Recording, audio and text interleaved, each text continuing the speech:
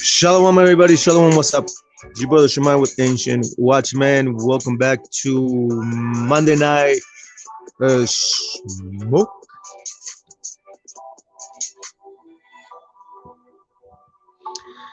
Yeah, man. Today we have an interesting podcast. We're gonna debunk once and for all a lot of these response video from that merchant, that Canaanite lion snakes from the Garden of Eden with the same vibration of Canaan, from the Sikh Kari camp and their half-breed Canaanites and their African converts lying to Hispanics, Native Americans. So stick around. Shalom. Invite the deacon Hakaka, invite a lot of these Negro lies, invite them in, tell them that we're gonna go in and expose their lies in their video and everything that they've done to, you know, brainwash Hispanics, natives. So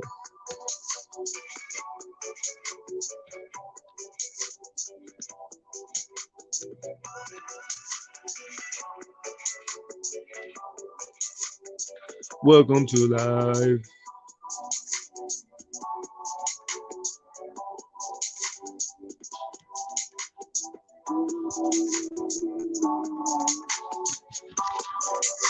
Young Magic, shalom, bro. Welcome to the live. Luis Lora, shalom. Welcome to the live. Welcome to the live, everybody. Welcome to the live. Stick around. Once again, we have a good one today. Today is going to be a great one, by the way. So stick around.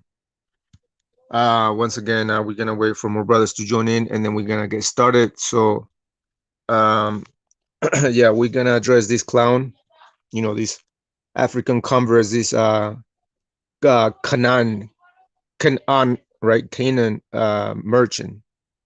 Because literally that's all they do. They just grab our Bible, twist the scriptures, lie unto Hispanics, Native Americans, and try to proselyte their own people, right? By twisting the scriptures and lying unto them, just saying all sorts of things. So stick around. We're gonna go into the response video that these Canaanite African convert try to do against us. Obviously, you guys know that we've been exposing the subject of Canaan for the past 2 years or whatever. And so it took them 2 years to come up with this weird doctrine to break down, you know, the curse of Canaan and so on and so forth, which, you know, they did a horrible job at breaking down Genesis 9:25, breaking down Ezekiel 28, breaking down Joel chapter 3, and Zechariah chapter 14, verse 21 or 22. So today is the day where, you know, there's gonna be like a slaughterhouse in a doctrine wise manner, right? I'm not saying for people to go and start slaughtering people at the physical level. No, we're talking about the doctrines, the knowledge, the waters that have been tainted, like we read, like when we read over there in Ezekiel 32 verse 2. You guys remember that when we brought out the whole. As a matter of fact, let's go there before we jump into the class. But welcome back, everybody. Stick around. I'm glad you guys are here. Don't forget to like, share, and subscribe.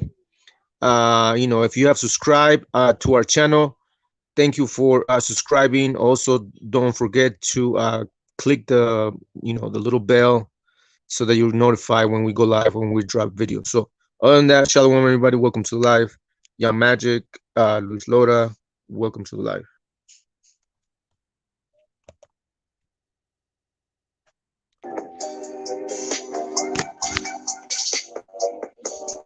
Oh. Yeah, let me drop the link. I'm gonna drop the link for brothers to join in later. So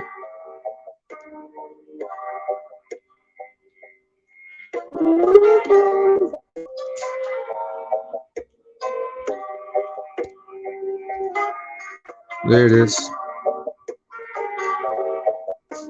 Shalom, everybody. Those who are in the background who have not say anything, shalom. Welcome to the live. I'm glad you guys are here. Yeah, man. Yeah, Young Magic, man. Once again, you guys have the link of this podcast, this live that we're doing right now. Go ahead and share that with the Sikari members. Share that with Deacon Hakaka. Tell them that we're about to go in on their video and expose their lies, expose their false doctrines and their false breakdowns when it comes to Genesis 9, 25, 26, 27 regarding the curse of Canaan. So stick around. Shalom.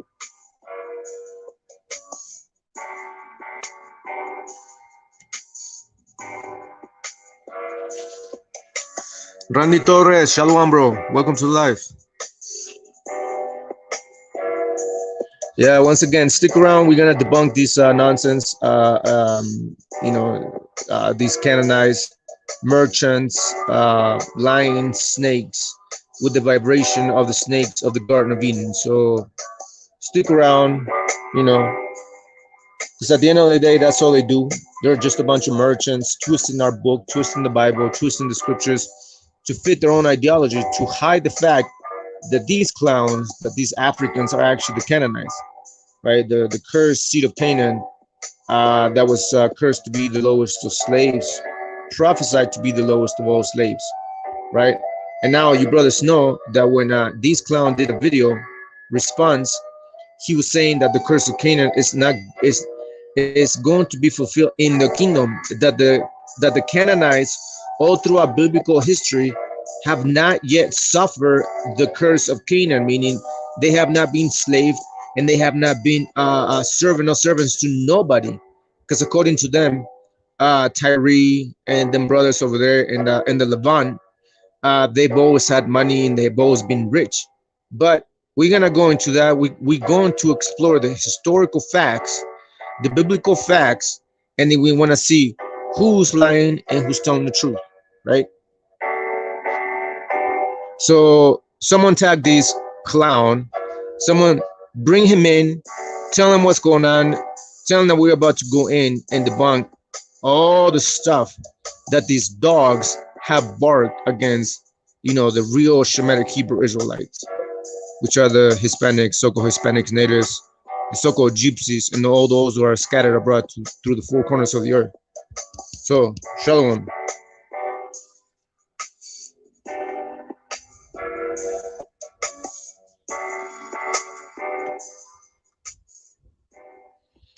Yeah, once again, man, and the whole thing about these clowns is that they say that, oh, the only reason why we're saying that these are the Canaanites is because we feel some type of way against camps, or we got kicked out from camps, or we got so much vexed that now we're turning it around to say they're the Canaanites, which is not true.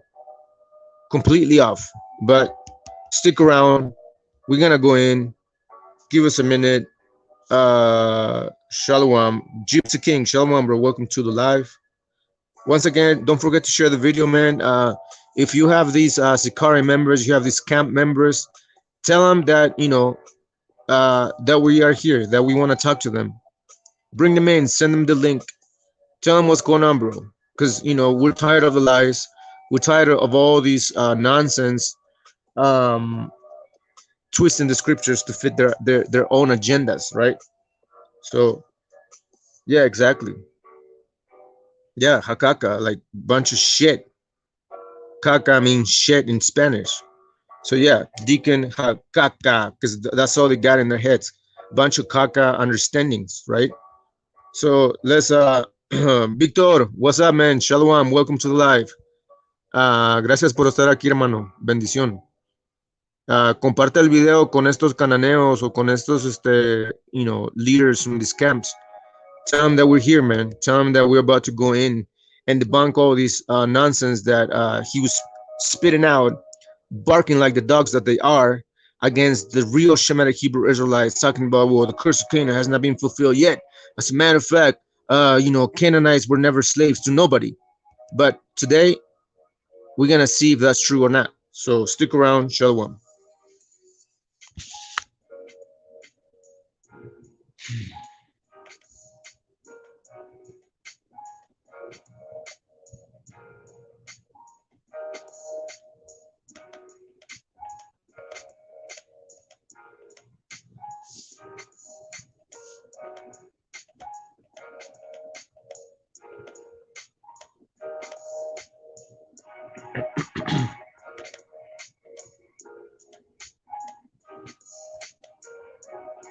Canaanites.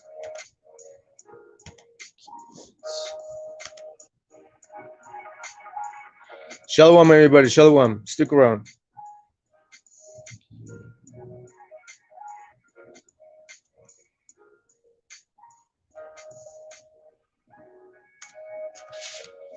Shalom, everybody. Shalom. Stick around. Once again, give us a minute. I'm just gonna set up this whole thing, and then we're gonna go in. So stick around. Once again, um, let me just read this real quick. It says, whenever one person stands up and says, "Wait a minute, this is wrong," it helps other people to do the same, right? And this is exactly why the Watchman has been set up in this form, right? Why? Because we want brothers and sisters to actually think for yourselves, to actually read for yourselves instead of allowing a lot of these, you know, merchants, like a lot of these merchants to lie to yourselves, right? See, a lot of these merchants lying to Hispanics, Native Americans, right? Why? Because our people are, you know, they lack knowledge, bro. Our people lack knowledge. So when they come into these congregations, they're easily deceived and lied to, right? But don't worry about it. We're gonna go into the whole thing in a minute. So stick around. Shalom, everybody. Yeah, stick around. Yeah, just hang tight, man. Hang tight. I'm just gonna wait for more brothers to join in, and then we're gonna go in to, you know, expose these African converts, these merchants and Canaanites, the cursed seed of Canaan, which, by the way, these clown and along many other clowns like him, African converts, are saying that the curse of Canaan has not happened yet, that it will happen in the future, right? According to their faulty breakdown that they gave us, what, last week, right?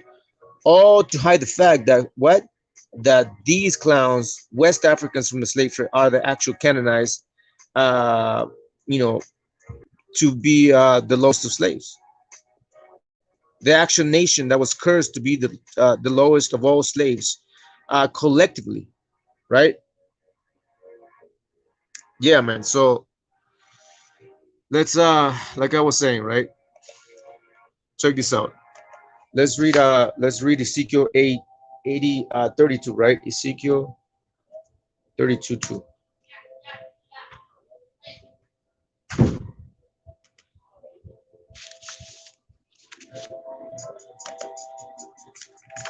All right. Yeah, so check this out, right? We're gonna read Ezekiel 32 verse 2, and then we're gonna get started. So stick around. Welcome to the live. This is your brother Shema with Ancient Watchman. Once again, we're always here Monday and Friday at 8 p.m. Eastern Standard Time. If you haven't subscribed yet, go ahead and subscribe. Hit the notification option, and we'll see you here. Ezekiel 32 verse 2 says, "Son of man, utter a lament over Pharaoh, the king of Egypt." Now, what does Egypt mean? It means bondage, right? What does Ham means, right? Because Egypt or Mizraim is one of the sons of who? Of Ham. What does Ham mean in the Hebrew? It means to be darkened, right? To burn. Well, their minds are darkened, right? So it says, the king of Egypt, well, the king of bondage and darkness, and say to him, you liken yourself to a lion among nations, right? These clowns, right? These clowns, once again, these clowns want to be what? The tribe of Judah, right? Is why the scripture says, right? We brought this on Friday night Miami, right? But we're gonna go into it a little bit, so brothers who missed this scripture are edified again. It says, you liken yourself to a lion among nations. See, they want to be the tribe of Judah, right? They want to be the top-notch nation amongst our people. But you are like the monster in the sea. You see, they're like the monsters. They're like the Leviathan, the serpents, right? The serpents of the Garden of Eden, like the monster in the seas, thrashing about in your streams, shumming the waters with your feet, polluting the streams and the water. You see, so these Africans, right? These converts, these African converts, these Canaanites, Egyptians, they're polluting the waters, bro. They're polluting the waters to the point that they're giving our people to drink these polluted waters. Is why Hispanics and Native Americans that are part of the scams cannot think for themselves, right? You guys saw on Friday night Miami when we showed the video of Al-Azhar, that half-breed Canaanite, calling our elderly what? A bunch of names, bro. A bunch of names, right? Levi, hey, Judah, Maccabi, man, Shalom, welcome to live. Click the link and bring yourself in, bro, so that we can bring this home, bro. Shalom. Hold on. Vega, Shalom, bro. Shalom, shalom. Levi, Judah, Maccabim, bro. Click the link. I'm gonna post it again, bro. Click the link, and I'm gonna bring you into the panel so that we can bring this home, bro. I know you have a lot of information regarding, the whole thing about Canaan and all so stuff. So yeah. Trujillo, Shalom, bro. Welcome to the live. Welcome to the live. Young Ephraimite, of course, bro. Of course, we're gonna address what he said about Joel chapter 8. I mean, verse 8, right? That's the whole thing. They try to make it seem. Once again, Joel chapter 8 is connected to the previous verses earlier, right? He's trying to say now again when he did the video response to our video, he was saying that we said that Joel chapter 3, the whole chapter is not talking about future prophecy. We never said that. I was focusing on verse 8 because he was trying to make it seem that verse 8 is pertaining to prophecy, that a lot of these Canaanites are going to get the payback for selling the tribes of Judah to the Grecians, right? That's basically what he was trying to say. It was like, we see, well, the recompense or the payback, for the Canaanites selling the tribes of Judah to the Grecians or the Greeks is going to be in the future. Mind you, the scriptures clearly says that the recompense or the payback, it was going to come quickly. But today we're going to go into the historical fact, into the history, and see what the history says regarding the swift judgment or the payback against the Canaanites or the Tyrians, the people of Tyre, which are Canaanites, for selling our sons and our daughters to the Grecians, right?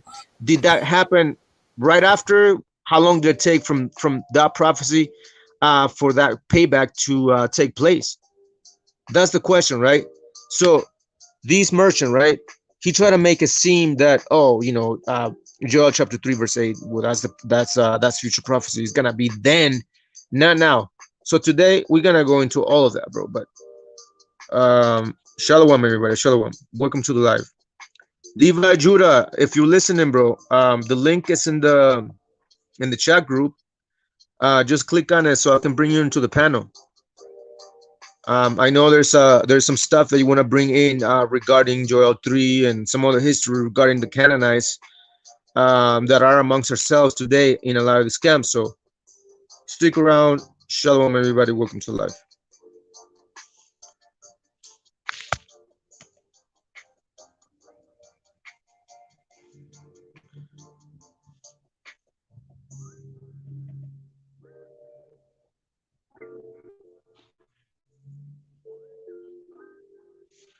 Are you there, bro?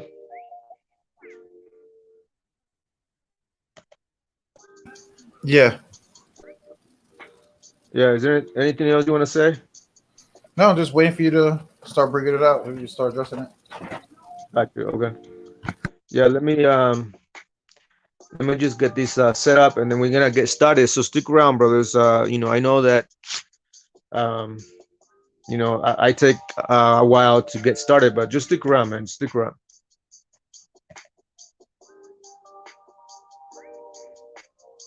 I'm just gonna pull the video. Do you have the time codes, Vega, or no? For that second video that Deacon Hakak did, or no? Say again? Do you have the time codes for the video that Deacon Hakaka did, or no? No. Alazar's. Oh, you got Alisar's, okay. Let me find that video so that we can go over it, bro, and then we review it right on the spot.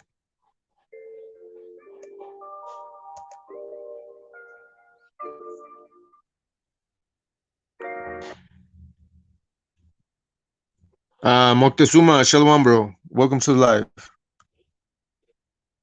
Yeah, stick around, man. Let me just set this up, and then we're gonna get started. Once again, we're gonna go into the response video that Deacon Hakaka was trying to do regarding the curse of Canaan. So,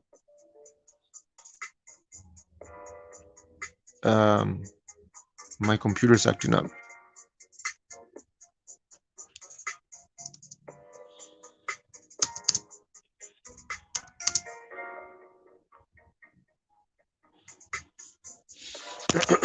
Yeah, just give me a minute, man. My computer, it's slow. It's pretty slow, bro. So, man, this stupid computer, man. See, it got turned off. You guys see, it turned off. See, it's not working anymore. So let me see if I can get it restarted, reboot the computer, or not. See, something's up, bro. See, can't see the screen. It's like every time we're gonna bring this out, it's like something weird happens, bro. Some AI demons within, the web, the deep web of the internet. Bunch of demons in the airwaves, bro. I'm telling you. See? So let me just reboot the computer, bro, and then we're gonna get started. So Levi Judah, bro, I know you're there, bro.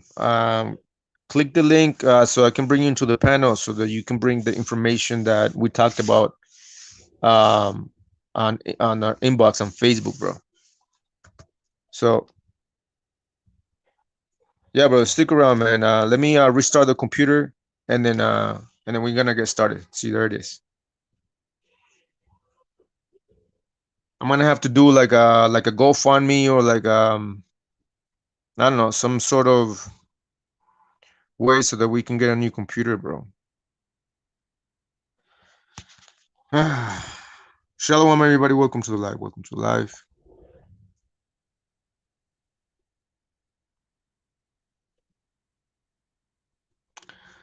I don't know if they did a voodoo, bro, but I know, it's just weird. It's weird. See, and it's not even starting.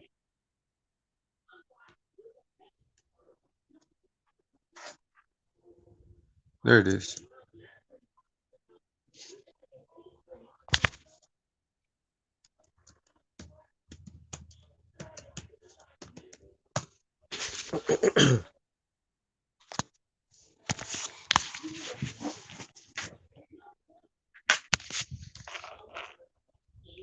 See how slow it is, bro? It's like still going. Like I already put in my password and still going. See, boom, boom. But thank you for being patient, everyone. I appreciate it. Thank you for being here. Stick around. I know, it's probably gonna be a long one again, but it's gonna be worth it, bro. We're gonna bring a lot of information, a lot of history regarding these Canaanites. So, stick We gonna around. crap all over Sakari tonight. Yep. Gonna show y'all screenshots, videos of them saying dumb stuff. Especially, we're gonna show you how they changed up on their Canaanite doctrine that they're now pushing. All that, Right. all gonna be revealed. Yep. Trujillo, man, inbox me on Facebook. Let me know details, bro. Yeah, appreciate it.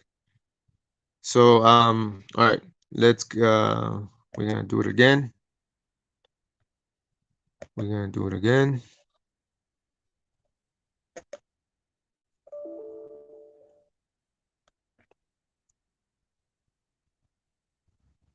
See, bro. See, it's like what the f?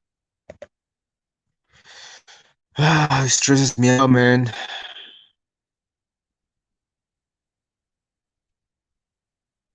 All right, let's restart all the tabs that I had open so that we can get started. So I can show you visuals, and we're gonna do a lot of reading, bro. So stick around. Shalom, welcome to the live. We are game. We are game. All right. So once again, share the video with the Sakari members, with the deacon, with the Alasar, aka the half-breed Canaanite. Tell them that we're here, bro. Tell them that we're gonna go in, and we have a lot of questions, and we're gonna address all their little BS, faulty breakdown that they try to do on the curse of Canaan. So obviously, they're unlearned, right? The people that are unlearned from a lot of the scams, they probably were applauding the Sicarians, like, oh, praise to the Most High for this breakdown. Wow, finally the Ayash and Jose Vega are debunked, right? Not knowing that a lot of these leaders, are snakes, bunch of Canaanite snakes, lying, deceiving the tribes, and that's always been the issue, bro. These Canaanites have, been left amongst us to what? To be their test, to be our test, bro. Yet Hispanics, Native Americans that are part of those camps do not see that nonsense. Why? Because they're brainwashed. They've been drinking the waters that are polluted, right? Right. So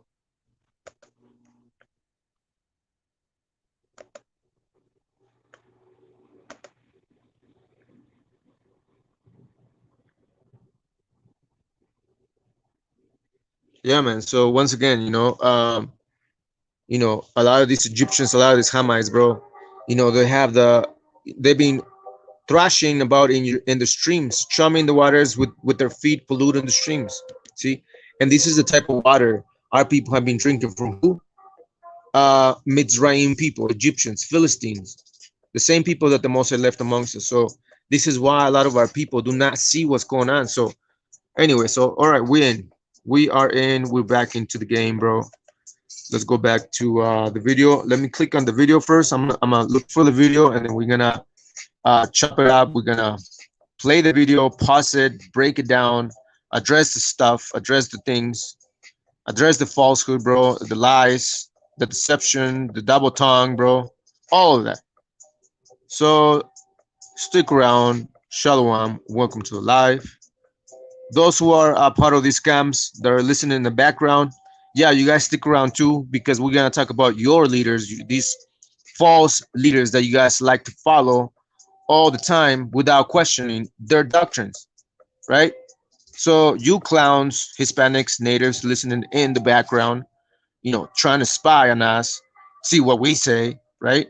You guys stick around too, since you guys don't have the balls to come and actually talk to us, right? you relied on Egypt, right? That's all you guys do.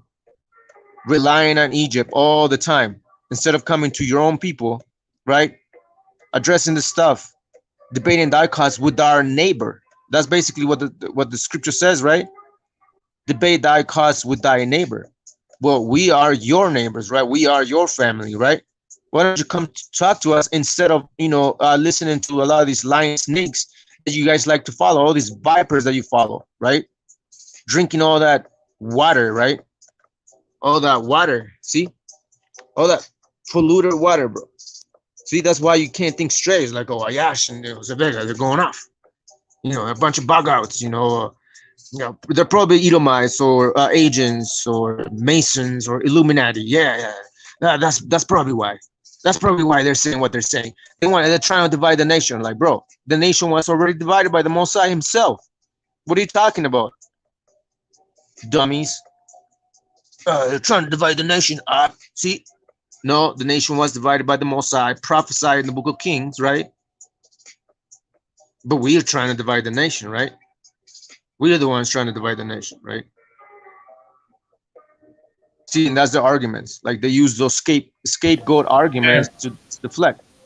And we're going to show you that it was them who was causing the division. I'm going to show you later on how in our debate that they turned it into us Negroes fit the curses and you Hispanics don't type of debate. Double talk, bro. Going back on their own doctrines in order to deflect from the subject matter. But we're the ones that's going off. We're the ones that is lying according to them. So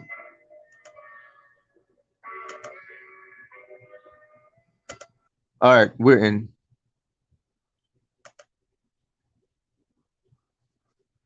And took the land. And furthermore, King Solomon took them and subjugated them as well. That's true. But the white man will take that and say, the people who are not Israelites, they're to be forced laborers as they are to this day. So even King Solomon had them under a type of bondage. Now, right here, you got the clown. Let me see. Hold on. Let me get this visuals prepared, bro, so you guys know who I'm talking about. Let's see, where is it at? Shalom, everybody. Welcome to the live once again. We're gonna go into debunking what is the curse of Canaan according to the Sikari, according to Deacon Hakaka, which once again they try to do a breakdown on the curse of Canaan, which they completely pushed out this falsehood doctrine that they created in a lapse of 2 years. It took them through 2 years to respond to everything that we've been bringing out for the past 2 years. So it took them 2 years, and then they failed to bring it home. They failed to hit a home run with their little breakdown. So we're gonna go into this video, and then we're gonna break down, bro. So stick around. Shalom. Yeah, man, stick around. So where is this clown? Yeah, right here. Right her.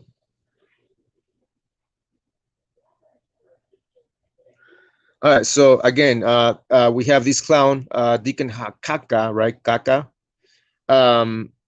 lying in his video, and that's exactly what we're gonna talk about today. We're gonna debunk his little points that he was barking over here in his video. Now, I'm gonna fast forward to minute 19:13, I guess. Let's see. This is 9 and 27. And when you look at this precept right here, 1 Kings 9 and 21, it says, verse 20 says, as for all the people who remained of the Amorites, this is during King Solomon's time, Amorites, Hittites, Perizzites, Hivites, and Jebusites, the people who were not Israelites, their descendants who remained in the land, those whom the Israelites were unable to devote to destruction. So we still had Canaanites who lived among us during the time of Solomon because we didn't kill them all off, right? But it says Solomon conscripted these people to be forced laborers as they are to this day. So even King Solomon had them under a type of bondage. Yes, he did.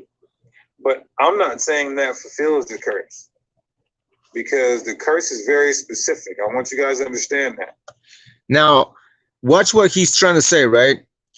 He took us to 1 Kings 9, chapter 9, verse 20 and 21 and down, talking about the tribes of Canaan being under some sort of bondage under King Solomon when King Solomon was reigning. Now, he said that, yeah, he literally admitted that the Canaanites were in some sort of bondage, right? During the times of King Solomon. Now, watch what he's gonna say. His next statement is gonna say that, well, even though the Canaanites were under some sort of servitude or bondage or slavery, whatever the like, quote unquote, under King Solomon, the curse of Canaan, according to Genesis 9, 25, 26, and 27, it specifically says that according to them, right, not according to the ancient Watchman, according to these clowns, right, according to these clowns, they said that the curse of Canaan is only pertaining to the tribes of the Hamites, meaning only the Hamites are gonna have the Canaanites as slaves or servant of servants, or the lowest of all slaves. That's according to them. So now watch what he's gonna say. Now, mind you, keep in mind what he said, right? He said that, yeah, the Canaanites were in some sort of bondage, right? Because we're gonna hear him later on in the video admitting that the tribes of Canaan never went into any sort of slavery or bondage, right? Even though he just admitted right now, admitted some 19 or 2016, that yes, the Canaanites were in slavery. So let's hear it. Nebuchadnezzar in Ezekiel 26, I believe, it said that he put all the nations under tributary, right? He put all of them under being tributaries. Second Ezra says the Tyrians, Zidonians were scattered across the through the four corners of the earth. Those are Canaanites. See, once again, now they're admitting what we've been teaching as far as Canaanites being scattered, right? Just like the Israelites were scattered, just like the Elamites were scattered, just like the Egyptians were scattered, so on and so forth. So now they're subscribing to what we're saying. Just like so if they were scattered to, he said the four corners of the earth, right? Yep. That's what he just said. Everybody just heard him say it. But we all heard him on our last response video. What did Al-Azhar say the Canaanites were? West Africans. West Africa. So which is it? Are they scattered to the four corners of the earth, or are they in West Africa, like Al-Azhar said just last week? Yeah, bro, and that's exactly what we said last time. Remember when we say that? I mean, which one is it? Do you guys, can you guys come into an accord and because this clown Al-Azhar and the other clown, what's his name, Haddad, right? Haddad was saying, well, yeah, well, there was Canaanites on those ships, but I'm not gonna say no percentage. Now he's saying that the Canaanites were scattered to the four corners of the earth, even though Al-Azhar, right, that half-breed Canaanite, basically said that no, the Canaanites are in the land. They're in the land, in West Africa, right? So, I mean, once again, double talk, right? Double talk. But let's continue. First Kings 9 says that King Solomon put them in slavery. But here's the thing, brothers and sisters. None of that. This is why it's so important. I want you guys to listen clearly so you can be able to cut this. The transatlantic slave trade cannot be the curse of Canaan. Solomon putting them into slavery cannot be the curse that was put on Canaan. Neither in Second Ezra when it says they were scattered to the four corners of the earth. That can't fit the curse either. I'm going to explain why. Why not, Deacon? Please explain it. Please, please pass your witchcraft on all of us. Right. Genesis 9 and 25. And he said, Now, mind you, listen to what he said, right? Pay attention to what he said. He said that, okay, well, according to scriptures, Canaan was scattered to the four corners of the earth, right? Okay, so you're telling us that the scattering of the Canaanite tribes has nothing to do with slavery. So what were they scattered for?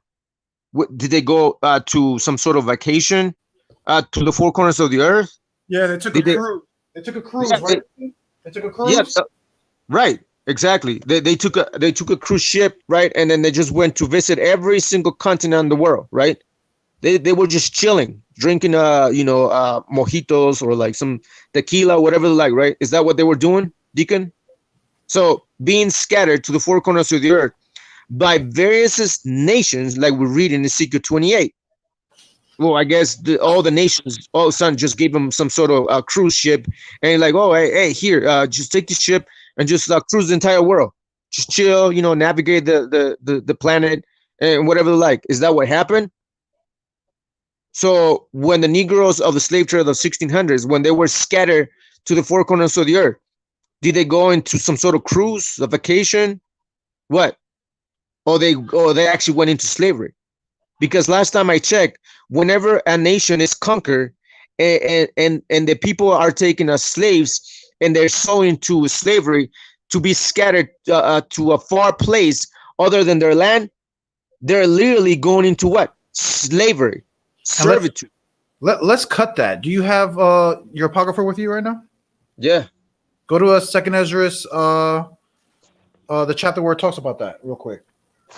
And we'll see if it's actually talking about the Most High sending them on a cruise, or was the context about how the Most High was basically destroying our enemies for us, including Egypt and those two Canaanites, by scattering them.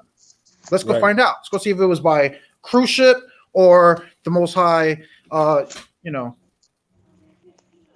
defeating our enemies for us and scattering our enemies for us. Let's go find out. All right. All right, so we're on Second Esdras, chapter 1, verse. We're gonna start. Where do we start? So right, start of verse 10, right? Where it says many kings, right? Yeah, many kings. there it is. Right? It says, "Many kings have I destroyed for their sakes." Whose sakes? Whose sakes? Yeah, for the Israelites. Exactly. Go ahead. Pharaoh with his servants and all his power have I smitten down. Who is he talking about right there, people? The Exodus. Go ahead. All the nations have I destroyed before them, and in the east. And in the east I have scattered the people of two provinces, even of Tyre and Sidon, and have slain all their enemies. Okay. Does it say anything about a cruise ship? Who scattered them? The Most High. Right. It says I, right? It says I have scattered them, right? Yep. Didn't say anything about a cruise ship. Didn't say anything about a migration. The context right here is telling you right here, people, that the Most High was dealing with our enemies, and this is how he dealt with them, by scattering the Canaanites. Yep. Go ahead. That was a big cut right there to his whole little premise he was trying to build. Right. So once again, the whole idea of these clowns saying, well, that cannot be the slave trade of 1600s cannot be the collective slavery or the fulfillment of the curse of Canaan according to Genesis 9:25. Hold on. And the biggest cut is this. The biggest cut is this. Read later in that chapter. What is it? Where it talks about the Most High gave his what to the other nations? What did the Most High give these Canaanites? Let's go see. Yeah, let me see. Hold on. Let's go back to chapter. You know what? You know what I want. Yeah, let me see. Second Esdras chapter 1. Hold on. Like the camp say, you know what I want? Read. Hold on, bro. Hold on. Same chapter, I believe, is what is it? Verse damn, I was like 30 or something like that. You know what I'm talking about. Yeah, 24. Yeah, there you go. Yeah, 24. Yeah. All right, Second Esdras chapter 1, verse 24. It says, "What shall I do? unto thee, O Jacob. Oh, to Israel, right? This is what the Most High is going to do to Israel. Again, this is after he got rid of the Pharaoh, after he's dealing with these Canaanites. What is he going to do? What shall I do unto thee, O Jacob? Thou, O Judah, wouldest not obey me. I will turn me to other nations, and And do what? unto those will I give my name, that they may keep my statutes. Oh, so this is the reason why you Canaanites keep saying, oh, why are we out here trying to keep the laws, why the Most High woke us up, because this is right here. This is the fulfillment right here. This can't be talking about the white man. You guys talk about how the white man's the devil. The white man ain't even following the laws. Oh, the white man's defiling the land of Israel because he's such a foul beast. So this can't be talking about the white man. So who is it talking about? Who did the Most High give his name to and give his laws to then? That people who are calling on his name and who are supposedly following his laws. Right. And the whole thing about that is that after the Canaanites were scattered to the four corners of the earth, right? Since our people wanted to be wicked as hell, they didn't want to listen, so on and so forth. Well, the Most High did what? They gave our statutes and commandments to other nations. And that's exactly, why these clowns have a book. And I just proved who those nations are. It ain't the white man. Right, exactly. The whole context of chapter 1 is talking about, Sidon, Pharaoh, the Canaanites and the Egyptians. Exactly what we read in Judges chapter 3, right? The whole thing about Judges chapter 3 and 1 through 6, talking about who the Most High left amongst us to serve us as a test. Right here in verse 10, it says, many kings have I destroyed for their sakes. Pharaoh with his servants and all his power have I smitten down. Verse 11, all the nations have I destroyed before them. And in the east have I scattered the people of 2 provinces, even of Tyre and Sidon, right? So when they were scattered, right, the Most High gave our statutes and commandments to these nations that were scattered, right? And this is why, going back to the 1800s, to the 1600s, you have a lot of these African converts converting to what? To Judaism, right? Later on, obviously they separated from the white man and they started twisting, giving their understanding, giving it their own twist, their own flavor, according to their own understanding. And this is why they say such things as Christ is a black man, King Solomon is black, the 12 tribes are black. They began as Negro Hamitic phenotype individuals or people, which is completely false. We already debunked that many times. And we're also going to show later on that I can show you how Al-Azhar tells you how the color scriptures are bullcrap, and how anybody who's really learned shouldn't be going by color scriptures. Like you'll see it. Yep. All right, so let's keep listening to let's keep listening to these merchants, bro. See how much they continue to lie into the scriptures and deceive the simple-minded of our own people. But we're gonna go in. Let's just hear them out first. And cursed be Canaan, a servant of servants shall he be unto his brethren. I'm gonna read that again. And he said, cursed be Canaan. So the Canaanites will be cursed. What is the curse? A servant of servants shall he be unto his brethren. So it's not Ham being a slave to Shem and Japheth. It's Canaan being a slave to other Hamites. Now, watch the lies, bro. Now, mind you, he read what? Genesis 9:25. That's just one verse pertaining to Ham. Now, when you read, if you guys read, as a matter of fact, let me pull this out. Let me pull the Bible. What is it? What is he reading? Bible Hub, right? Let's pull that out. Give me a minute. Shalom, everybody. Welcome to live. I got it. Share my screen, or if you could. I got you. Yeah, share my screen, because we're gonna debunk that what he just said. Remember, everybody just heard he said that Canaan was only going to be a slave to Ham, but they're double talking again, right? I thought he was going to be a slave to Israel in the kingdom in Zechariah chapter 14, in Joel chapter 3, and Ezekiel 28. Which is it? Which is it? Point blank period. We caught you guys lying again. You just said that it was just going to be the Hamites, but your elder Eleazar said that the fulfillment of the curse of the slave of all slaves is going to be done by Israel. And later on, for with other nations, remember he quoted Joel chapter 3 verse 8 when it says Judah is gonna sell these Canaanites to the Sabaeans, the Sabians or whatever, right? Cushite. Yeah. Which is it? Which lie are they going to keep telling? So I'm confused by their doctrine. We got one guy telling us that the Canaanites are predominantly in West Africa. We got another dude talking about they're scattered to the four corners of the earth. But yet, when we talk about the Canaanites using Genesis 9, showing the scattering of into all nations, we're bugged out. But yet, you just admitted that the Canaanites are scattered to the four corners of the earth.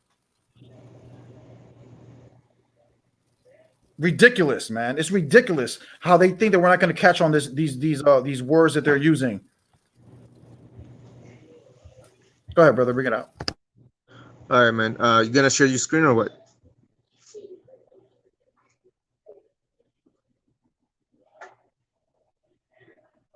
Are you gonna share your screen, bro, or not? You want me to read it?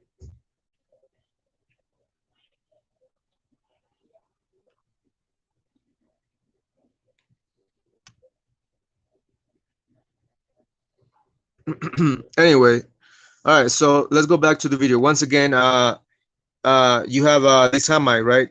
You have this merchant, right? This merchant that it wouldn't let me unmute my mic while I was trying to share the screen. Oh, yeah, I got it up. You got it? Okay. I shared it. Hold on. We're gonna cut that lie he just said about Genesis 9.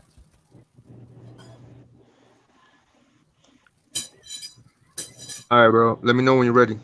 I'm there. Oh, I don't see it. Let me see.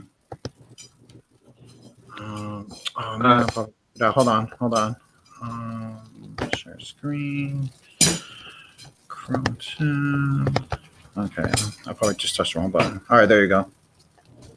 All right. We're all going to read together. Canaan's only going to be the slave to his brethren, to the other Hamites. All right, we'll find out.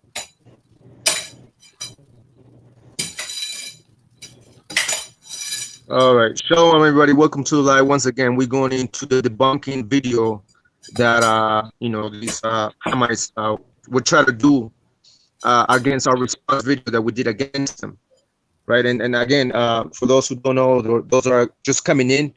We're doing a response video against the video that this clown from the Sicarii did against us, right? Lying, twisting, Genesis 9:25, and all sorts of things. So we're gonna go into all of that, bro. All right, bro. Sorry. All right, you can see the screen? Yep. Is it big enough? Let me see. You can make it bigger if you want. I'm trying to see if I could. Is that better? Is that better? Yeah, I mean that works. I mean, people see it, right? Do you guys see the screen Jose Vega is sharing or no? Just click yes, say yes or something. Yeah, I can see it. You know what I'm saying? I just don't know how to make it like to zoom in more. I don't see the zoom button. Yeah, I think it's pretty good, man. Should be good. All right. Well, I'm just gonna read it. Right. This is Genesis 9. We're gonna find out if Deacon's lying right now. This is Genesis 9:25, and it says, "So he said, 'Cursed be Canaan, the lowest of slaves he will be to his brothers.' He also said, 'Worthy is the praise of the Lord, the God of Shem. May Canaan be the slave of Shem. May God enlarge Japheth's territory and numbers. May he live in the tents of Shem. And may Canaan be his slave.'" There you go, brothers and sisters. Clear scripture showing you how right now Deacon Hakah just lied When he said that Genesis 9 only says that he's going to be a slave to Hamite. It does not say that. It says he was going to be a slave to the Shemites, and is also going to be a slave to the people of Japheth. Right. Right, exactly. So verses Genesis 9:25 is talking about Ham having Canaan as the lowest of slaves.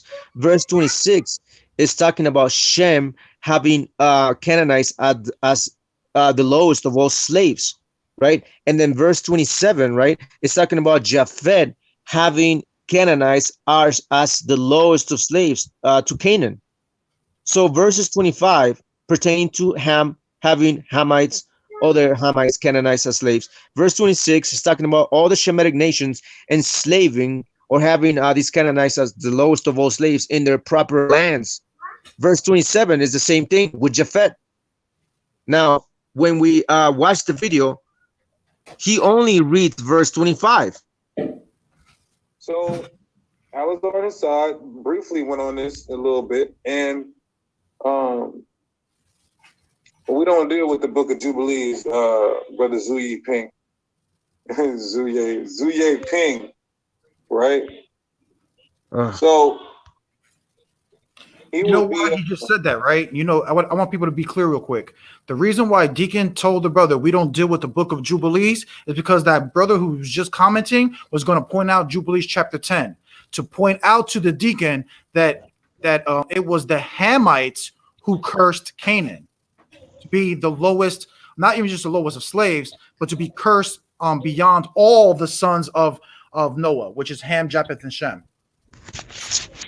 Yeah, as a matter of fact, let me see if I can pull that out, bro, so brothers can actually read with us. We can all read together, bro. Jubilees 10, I believe, is like verse 25 and down, or 28 and down.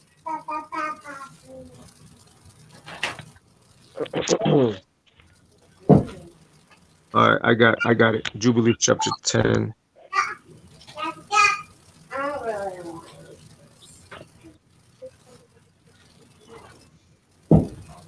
All right. So we're gonna read the book of Jubilees chapter 10, verse 28 and down. It says, and Ham and his sons went into the land which he was to occupy, which he acquired as his portion in the land of the south. Verse 29. And Canaan saw the land of Lebanon to the river of Egypt, that it was very good. And he went not into the land of his inheritance to the west, that is to the sea. And he dwelt in the land of Lebanon, eastward and westward from the border of Jordan and from the border of the sea. See, so they stole our land. They illegally set themselves into the land. Verse 30, and Ham, his father, and Cush, and Mizraim, his brothers, said unto him, thou hast settled in a land which is not thine, and which did not fall to us by lot. Do not do so, for if thou dost do so, thou and thy sons will fall into the land and be accursed through sedition. See, through sedition. Now, there was a brother. As a matter of fact, let's look at the word sedition, right? Because there's a group of people that actually does the sedition aspect within their psyche, right? Sedition. Hold on. Sedition meaning. All right. You see, it says sedition. It says conduct or speech inciting people to rebel against the authority of a state or a monarch. You see, now what happened when we saw these riots? Now watch this, right? Riots 2020. Hold on. Watch this, right? Now sedition, right? What were they doing? Rebelling, right? Rebelling against the authority, right? That's exactly how they took the land of honey and milk. See that? By sedition. Exactly what they did throughout America when what's his name? What is that name? The black guy that was killed. George Floyd. George Floyd. See, when George Floyd died, what happened? You got a lot of these, Black Lives Matter movement dudes, people, individuals, even white folks and Hispanics, dumbass Hispanics, natives, joining onto their cause through the sedition of Canaan. You see, so that's basically their nature. That's exactly what they do. Bro. They act in sedition. They rebel against the authorities and so on and so forth, right? And so you have a Canaanites basically influencing the entire world, not only through their sedition, their spiritual aspect of life, but through um, their music, right? The rap and everything that they do, and so on and so forth. So that's exactly what happened. So let's go back to Jubilees, right? Where are we? We're in verse 30. Yeah. It says, verse 30 says, and Ham, his father, and Cush and Mizraim, his brothers, said unto him, thou hast settled in a land which is not thine, and which did not fall to us by lot. Do not do so, for if thou dost do so, thou and thy sons will fall in the land and be accursed through sedition. You see, and that's exactly how they act in a seditious way. For by sedition, you see, you have settled. You see, they took it by rebelling against the authority or the counsel of who? Ham, his father, Cush, and Mizraim, his brothers. That was the sedition. See, for by sedition you have settled, and by sedition will thy children fall. You see, by sedition, and thou shalt be rooted out forever. See,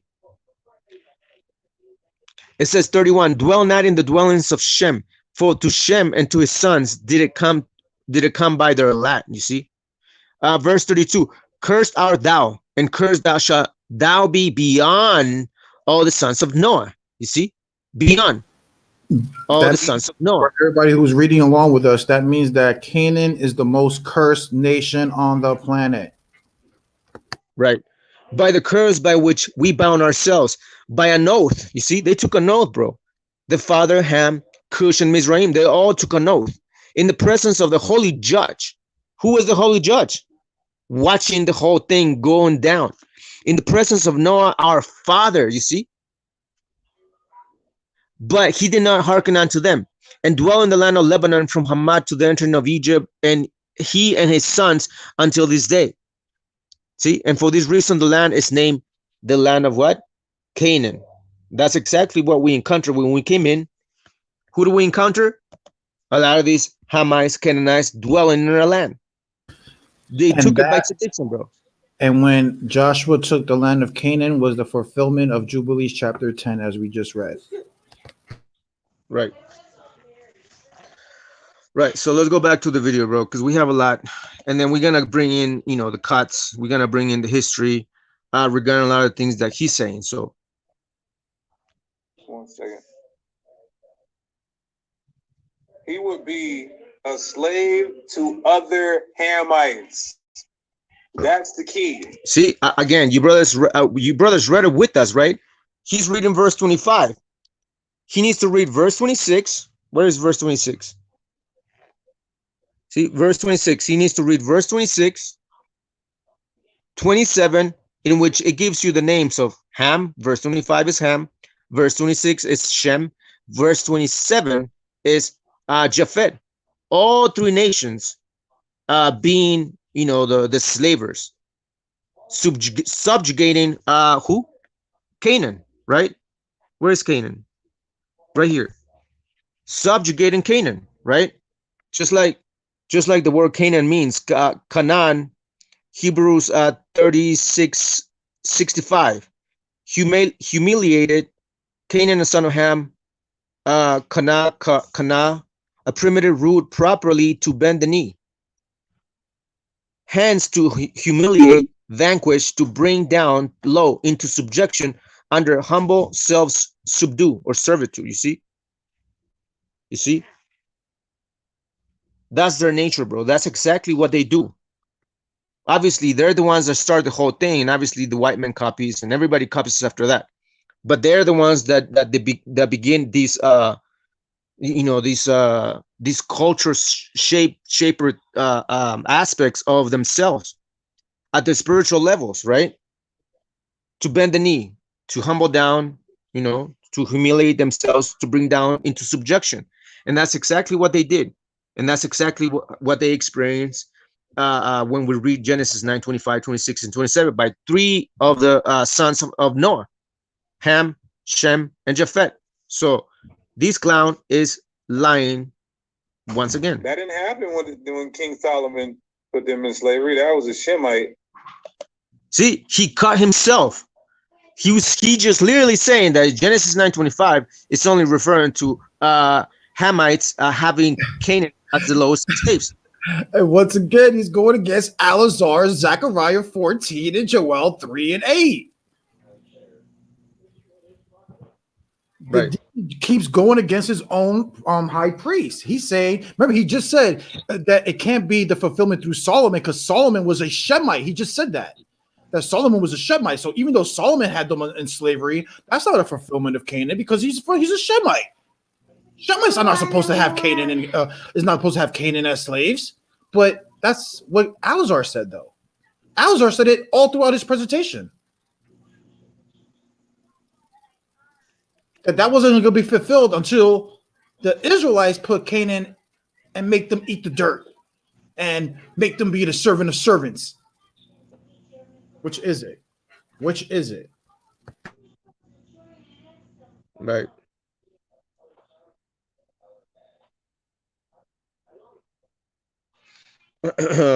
Trujillo, you said Strong's definition, ak, a primitive word, a brother, used in the widest sense of literal relationship and metaphorical affinity or resemblance, right?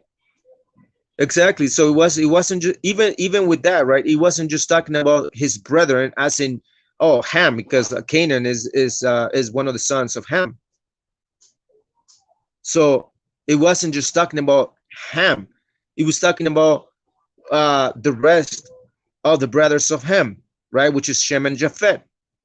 So thank you, bro. Thank you. Appreciate it, bro. Good points. All right, let's continue on, bro. That was them serving Shemites. That didn't happen with the transatlantic slave trade.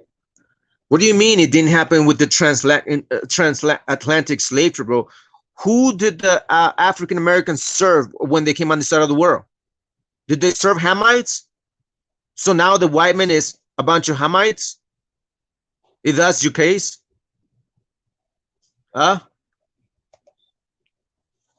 So isn't that Esau a Shemitic nation? Isn't that Esau the brother of Jacob, right? Isn't it Esau's Jacob brother? So who was serving who was serving the so-called Negroes of the slave trade of the 1600s on this side of the world back in the 1600s? Who was it? Was it a bunch of Hamites, or was it the white man, another Shemitic nation? And was not Native Americans enslaving Negroes also? The four, what's it called? The four nations. That's what they call them. Yeah, the 5 nations, the 5 civilized nations. Yeah, 5 civilizations. Yeah. Mm-hmm. So right. 5 tribes out of probably like the 100 tribes that we hear had them as servants of servants. Right. Mm-hmm. You keep playing the video if you got more to show. Yeah, hold on. Let me see. Mama. Hello. Yes. What's this? I'm full. No, you're not. Eat more. You can eat a little bit more. Come on. You just spread your food on the plate. Get a few more bites.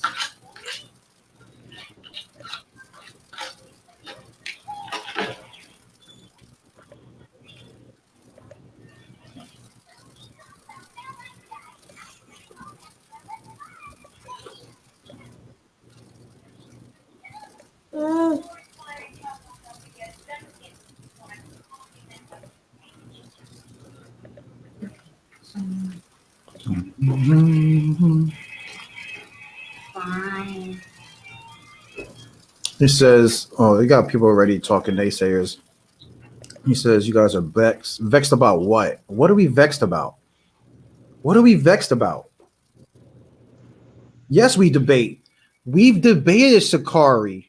Did you not know that, Most High and blessed, Christ and blessed? Oh, you don't know why? What do I You don't put know why you don't on? know that? Because Sakari erased that debate after it got like 20,000 views. I wonder why. I wonder why Sakari erased our debate and Quana's debate out of all the hundreds of debates they've been having for the past 5 years. You want to ask that? Most High in Christ bless. Do we even debate? I'm always on Judah Nazareth channel, Lion's Den, Black Jesus Ministry, Soul of Mine. I was just on Soul of Mine. Like, what are you talking about? This is why you're on our program, because you've heard of us. Do you even debate? Most High Christ and bless. Do you want to debate about stuff right now? I'm gonna share the link, bro. Let me share the link. Let us hear you out, bro. Let's see what he has to say about your leader, or whoever is that you're a part of. What camp are you? What camp are you from, by the way? Let's start by that. What camp are you from? Most High and Christ bless. You must be either IUIC, because IUIC types like that. Most High and Christ bless. Most High and Christ bless. I'm gonna put this in the microwave because it's all Right. What do I put on? 25. 25. 2 and 5. Okay. You know what I'm saying? Like, it's ridiculous. It's getting ridiculous to the point. Like, come on, man. How about this? Instead of, you could, instead of say, oh, you guys even debate, how about just what we would just be reading? Why can't you just say, you know what?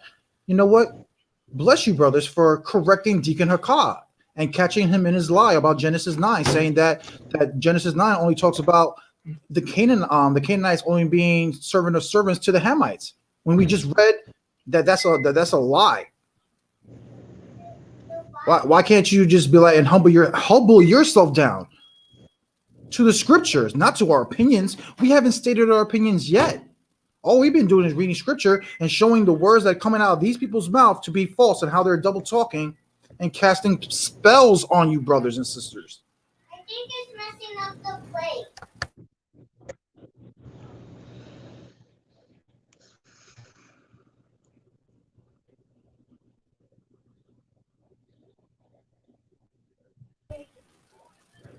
He said all of hands and summons will be on the continent.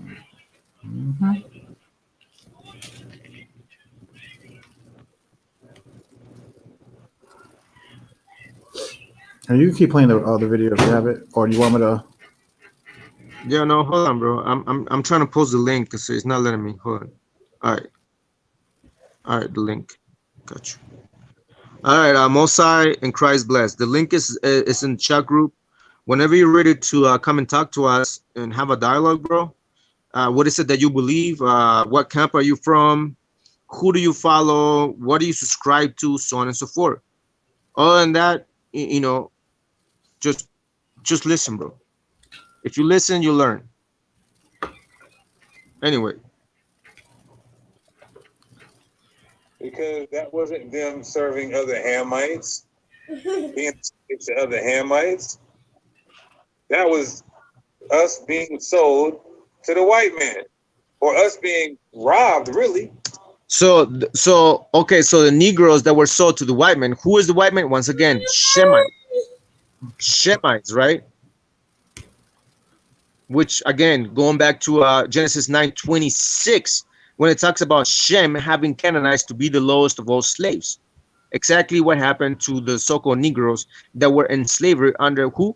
Under the Native Americans, especially within the 5 civilized nations of the Native Americans, right? Which Also, were allowed. What? I said also Ishmael, the sub-Saharan slave trade. Let's not forget that. Another Shemite. Another Shemite nation, exactly. But according to these clowns, only Hamites are supposed to have Canaan as slaves. Yet we see all throughout scriptures, and we're gonna go into the history in a minute later, where we're gonna see whether or not Canaan was subjected into slavery, harsh bondage under other nations, both Hamites and Shemites. We're gonna go into that, right? Because according to them, we're gonna hear him saying in a little bit later that nowhere throughout the scriptures where the Canaanites were under some sort of slavery or hard bondage. harsh bondage. So The first slaves, starting with 1441 Prince Henry of Portugal, the first slaves were kidnapped. And then other tribes who were not the same stock turned on us, the Israelites, and sold us into slavery. So you got to ask the question.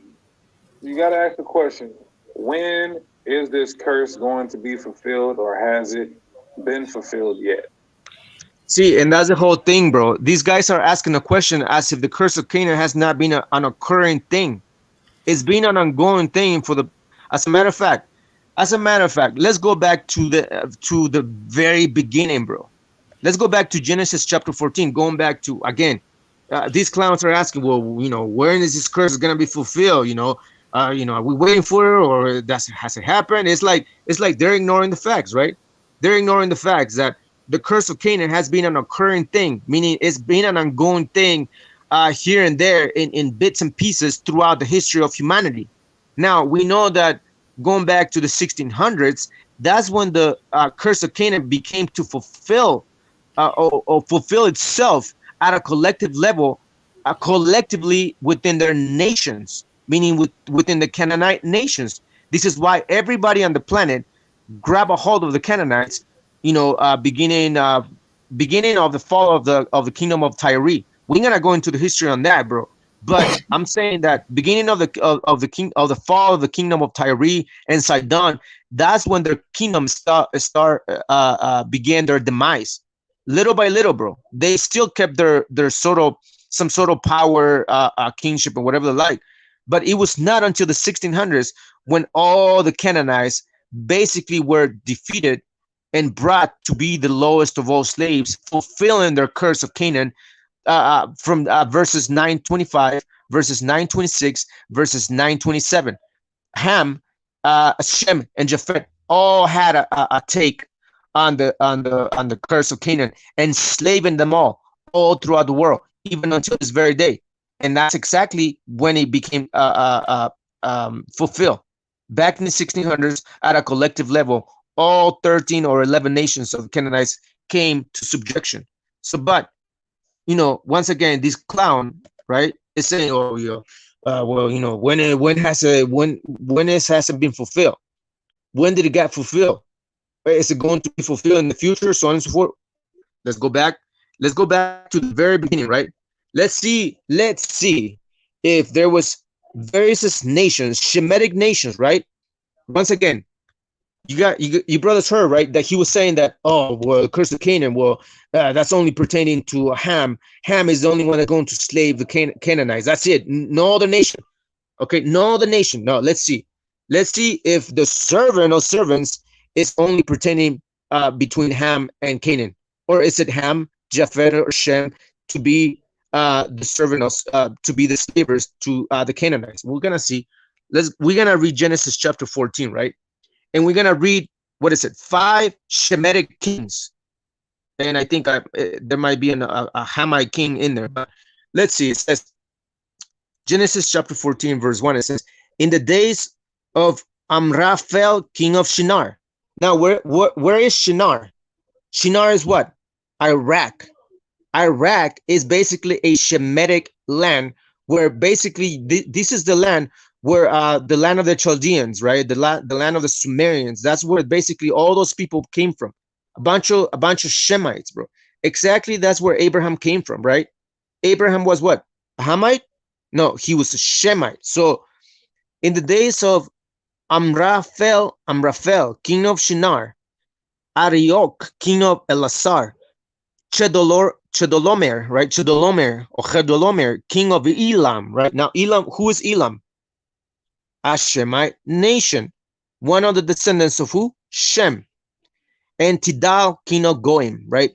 It says, these kings made war with Barak, king of Sodom, Birsha, king of Gomorrah. Now, these cities were a bunch of Canaanite cities. As a matter of fact, this was some sort of a mixture of 5 Canaanite kings, I believe, if I'm not mistaken. It says, Shinab, king of Atma, Shemeber, king of Seboim, and the king of Bela, that is Sor. And all these joined forces in the valley of Siddim. Now, you brothers remember we talked about the people of the city people, SIDDI. The city people is basically the people that live in today's land of the Hindu people, aka the Indian people, right, in India. And the city is basically like a bunch of Africans that are basically the lowest of all the people in the land of India. Now the cities is kind of like short for Sidonians or Sidon, but that's another topic. It says in the valley of Siddim, that is the Salt Sea. 12 years they have served Chedorlaomer. You see, now these Canaanite cities, right, Sodom and Gomorrah, and the rest, all those Canaanites, they were serving. See, they were serving Chedorlaomer, but in the 13th year they rebel. You see, just like the rebel in the book of Jubilees. Remember that sedition? Where's that? Where's that sedition? Where's that? Yeah, right there. See, sedition. We looked into the word sedition, right, which is rebelling against authority. Well, who were they rebelling against? All these Canaanites that were rebelling against Chedorlaomer, right? And the kings who were with him came and defeated the Rephaim, you see, in Ashtaroth, Karnaim, the Sumsim in Ham, the Emim, the Shaveh, Kiriathaim, and the Horites in the hill country of Seir, as far as Al-Paran and the border of the wilderness. You see?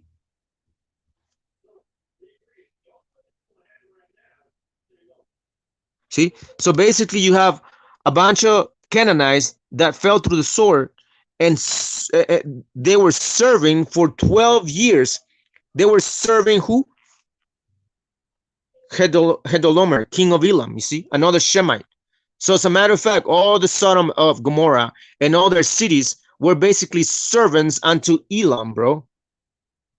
See that? Servants unto Elam. So what is he talking about? What is he talking about when he's talking about, oh, well, when has this been fulfilled? Well, it's been being fulfilled, again, bits and pieces throughout the history of the Bible. Since Genesis 14, bro. Just like we read. Genesis 14, bro. Bits and pieces of these Canaanites being in subjection to other nations, other Shemitic nations, like these 12 years of servitude unto the king of Chedorlaomer. You see that? So once again, these clowns lying, saying, well, when is it gonna be fulfilled? Again, you guys heard it in our first response video against Al-Asar, right? The half-breed Canaanite, saying, oh, well, the curse of Canaan is going to be fulfilled in the kingdom. Yet, these clowns say something else. So once again, which one is it? Is it the curse of Canaan going to be fulfilled in the kingdom? Or has it been fulfilled throughout the ages, bits and pieces here and there, right? So Levi Judah, bro, bring yourself into the panel, bro.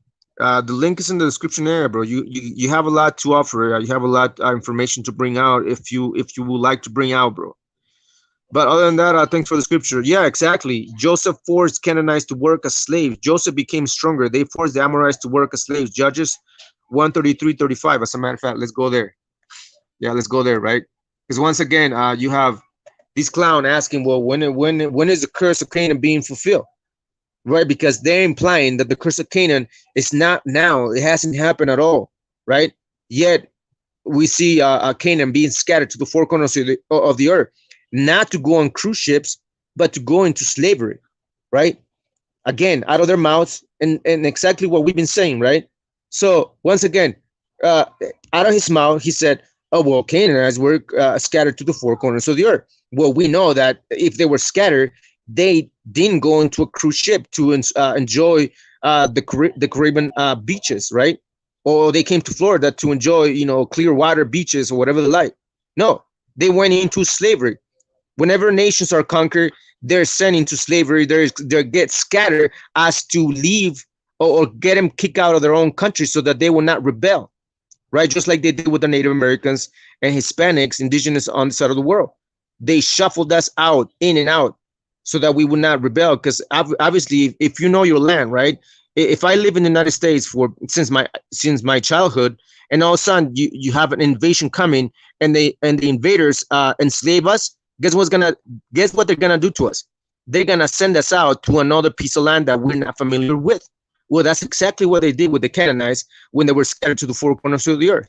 They got conquered and they had to be shipped out so that they would not rebel or rise up against, the occupation or whatever they like. And that's why they were scattered, to become servants, not to enjoy vacation or a cruise ship, whatever they like, right? So where were we? Okay, so we're gonna read Judges 1:33-35. Shalom, stick around, shalom. Welcome to the live. Welcome to the live.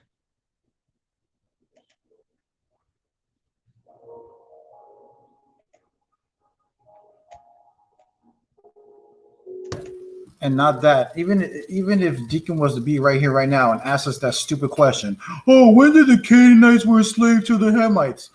You know what I'm gonna tell them? Transatlantic slave trade. Right. Point blank. Period. How are you gonna debunk that, Deacon? You can't ask us those silly questions. Those silly questions because that's an easy answer. This is why we're saying that a lot of those West Africans were Canaanites. Even you said it yourself. Hassad said it himself. Like, you guys could keep playing these games all you want. You already showed the receipts.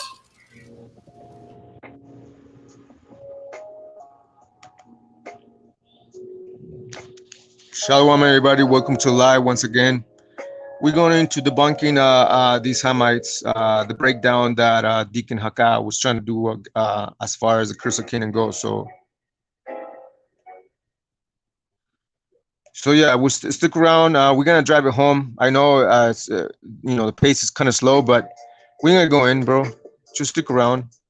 Be patient, man. That's one of the gifts of the Spirit, bro. Being patient. So be patient.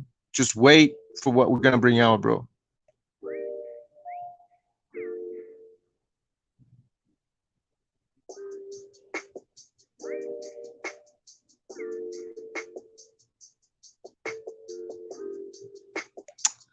All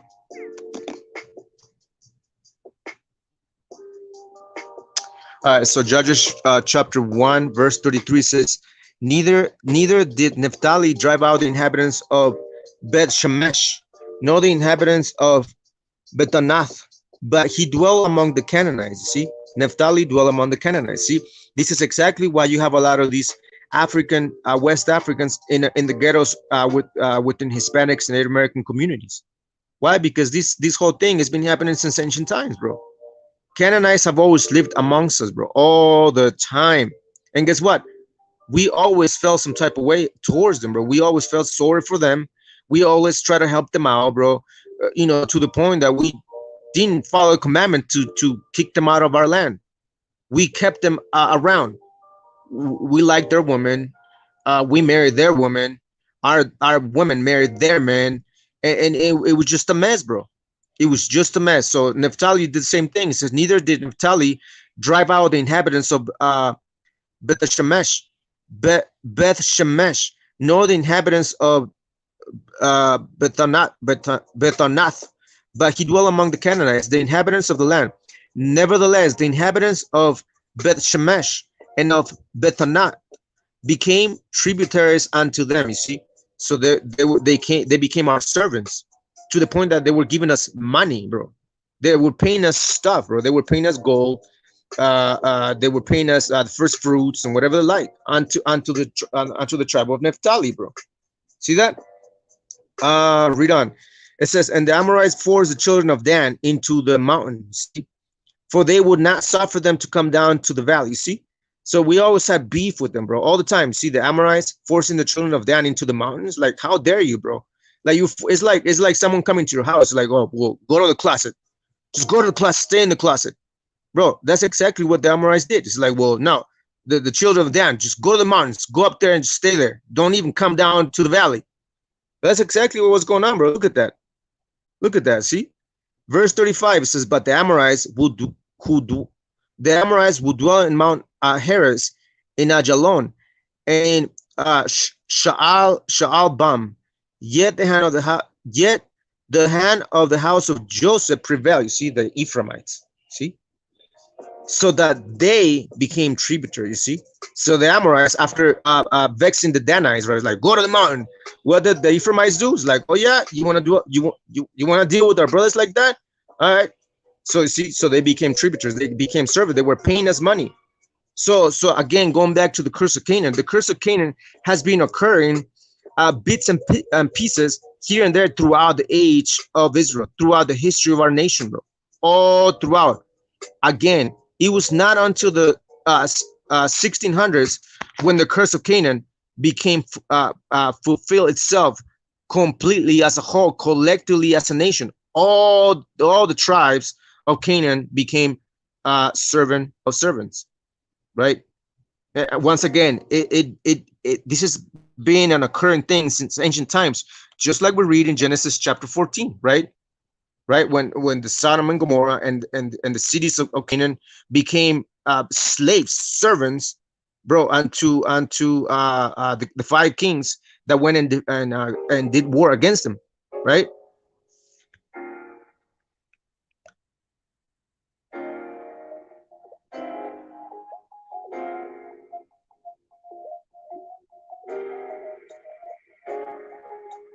Bro, even like, you guys remember that when in verse 17 it says, after his return from the defeat of Hedorlaomer, and the kings who were with him, the king of Sodom went out to meet him at the valley of Shaveh, that is the king's valley. And Melchizedek, king of Salem, brought out bread and wine. You see, bread and wine. What is bread? What is bread? Bread in the Hebrew means lachem.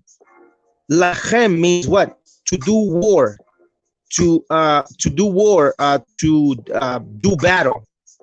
Bread, lachem. Now the word lachem has the word what? Ham, which means what? The Hamites. So you have Melchizedek basically giving some sort of a spiritual connotation, spiritual, what would you call it, understanding to Abraham as to what? To do battle against who? Ham and wine, right? Now, when you guys do the breakdown of the word bread, bro, it goes back even farther. It means to build a house, to rebuild, or to destroy too. It means to rebuild a house, like bath or bayath, right? That's basically what it means, bro. So going back to earlier, right? Who do we defeat? Right? Sodom and Gomorrah, right? Sodom and Gomorrah is who? Hamites, Canaanites, right? Right? Where's it at? Yeah. Oh shit.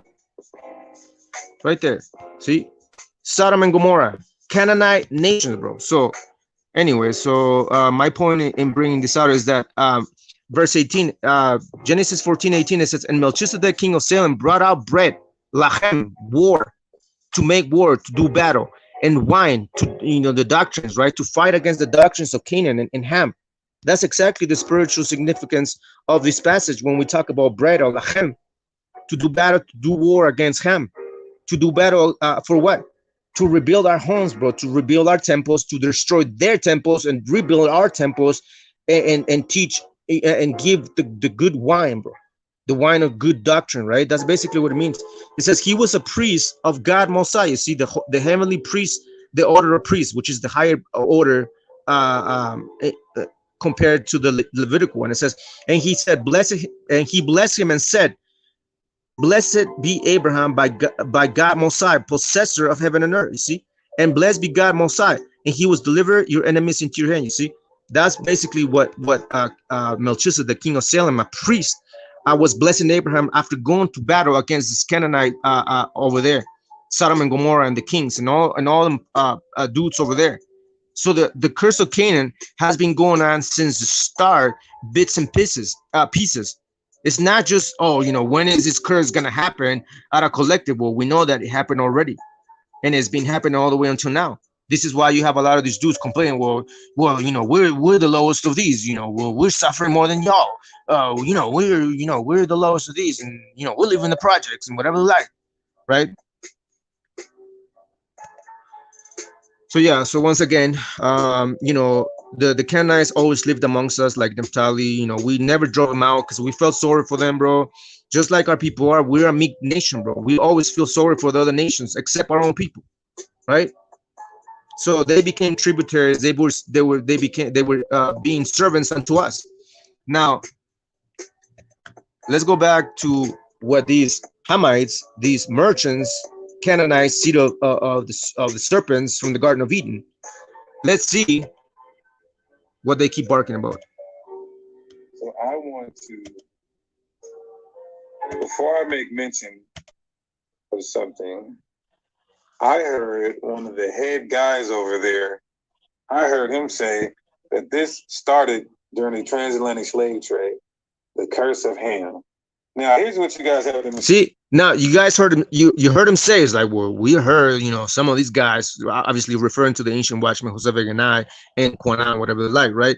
Oh, that the curse of Canaan became to fulfillment in the 1600s. Well, exactly what I said is true, but also I said that the curse of Canaan has been being fulfilled, bits and pieces throughout the history of our nation and throughout the world, right? Again, it wasn't until the 1600s that the curse of Canaan became to fulfill itself at a collective level to all the nations of Canaan, including the 7 nations and the rest of the other nations, which what there are 11 nations or 13 nations of Canaan. So, Dan, watch this.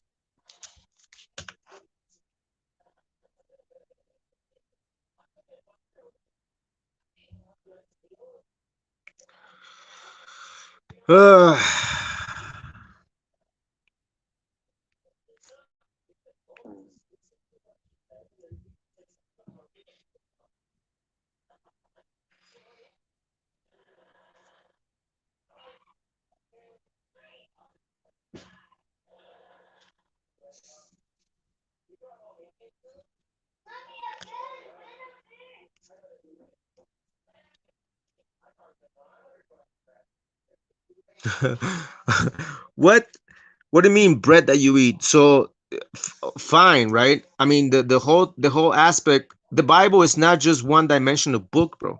Like when you read the Bible, it's not just saying like, oh, you know, bread and wine, right? It's not just saying bread and wine, bro.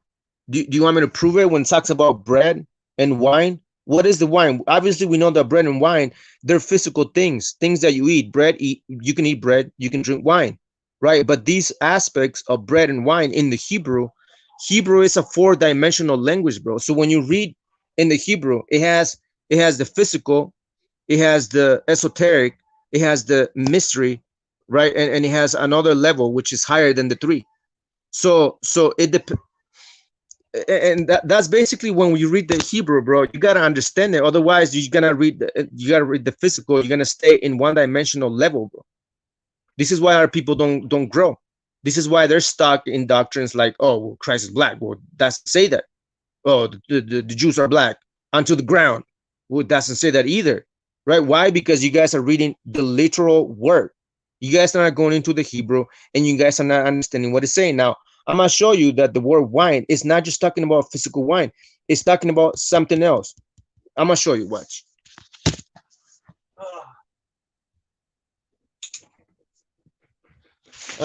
Let me show you, bro. Let me show you. Right? We're gonna go to the book of Micah, right?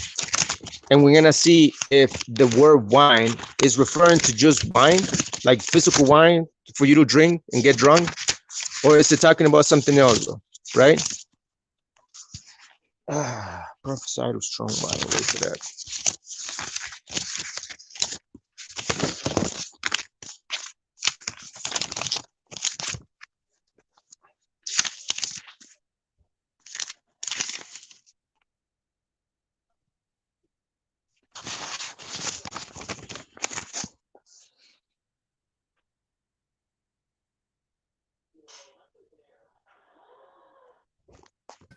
I'm telling you, it's funny when newcomers come on on the chat Right. and ask questions that we've been answering for years. When did the gypsies and you get oppressed together? We've already answered that 3 years ago. 3 years ago. When did they get oppressed together? Obviously, you haven't watched our videos about how the gypsies are the Southern Kingdom. It's all in that. It's all in that video. Because most of us Hispanics are gypsies. Most High, Christ, and bless. So how are we oppressed together? Because as early as 1497, there were gypsies being brought over here on slave ships. There was a big migration of gypsies coming here in the 16 and also in the 1800s, just like the Sephardic and the Sephardic Jews and things of that nature. Who else? What else? How are we vexing each other? Because most Hispanics don't like other Hispanics. Puerto Ricans don't like Dominicans. Dominicans don't like Puerto Ricans. Mexicans don't like Cubans. I mean, Mexicans don't like Colombians. Colombians don't like Mexicans. It's all beefing between all of us. Right. All your questions, these questions are really ridiculous. We've been answered this for you. We brought up the books. We brought up the history. We showed you how the gypsies were scattered to the four corners of the earth. How you can find gypsies on every continent you can think of. Thank you, Gypsy King. Look up that word right there. Gitanos, right? Gitanos. That's what a lot of Puerto Ricans call gypsies in Puerto Rico.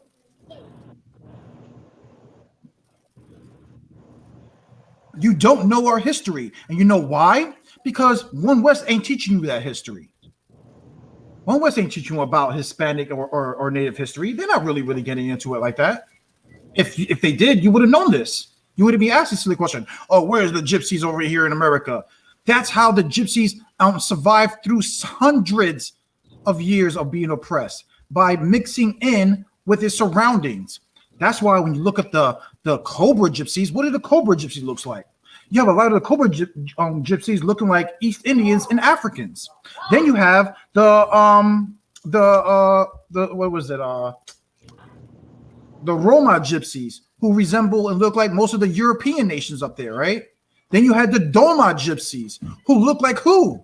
Like the so-called Hispanics, Mexicans, Puerto Ricans, Peruvians that you see all on this side of the world.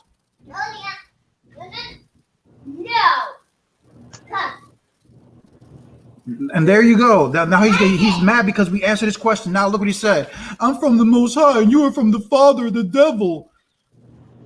Well, even if you are from the Most High, congratulations.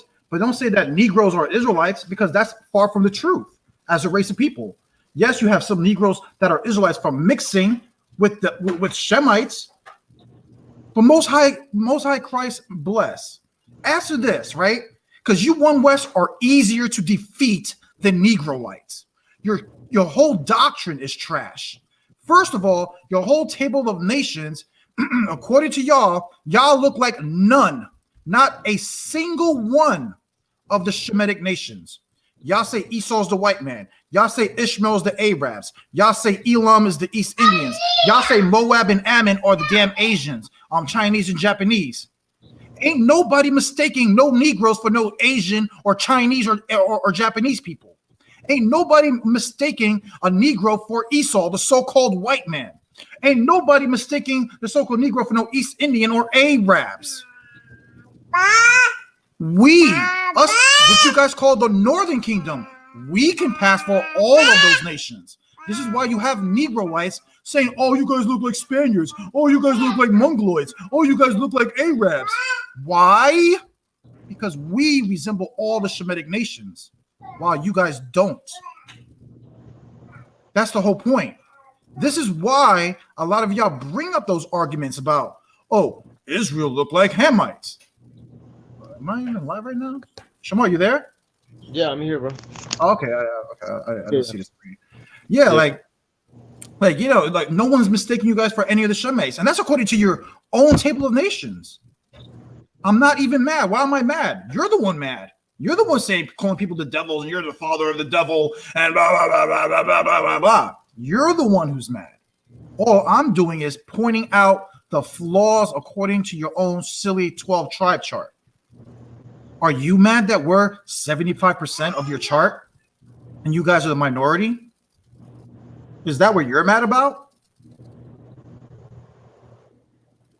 I don't get why you're mad. Most High, Christ and bless, right? Christ bless. It's not my fault that the camps taught you that only Israel was cursed when the Egyptians were cursed and the Canaanites were cursed. Sorry you didn't learn that. Sorry your camps didn't teach you that 2 Hamitic nations were scattered to the 4 corners of the earth. Just like you just heard Deacon Hakah say that the Canaanites, Tyre, and Sidon were scattered to the 4 corners of the earth. I'm sorry that your camp hasn't taught you that. I'm sorry that your camp cannot, when your camp reads Psalms 83, when it mentions all of those nations, they can name you all those nations and who they are today, except who Gebal and Tyre are, which are Canaanite nations, who are part of that crafty council. I'm sorry that you guys can't answer those questions.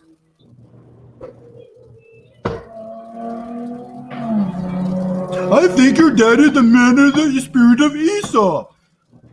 I don't care what you think. You're most likely a Canaanite, and that's why you're mad. That's why you're mad, and you haven't said anything worth listening to, worth even bringing out. This is why you're going on these personal attacks. Well, what am I doing, brother? Most High in Christ bless. Well, you're calling people the white man Esau, you have this, you're the father of the devil. What am I doing? I'm exposing your own camp doctrine. Why can't you answer what I just brought out about your own table of nations, about how you guys don't look, how the so-called Negro man does not look like any of the Shemitic nations according to your table of nations, not my table of nations? I'm asking you a simple question that none of you camps can never answer. But yet you camps teach that, oh, Israel began as Negro. How is that possible when you guys don't look like any of the Shemites? This is why you guys always like bringing out arguments. Oh, Moses hid in Egypt. Joseph hid in Egypt. Christ went to Egypt. Why are you guys saying this? Oh, because Israelite looks like Hamites. You know why you guys bring that out? It's because you guys know that you guys don't look like Shemites, but you guys look like Hamites. Point blank, period. Man. This is why you guys bring those arguments out all the time. You guys are admitting that you look like Hamites. I'm just showing you out of love, brother, that your camp is not teaching you sound doctrine. And this is why I'm easily cutting you like butter with your own doctrine. Yeah, man. At the end of the day, bro, a lot of these clowns come in here in order to deflect, to try to disrupt the class, bro. They wanna disrupt the flow, and the anointing of the Most High, like the waters. They want to stop the waters. You know what I'm saying? It's like back in the day when Isaac was redigging the wells of Jacob back in the day to like drink water, to give water to his cattle and his family, his wife, children, whatever they like.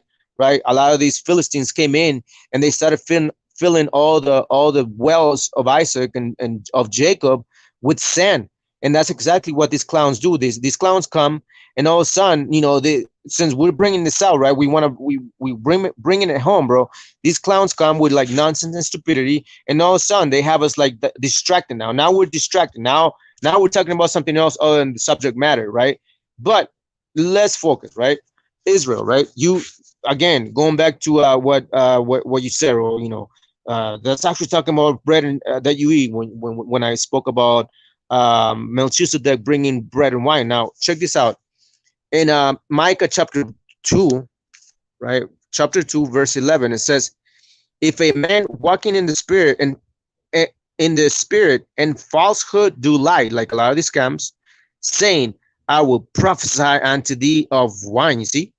What is the wine? And of strong drink. He shall even be the prophet of his people. You see, so the wine that is referring to right here, this is the context, is the spiritual aspects of prophecy or doctrine. You see, so wine is not just something that you drink. Wine is something that you drink in order to get you drunk, Just like a lot of our people are drinking what? They're drinking a lot of this prophetic nonsense, these doctrines within a lot of these camps that makes them drunk. This is why a lot of our people are drunk. And this is why you're also drunk, Mosiah and Christ bless. And this is why you come in here to try to disrupt the flow of the waters that are springing forth to edify our nation. But guess what? You are not going to divert nothing around here, bro. You got questions, you got to wait. I shared the link. Click on it, bring yourself in, bro, and then we can have a civil discussion. Other than that, you know, a lot of Hispanics, Native Americans that are part of the scams, they're drinking this strong wine, bro, this strong drink. That Hennessy, bro. That Canaanite Hennessy wine drink, bro. See? That's the problem, bro. And that's basically what we talked about before when we talk about in Ezekiel, right? See? Thrashing about in your streams, chumming the water with your feet, polluting the stream. You see? You guys have been polluting the waters, bro. Our waters. The wells of Shem, bro, the wells of Jacob, the wells of Isaac. This is why a lot of you Philistines, when you see Isaac, the seed of Isaac, the seed of Jacob, the seed of Abraham, digging the wells, redigging the wells, undogging the wells of that a lot of you Hamites have covered in so that we don't drink water. When you guys see us working like that, you guys do what you guys do. You guys feel some type of way, anger, and all sort of stuff. Just like our King David said, you know, why do the heathens rage? Why? Because we're finding out the truth. And now we're exposing a lot of y'all Hamites, bro. A lot of y'all Hamites. Like this clown right here, you see?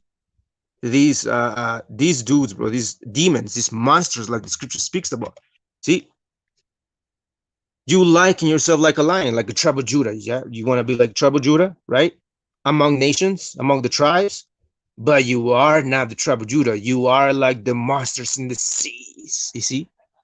You are like the serpents, right? The leviathans, waiting to be killed back in the future. That's exactly what's gonna happen with a lot of you Hamites, Egyptians, and especially the Canaanites. You're gonna be like the monsters in the sea, bro, waiting to be slaughtered by the Mosai in the future, bro. But let's go back to the subject matter at hand. Before I go into all of that, bro, you know, the whole idea of gypsies being our people, tribe of Judah, that's exactly what we were bringing out, bro. As a matter of fact, let's read that a little bit. It says, this is the gypsy genocide of Bourbon, Spain, right? We're gonna read a little bit just for the sake of ignorance and for the sake of a lot of our people that are listening in the background, right? How are gypsies the tribe of Judah, and you know, how are they getting vexed and all sort of things? But we brought this out many times, bro. As a matter of fact, this is our channel. We have an interview right here. You see, the gypsies. We have an interview that we did. It's 28 minutes. You brothers can go watch it. I interviewed the gypsies in real life. That's one, right?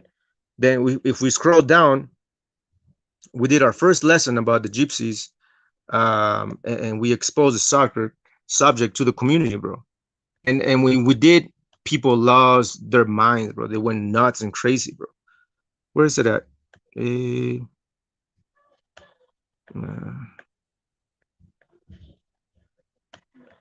Let's see.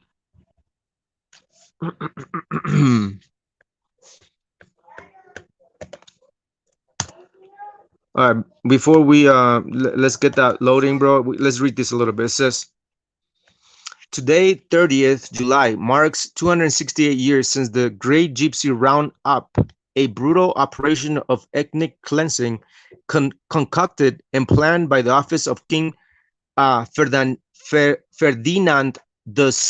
the son of heir of the first Spanish Bourbon monarch, and coordinated from the War Office of the Minister of the Marquis of Ensenada.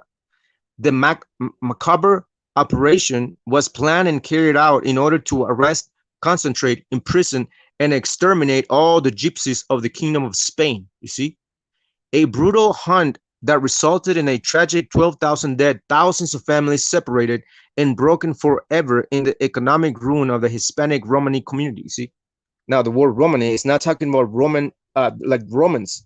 The word Roma like that, like the Rom like that. It means my people in their own language, because they made up their own language when they were in India back in the day after the Babylonian captivity, so on and so forth. It says a dark chapter in the history of the supposedly enlightened Spain, which has been deliberately concealed from society. It says no textbook of the Spanish educational system has ever made any reference to this monstrous operation, which shows how the Spain of the national interest, quote unquote, end quote, that of the supposedly enlightened Bourbons was built on blood and fire, you see, and against the Romani community, the setting. The year was 1749. The absolute monarchy, varnished with a patina of supposed enlightenment, had fully imposed itself on Spain, and the Castilian idea of Spain had imposed itself too.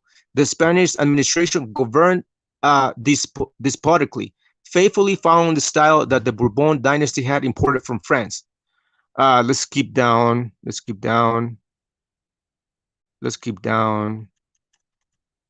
Here it says the gypsy communities in the Bourbon Spain of 1749.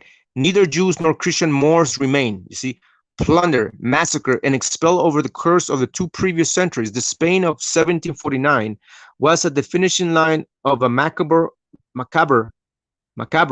or horrible race that had justified the ethnic cleansing of 1492 against the Jews and of 1609 against the Christian Moors. Within this thinking, the Gypsies remain the final dissident element. Historiographical sources estimate that the Spanish Romani community included some 50,000 members, a little less than 1% of the population. Now, the reason why, right, if we did the research already, we spoke about this in our first video. But the reason why it was 1%, bro, is because a lot of the Gypsies were basically migrating from the east. They were coming from the east, and when they were coming from the east, all throughout the countries of Europe, bro, they literally said to themselves, like, okay, if we said that we are the Gypsies, bro, we're gonna get enslaved, we're gonna get taken advantage of, our women are gonna get raped, and then we're gonna become slaves once again. Why? Because a lot of the Gypsies were in slavery for 500 years in what would you call it? The Byzantine Empire, bro. So a lot of the Gypsies said to themselves, like, let's not say that we are Gypsies, let's just say that we're Christians or some other race, right? Whatever, like, that's why there was 1%, but there was more than that, bro. Among the population all throughout the world, you will see, bro, when you watch our videos, when you look into the Gypsies, bro, they look like Hispanics and Native Americans, bro. They look like us. Literally, when you see a Soco Gypsy, bro, you would think that he's a Soco Mexican. Just like I did the interview, you guys can watch it, right? Just like I did the interview on our channel. You guys can go watch it and you will see for yourself. Watch this one. Watch that one. Right? You see, interview the Gypsies, aka the real Jews, whatever. So watch that, bro. Can't read because there was some merchants.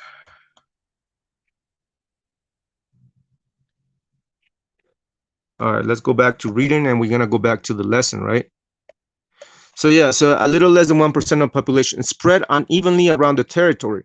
The same sources reveal that in 1749, the majority of this community was concentrated in the provinces of Catalonia and Granada, the eastern half of what's now Andalusia.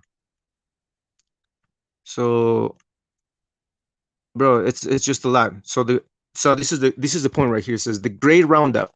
Weeks before the fateful date, the king Ferdinand VI conceded full powers to the Marquis of Ensenada, Minister of War, and to the Bishop Vasquez Tablada, President of the Council of Castile. That is, the equivalent of the President of the government. In Ensenada's office, the War Office, the Great Gypsy Roundup was planned. See, it was all planned, bro. An operation to locate, arrest, and concentrate and exterminate all the gypsies of the kingdom, you see. So our people have always been persecuted all throughout the ages, bro. Which could have inspired the Nazi chiefs of the Third Reich to locate their victims. They counted on the collaboration, on occasions forced, and on occasions enthusiastic, of the provincial elements of the Bourbon administration.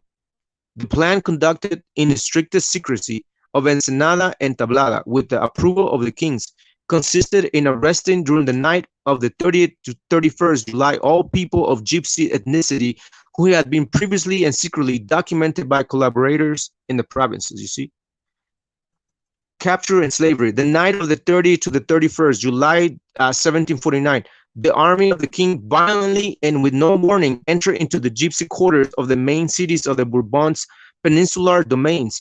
The sources reveal that to avoid anyone escaping, the army closed all the entrances to the neighborhoods and turned this macabre operation into a true hunt. You see, our people were being hunted like animals, bro. Of people and families, but the tragedy had only just begun. Once captured, they were separated. The men on one side and the women on the babies on another. The men were confined in military prisons at the shipyards of Cartagena in the southeast, Cadiz in the south, and Ferrol in the northwest, where they would be enslaved. You see, where they will be enslaved in the naval construction works to renegade the decrepit Spanish Navy. Some would even be sent to galleys. You see, the women and the children would be confined in covens and charity houses, and also be enslaved in the textile production, which was the traditional source of money for those institutions. I mean, we could read on and on and on, and that this is just one article, bro. See, this is just one article, bro. So we got gypsies and Castilian gypsies, just like Jose Vega was saying, all the gypsies, bro. You see, the real orden para la prisión de gitanos. You see, this is in Spanish. The real order to imprison the gypsies. You see, right here. I mean, see the extermination, bro. We can go in. I mean, we brought this out many times, bro. But anyways, we're gonna go back to the lesson, bro, and debunk this nonsense. So let's see what Hamite was barking again. So we're back on track.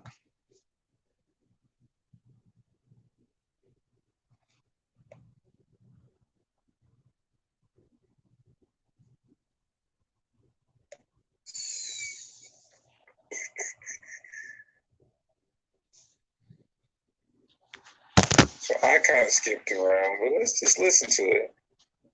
This is what you call Tweedledee and Tweedledum. That's what we'll call them. Actually, no, here's what we'll call them. We'll call. You see, and this is the whole thing about. See, this is the whole thing. This is the whole thing about names, bro. Like they try to give us names as to slender names so that their viewers, right, like mostly Hispanics, Native Americans, when they're watching this stuff, they will go ahead and use the same names that these clowns, like these Hamites, right, these bastards, right, these dogs are saying, right. Now, obviously, you brothers know that later on, when we brought this out, what did they call us? They call us Latino only group, right? That was the slander campaign, bro. In order to what? In order to deflect from the subject matter. So,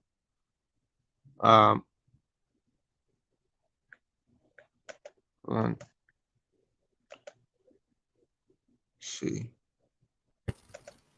Hamite Humperdink. Sorry, bro, you're on the wrong channel. You know what I'm saying? We don't believe in racist comments like what you're displaying on the board. It's talking about how Canaanites love watermelon and how they rarely take showers. Like, brother, stop, man. Stop. Yeah, he's probably like, he's not one of us, bro. He's probably like one of the current members trying to like make racist comments to see if we're gonna fish it. You know, kind of like that's like the hook. Yeah, see if we're gonna they're monkeys. They're man. We're not racist and we're not a hate campaign, brother. Sorry, you're on the wrong channel. Right. Yeah. Well, I'm surprised. Like maybe that's Efraim Rivera, because Efraim Rivera seems to be like on all that stuff. Like he's been on that vibration, bro. So, but once again, you know, the Ancient Watchmen, we're not a racist group, bro. Again, this is not Latino only. Once again, for you know those who are listening in the background, Hispanics and natives, bro, we've always said, bro, that there's gonna be you know, Soko Negroes, whites, Japanese looking Israelites, and so on and so forth, bro. So how are we Latino only if we're saying that there's Israelites that come in various shapes, phenotypes, and hair textures? So Yeah. how are we? Yeah, how you're making that parallel of Negroite and Latino-lite. Negroites don't believe any of the stuff that we believe. Negroites believe if you're mixed, you're a mamzer. Negroites believe that only Negroes are Israelites. There is no mixed Israelites. There's no nothing that either you're 100% Negro or you're just a heathen. Where do we say that? So again, the whole comparison about Latino-ites, like Shamar was saying, is nothing but a hate campaign or a deception campaign to get off the subject at hand of the war of Canaan. This is why they can't even agree with each other. Because it's funny, right? They're saying that Alazar's saying one thing. We all heard Deacon saying another thing. I had a debate with Hebrew Hoods on Judah Nazareth's channel, and he says that the curse of Canaan was fulfilled in the book of Joshua. Which is it? Why is it that the black community cannot be on one accord with this? But if you ask any of us, we all have to say the same thing. We all know who the Canaanites are and when these curses are being fulfilled. We're not saying different things. We've been saying the same thing since day one, since we brought this whole topic out. Bye. They can't even agree. Judah Nazareth says it hasn't been fulfilled yet. Which is it, people? Why is it that the One West, the Toranites, Negroites, they all believe in different things when it comes to the Canaanites, but yet when we ask them to show the fulfillment, they can't do it. Now they're teaching that Canaan, that curse of Canaan, hasn't been fulfilled. That Canaan is going to be the lowest of all slaves in the kingdom. But wait a minute, you guys are on the street corner talking about the white man's the devil. How the white man is going to be getting whipped, how the white man is going to be the low. But now they're saying that, no, in the future, these West Black African people are going to be the lowest of all slaves. Which is it? Really?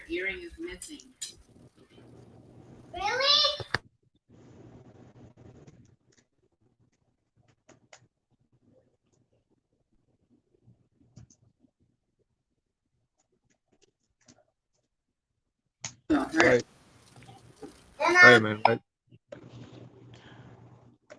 Yeah, man. Exactly. So, once again, what Jose Vega is saying is true. Like you have a lot of these one West Africans, right? One West Hamitic camps, like Deacon Haka, saying that in the future, a lot of these one West Hamitic dudes, like from a lot of these camps, are going to whip a lot of these Negroes, a lot of these Canaanites like this. That's exactly what they're going to do. That's exactly what they're preaching now. And we're gonna hear him say it. You guys heard when Alistair said that in the future, according to Joel chapter 3, verse 8, the Israelites are basically gonna enslave a lot of these Africans, and this is exactly what's gonna happen. Now, obviously, what is the curse of Canaan? That they're gonna be the lowest of all slaves. So meaning what? Meaning that they're gonna be even lower than the white man, right? Because they always be talking about, oh, the white man is the devil, the white man's going to slavery, and all sort of things, right? And we're gonna have the white man in cotton fields, according to them, not according to us, according to their rhetoric, according to their teachings and false doctrines, right? Oh, the white man is gonna have it worse. But according to the curse of Canaan, according to now the new doctrine and new teaching of Alisar and the Sikari camp, now they're saying that the curse of Canaan is going to be fulfilled in the future. Therefore, the curse of Canaan is going to have a bunch of African Canaanites, right? A bunch of Negroes, Africans, Hamites, whatever they like, that are going to be even lower than the other nations. And that's exactly what they're going to do, bro. Exactly what they've been saying. And this is why the Kemetic community hates the Hebrew Israelite doctrine, because again, they know what the Bible teaches, that the so-called black man is going to be the lowest of all slaves. This is why the Kemetic community says these things. You think they're dumb? They know what the book teaches. Right. So that's exactly. Now imagine like a so-called Negro, like one of these. Imagine Deacon Haka, right? Imagine Deacon Hakaka, right? This clown doing this. Watch.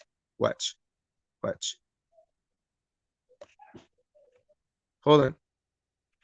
Imagine Deacon Hakaka doing this to another Negro. You see, that's exactly what they're saying, bro. when they're saying that the curse of Canaan is going to be fulfilled in the future, and you're going to have Israelites, meaning according to them, Negroes, basically enslaving to the point, to the lowest of terms in human lives, right? In human terms, a lot of Africans. That's exactly what they're going to do. That's exactly what Deacon Hakaka is preaching, bro. He's saying that. You guys heard him say that, bro. So it's not that we're making it up.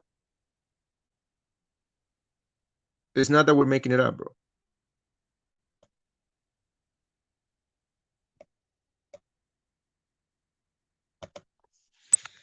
Where because a lot of one West doctrine is dated, I'll just be honest, but the meat and potatoes are still there.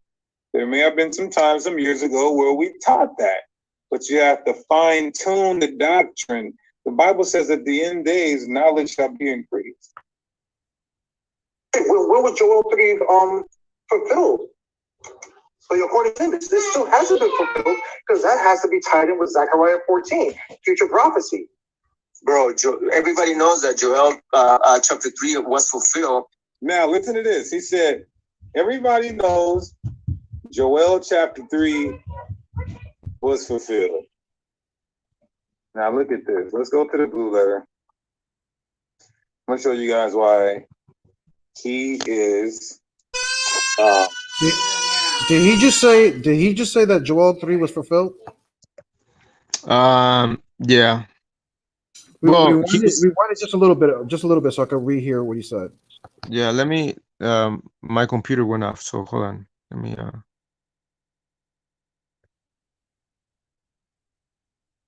all right.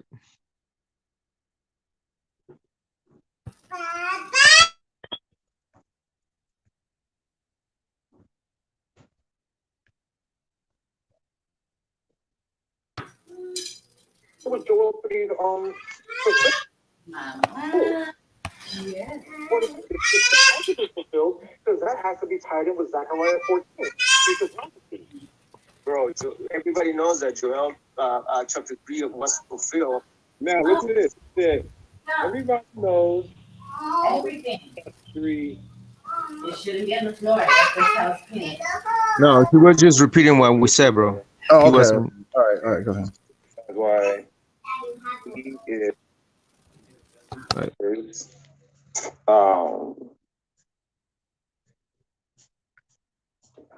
He is sadly mistaken, and why Israelites should never use this as a transatlantic slave trade scripture any damn way.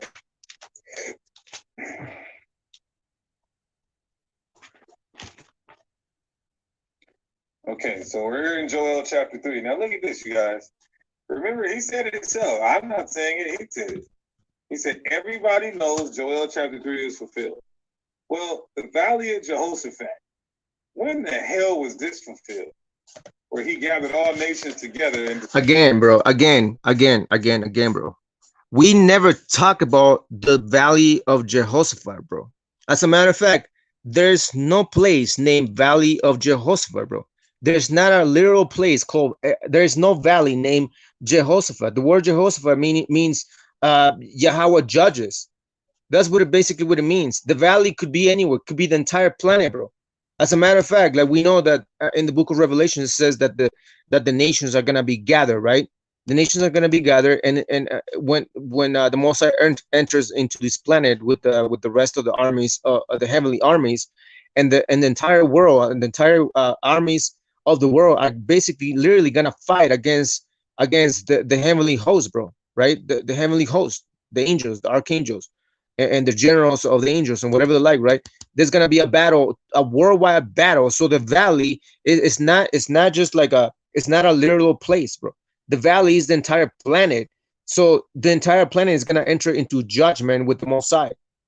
So, but again, Joel chapter 3 verse 2, we know that it's future prophecy, right? But again, this is right here, the valley of judgment. This is talking about, again, going back to what I said earlier, right? Again, I said earlier that there's certain prophecies that have been continue to be fulfilled in bits and pieces here and there. Now, Joel chapter 3 and 2, we know that when it says, I will gather all nations and I will bring them down to in the valley of judgment and will plead with them for my people and for my heritage Israel, whom they have scattered among the nations and parted my land. Now, we know that this is going to be future prophecy, right? It's going to be fulfilled collectively, right? Fully 100%. But this prophecy has been taking place before throughout history, right? And we're going to go into that in a minute. But let him speak. Destroyed them and then brought us back to the land. Can you please tell me where that is? Beat your swords to plowshares. No more war. Again, we never addressed verse 2 or past verse 8 down.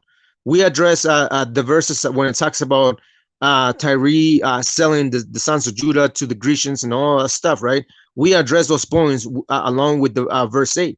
But all the other stuff, we never even touched none of that, bro, ever. But he's making it sound like, well, we spoke about Joel, the whole chapter, and how, it's already, everybody knows that it's already been fulfilled. No, that's not what I was talking about.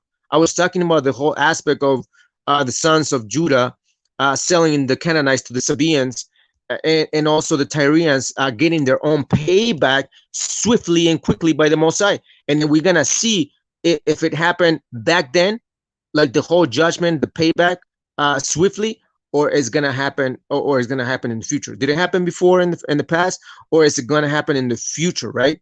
Once again, when we read prophecy, bro, all the prophecy that we read is not only pertaining to the future wholly and collectively then.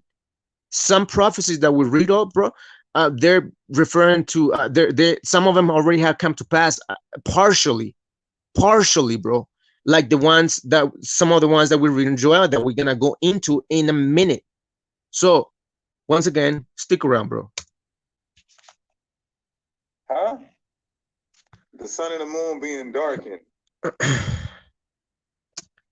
Bro, I bet that they don't even know or understand what the sun and the moon mean, bro. What does the sun and the moon mean, bro? What is that referring to? Is it literally the sun and the moon being darkened? Because throughout the ages, the sun and the moon have all been darkened before. There has been a tetrad of blood moons. 5 years ago there was a tetrad of blood moons. So Joel chapter 3 was fulfilled there when it says that the moon was gonna turn red, huh?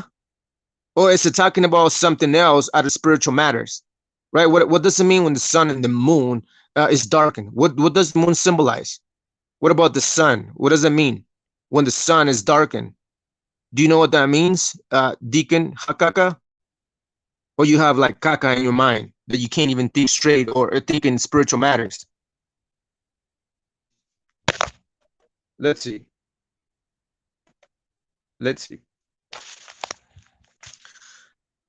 Yeah, man. See, once again, these dogs barking just nonsense. Oh, where's the moon and the sun turn dark and blood, not red? Well, many times throughout history, the moon has turned red. The sun has suffered solar eclipses, bro. Literally, the sun has turned dark many times throughout the ages of history of humanity, bro, since the start. So what are you talking about? Is it talking about literally the sun and the moon turning red and the sun dark?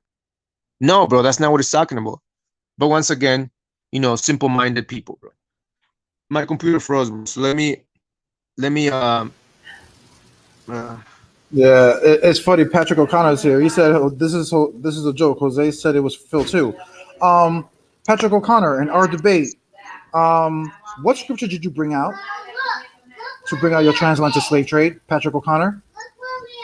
Please post it up. You went to Joel chapter 3 to show your transatlantic slave trade.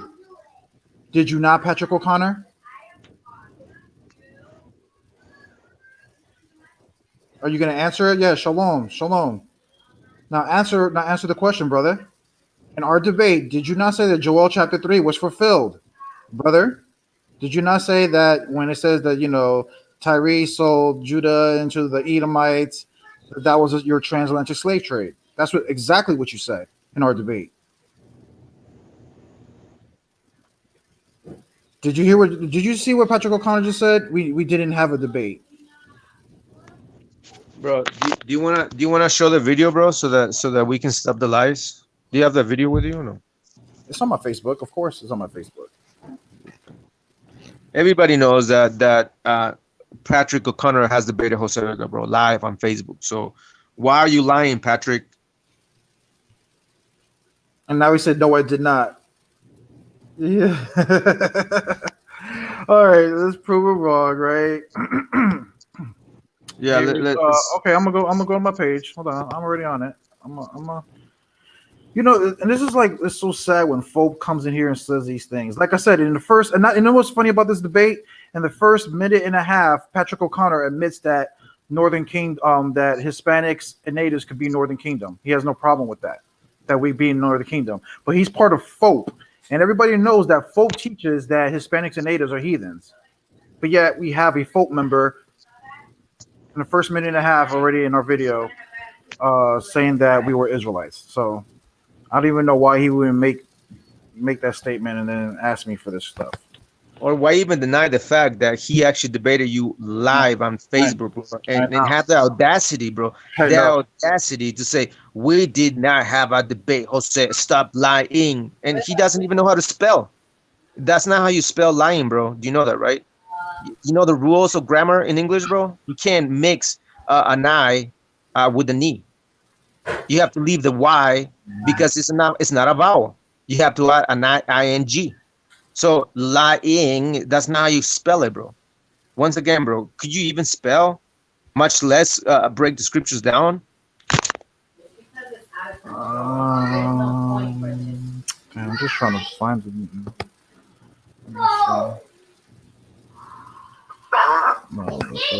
RAM video.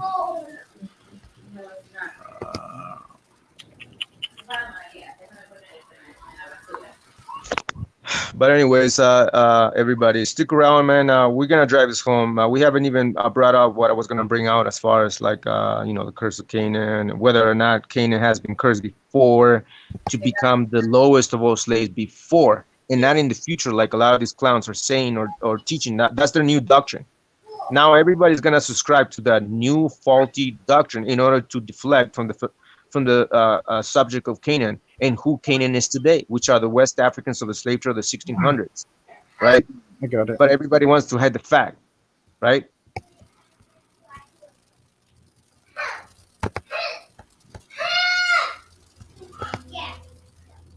You there? Yep. No. Let me see. You don't follow that bad little. Yeah, you can share it. You can do a search, bro. Just put a search and put like Patrick O'Connor, and it'll have like everything That's on place. Facebook. It's not on YouTube. Yes. Oh. Yes. Go and clean up. I'm not playing. Beta.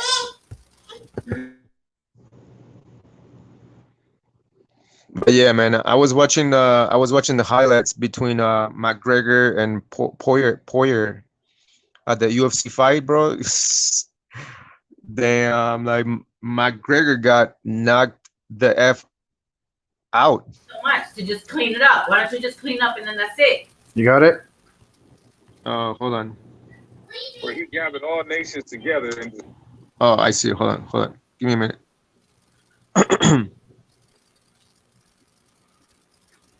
All right, we're gonna see whether or not Jose Vega was lying or not. We'll see. What does it say there? It says December. Let me see if I can make it bigger. Well, I don't have like a.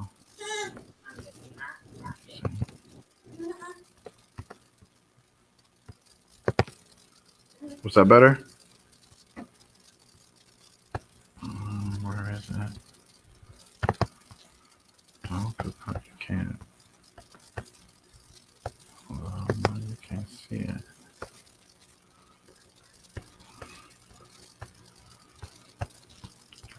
Go back.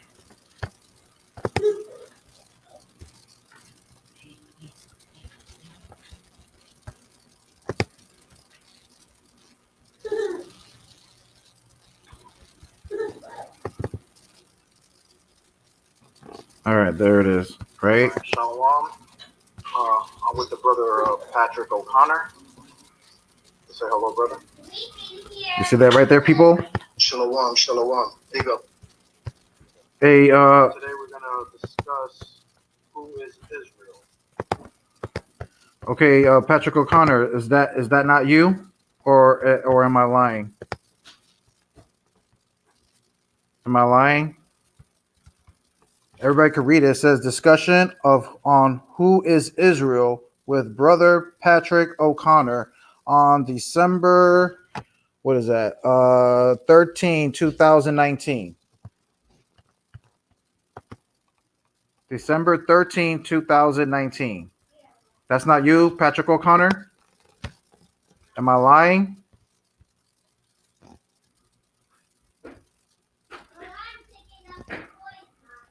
Now, for everybody who don't know, again, watch him say it. I'm gonna play it so you guys can hear him say how that us Hispanics and natives could be Northern Kingdom. He has no problem with that.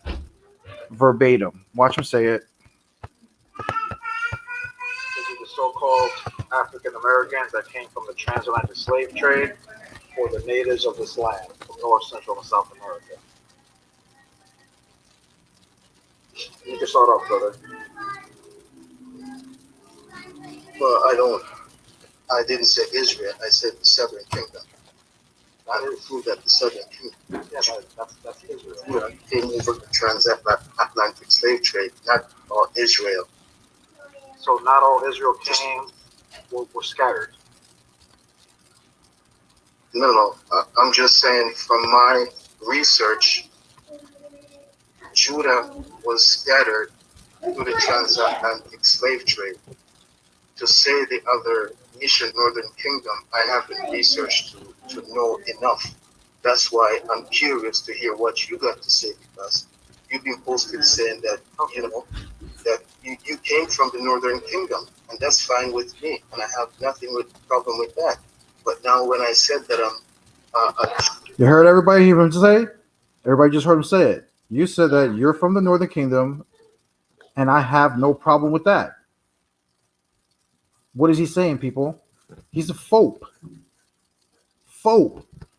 He knows what we've been saying. We've been saying that the so-called Negroes were the Canaanites and, Philistines and stuff like that, right? He knows we've been saying this at this point, right? And I was telling him how, showing him how the natives of this land are the Israelites, right? And he says, I have no problem with that. He says, yo, you saying that you're Northern Kingdom, whatever, I have no problem with that. Why is a folk member saying that when they're Negroites? Let's hear it again. Where is it? Judah came over on the transatlantic slave trade, just to hear what you got to say, because you've been posted saying that, that you came from the Northern Kingdom, and that's fine with me, and I have nothing with problem with that. But now when I said that Judah came over on the transatlantic slave trade, you were correcting me, saying that I was wrong, and it was the Puerto Ricans and the Native Americans that came over and the slave ships. So we all just heard him say it, right? You've been found to be a liar, Patrick O'Connor. We had that debate, and it was a 2-hour debate. Everybody who's interested in watching that debate can watch it on my Facebook page. I have it on there. You can go ahead, Shamar. All right, man.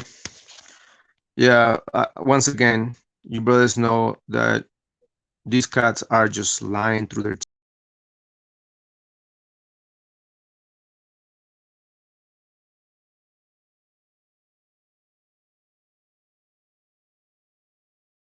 It's funny. He's still talking. He said, "Let it play on, Satan." You see what I'm saying? Like, why, Patrick? So we can all hear you say how you can't prove how you fit any of the curses of Deuteronomy 28 that I brought up on that debate, and I asked you how to prove it, and you couldn't prove it. You couldn't prove how your people fit it. Is that what you want me to keep playing? Huh? And how I proved to you how the Southern Kingdom mixed in way before the Northern Kingdom, right? And why do you think the book of Ezra chapter 9, 10, Nehemiah is about? Northern Kingdom wasn't there. Northern Kingdom was in Arzareth at that time. So who was Ezra having beef with the people mixing? Idiot. And you said, and everybody can see that debate.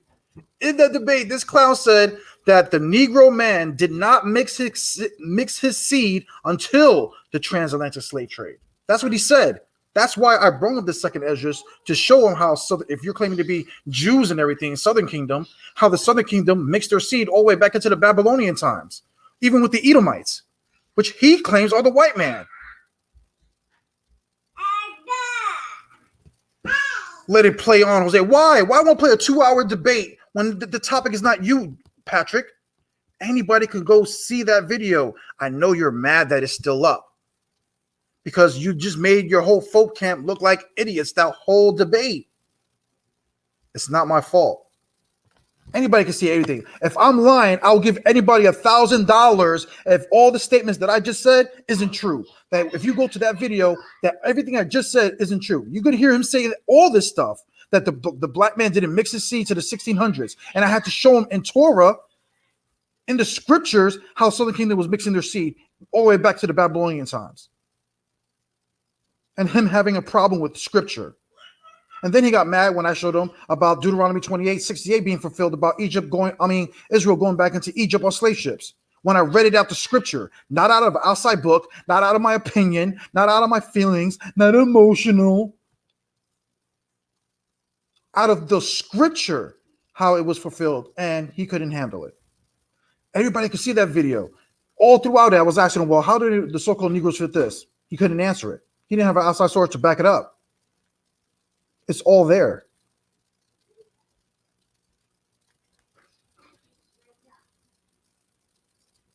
He said, play 5 seconds more, 10 seconds more. For what? What's going to be said? All right, let's play 5 seconds more. That's where we are. Bro, he just playing around, man.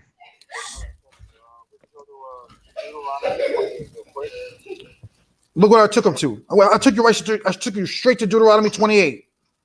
I would like to read a few verses, but I would like to get to the main one first, and then we're gonna get to the other ones. Look what I asked I'm him. gonna read verse 49 through 53. I might ask you some questions in between, but usually a yes or no will suffice. Okay, this is Deuteronomy 28, verse 49. It says, "The Lord shall bring a nation against thee from far, from the end of the earth, as swift as the eagle flieth, a nations whose tongue thou shalt not understand." Now, would you agree that the Europeans crossed the Atlantic Ocean and came to the Americas? Caucasian? The Europeans. Yes. So would that be a nation from afar? When you say Europeans, I want to clarify. Well, Spaniards were the first ones, I would say. Let me clarify. We could say the Moors, or we could say the Caucasian. That's why I asked that question. Both. But we all know the Moors were too. But would you agree that a nation from afar came to North, Central, and South America? Came to? Yes. Yes. Okay.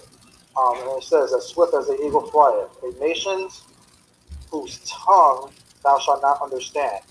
Now, would you agree that the natives of this land did not know the Spanish language, the Portuguese language, the French language, the English language, and things of that nature?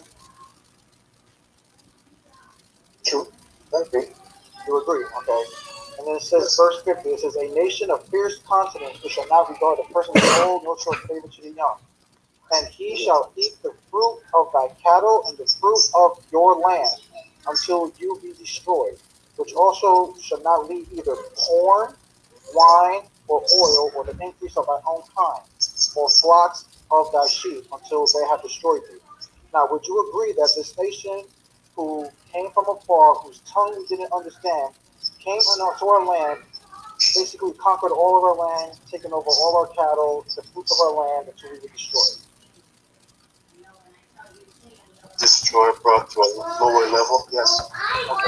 Okay, I want everybody to understand what I'm doing. Everybody's seeing what I'm doing, right? What am I doing, Shamar? Yo, you there?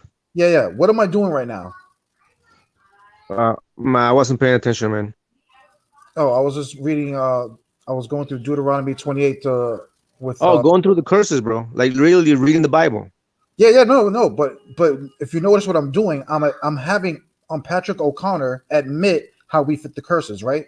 I'm showing him a certain curse, and I'm asking him, can you agree with me about this nation coming from afar? He says yes. Can you agree with me that we didn't understand their language? He said yes. He said, can you agree that they took over all natural resources, cattle, and everything, oil, all that stuff? He said yes. Now watch when I ask him back, people. I'm going to ask him, well, how does the so-called Negroes fit this?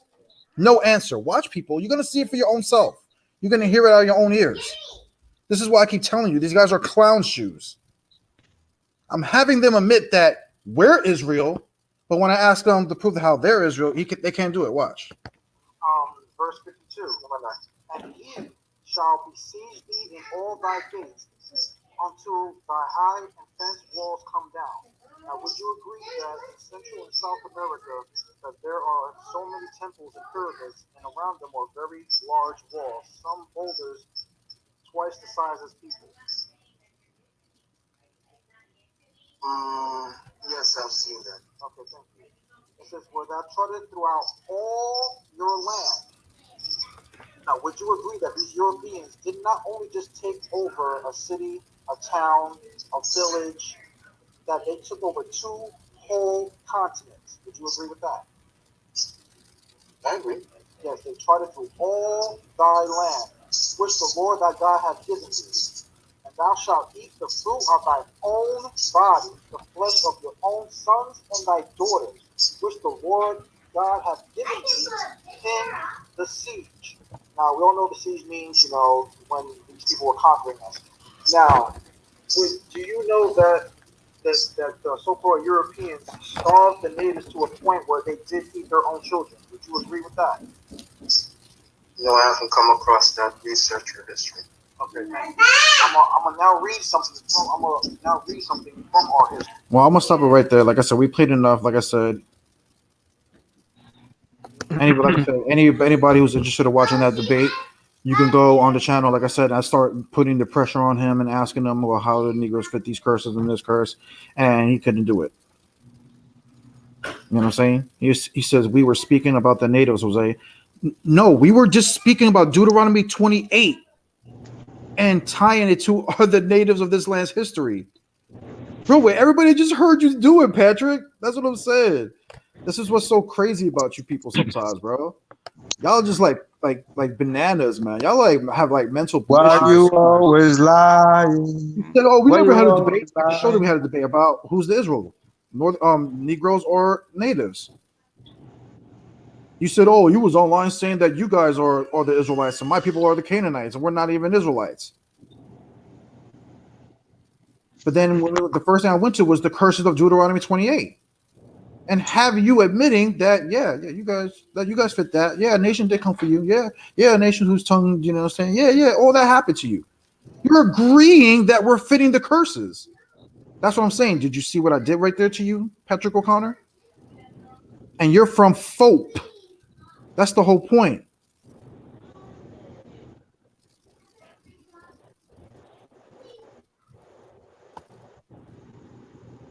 You wanna go say something, Shamar, or you want to continue with the video, or?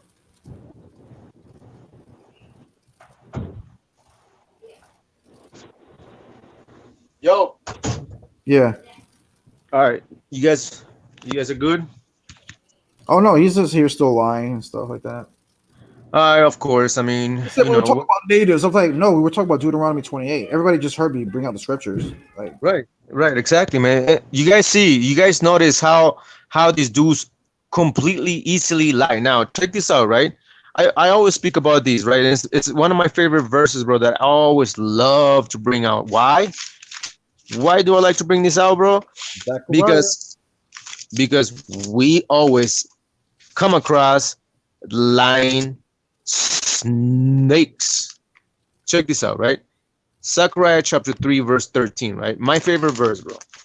And this is why I bring it out, bro. Exactly, Patrick O'Connor just proved why I like to bring this out all the time, bro. All the time. Watch. Here it is. Zechariah 3:13, right? Rate. 3:13 or Ezekiel 3:13? What is it? 2:13, 1:13. Man, I forgot. Ezekiel 13. What about Zechariah? About not a false tongue should be found in Israel? Yeah. Isn't that Zechariah or Zephaniah? Zephaniah 3:13? Maybe, right? Is it Zephaniah or Zechariah? I know it's one of those two. Yeah. Oh.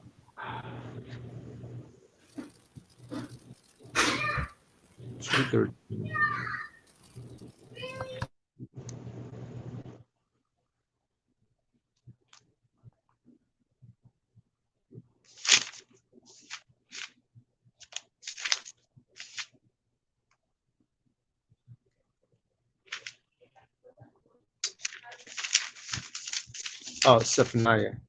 Yeah, you're right. Zephaniah 3:13, bro. Here it is. See, Patrick O'Connor just proved to me and to us why I always like to bring this out against a lot of these Hamites that are pretending to be Shemites or Israelites, right? Now it says, the book of Zephaniah chapter 3, verse 13, it says, watch. It says, the remnant of Israel shall not do iniquity. See, nor speak lies, Patrick O'Connor. So if you're the remnant of Israel, right, you should not be speaking lies. Why are you lying right now saying, well, we never had a lie with Jose Vega. I never did a lie with Jose Vega. We never debated Jose Vega, even though Jose Vega just proved you're wrong, right?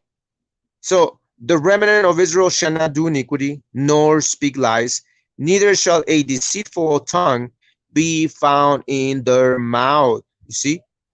See? So why is there a deceitful tongue in your mouth, Patrick O'Connor? Why? Why are you lying, going against everything that Jose Vega just proved you wrong? Why? Because you may not be a remnant of Israel, bro. The remnant of Israel shall not do iniquity, nor speak lies. But here you are speaking lies, right? But anyways, man, let's move on. Let's go back to the video, right? Because we're gonna bring it home. Because we're taking too long distracting ourselves with a lot of these Hamites interrupting the class. So okay, so we are now at minute 48:56. Let's hear it out. Let's continue here. But what I wanted to say was, because when you deal with Amos, right? When you deal with Amos, and this was a question that none of these guys wanted to answer. Quinah didn't want to answer it. Ayaz didn't want to answer it. Jose didn't want to answer it. I don't know if we'll ever get an answer. All right. Amos 1 and 6. Let's see. Let's okay. Now watch what's gonna happen, right? Watch what's gonna happen. Watch. He's gonna read verse 6, right? He's gonna ignore verse 7. But verse 7, the number of perfection, is gonna be their demise. It's gonna be their sword, basically, killing them all. Bloodshed, bro. There's gonna be a bloodshed with number 7 just now in a minute. But let's see him read just verse 6, right? Let's see. Play. Let's say the Lord for 3 transgressions of Gaza. Now watch this, right? According to their understanding, what Psalms 149 verses 19 and 20, the Mosai never gave the statutes and commandments to the other nation, right? Yet in Amos chapter, whatever chapter is here, verse 6 says that said the Lord for 3 transgressions. What is a transgression? What is a transgression? Isn't a transgression breaking the law? But what law did the Canaanites have in order for them to make 3 transgressions, right? So we're gonna read that later. For 4, I will not turn away the punishment, because they carried away the whole captive to deliver them up to Edom. See, now watch what he's gonna do. He's gonna scroll down. Watch. He skipped verse 7, but verse 7 is what kills him. We're gonna go into it in a minute, just now. So hold your seats, grab popcorn, bro, because we're gonna go into it. So verse 6, he read it, right? I'm gonna read it again. Thus say the Lord, for 3 transgressions, meaning they broke the law, right? What law? The commandments. They broke 3 commandments. Which commandments are those? Ooh, right.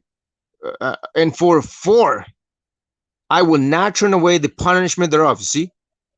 So there was a punishment rendered to the Tyrians, right? To the people of Tyre, or the Gazas, or whatever. What was that punishment, right? Because they carried away the captive, the whole captive, to deliver them unto Edom, right? Now what she's gonna do, he's gonna jump, right? Watch. But mainly, Salakia, verse 9. You see, mainly verse 9. Now he skipped verse 7, which is a cut, and verse 8. Now verse 9. Let's read it. Thus saith the Lord, for 3 transgression of Tyre, and for 4 I will not turn away the punishment thereof, because they delivered up the whole captivity to Edom, and remember not the brotherly covenant. So when did the Canaanites come against us? Now, watch what he's asking, right? Now, check this out. I'm gonna read it again. Moors. What? Nothing. I said, well, maybe the Moors, maybe the Buffalo Soldiers. Like, I don't know. Go ahead. Right. Well, again, going back to what we've been saying, like the curse of Canaan had been fulfilled throughout the ages in bits and pieces here and there throughout the ages. There was a time where the entire curse of Canaan became fulfilled at a collective level in all the nations of Canaan. Now, but let's read verse 9, right? It says, "Thus saith the Lord, for 3 transgressions of Tyre," right? So Canaanites broke the 3 commandments, even a 4th commandment, and the Most High said, "I will not turn away the punishment thereof," right? What was the punishment for? Because they deliver up the whole captivity to Edom, and remember not the brotherly covenant, right? So the Edomites forgot that we are brothers, we're the same people, right? But they forgot. So the Canaanites. So what? And you know what they're going to try to say when you read that, when it says, "Oh, when did that ever was fulfilled? Where they delivered up the whole captivity." They're going to be like, the whole means what? What are they going to say? What do you think they're going to say there? Well, they could say a lot of things, right? Because they're saying now that I'm saying, what do you think they're going to say? Well, what they're saying now is that they're gonna say, well, the whole, it's gonna be in the kingdom, not now. No, I'm talking about when it says when they just delivered up the whole captivity to Edom, right? They're gonna say what? That is talking about all Israelites being captured and delivered to Edom, right? Yeah, even though it wasn't so. It wasn't so, because you know why? If you go into the Septuagint, it specifically just says community. It doesn't even say tribes. Yeah, and even that community was talking about the kingdom of Judea, bro. Exactly. Just like the Babylonians came and captured the Israelites, meaning the southern kingdom only.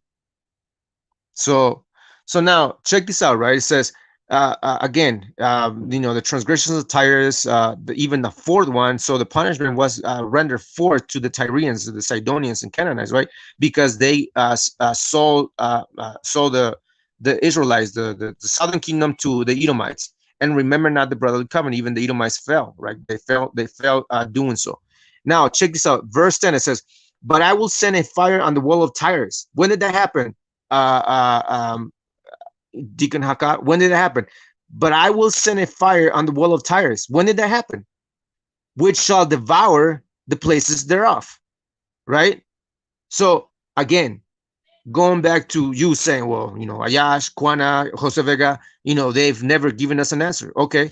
So again, first of all, none of you are going to be able to answer the 3 transgressions, even a 4th transgression when it comes to slavery. What is that talking about?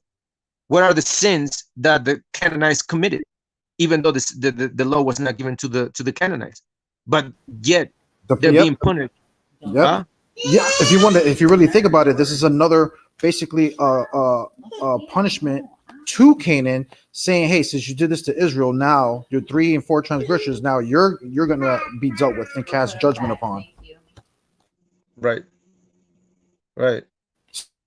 So I want to ask Alizar, okay, what that's also kingdom talk? That's also in the Canaan being the lowest of servants because of that? Yeah. Is that what they're saying? Yeah. Exactly. The question will be like, is this gonna be fulfilled in the kingdom, Alasar and Deacon Hakaka? Is this gonna be fulfilled in the kingdom, or did it happen at some point in history? Right? Because the key verse right here is verse 10. It says, "But I will send a fire on the wall of Tyre." You see, which shall devour the palaces thereof. When did this happen? Right? Again, now keep this in mind, right? Keep Amos verses, what is it? Amos 3 or 3, 9, and 10. Keep these verses in mind, right? The 3 transgressions and the 4th one because they sold the Israelites to the Edomites. And then the Most High said, "But I will send a fire on the wall of Tyre," right? Which shall devour the palaces thereof. So is this going to happen in the kingdom? Right? Obviously, we know that this is not talking about post-kingdom. We're going to go into the history and decode whether or not this was already fulfilled. Did it come to pass, or is it coming to pass in the future? Right now, keep that in mind, and we're gonna go into the book of Joel chapter 3. Joel chapter 3. We're gonna do this quick, man, because it's getting late.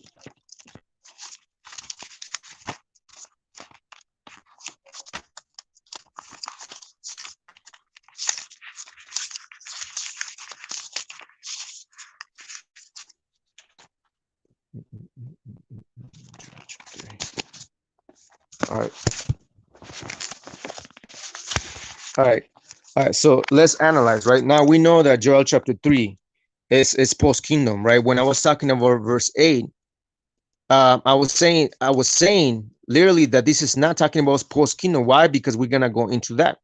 We already read in Ezekiel 27, I believe, when it talks about the Sabaeans, right? So we know that this took place sometime throughout the history of the Babylonians. So, but let's go back to verse 4, right? Let's go back to verse 4.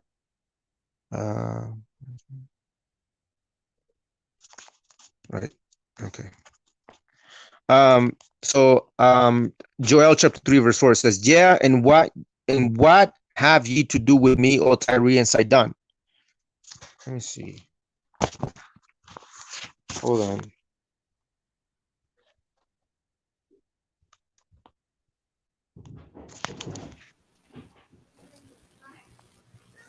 All right. Yeah, and what have you to do with me, O Tyre and Sidon, and all the coast of Palestine? Will you render me a recompense? Right. So the Moses is talking about, like, what are you talking about? What do we deal with each other? Like, we don't deal with each other. Will you render me a recompense? And if you recompense me swiftly and speedily, will I return your recompense upon your own head? So the Moses is saying, like, listen, we've never dealt with you. You haven't dealt with us. Hold on. And so, you're doing all these things, right? You're doing all these things that he's going to mention in the next verse, right? But focus. All right. Verse 5, it says, "Because you have taken my silver and my gold and have carried into your temples my godly pleasant things. The children also of Judah and the children of Jerusalem," talking about the southern kingdom, not the 12 tribes, "have ye sold unto the Grecians, that ye might remove them from far from their border."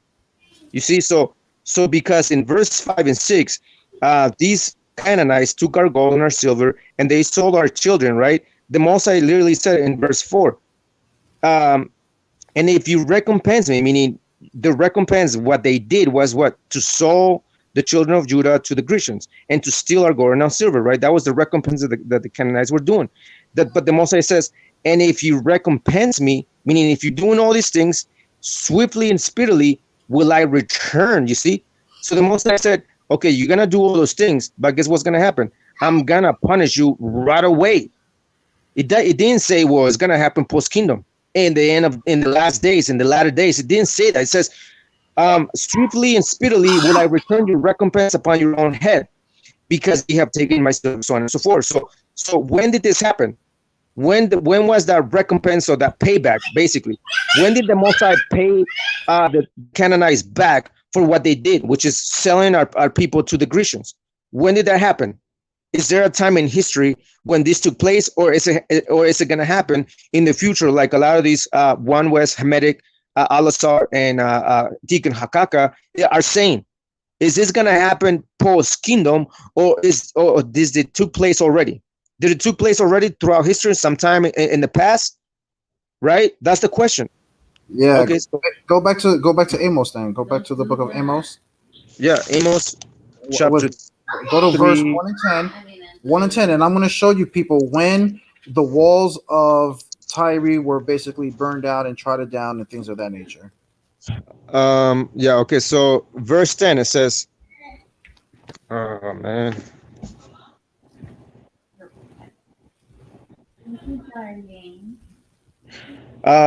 Amos 1 and 10, but I will send a fire on the wall of Tyre, which shall devour the palaces thereof. Right? Now go to Ezekiel 26. Again, when Nebuchadnezzar went against the Tyre, because that's exactly what it talks about in Amos, Tyre. That's the specific Canaanite nation that's being addressed, people. So they can't even get around this. They can't say they're talking about some Girgashites, some Jebusites, or any of that stuff. This is Tyre here we're talking about. Let me read chapter 26, verse Hold on, read verse 7 down to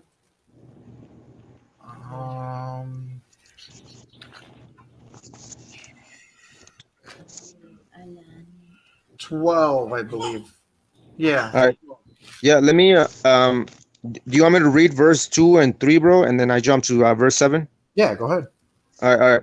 Ezekiel chapter 26, verse 2 says, "Son of man, because that Tyre had said against Jerusalem." You see exactly what we read in Joel, right?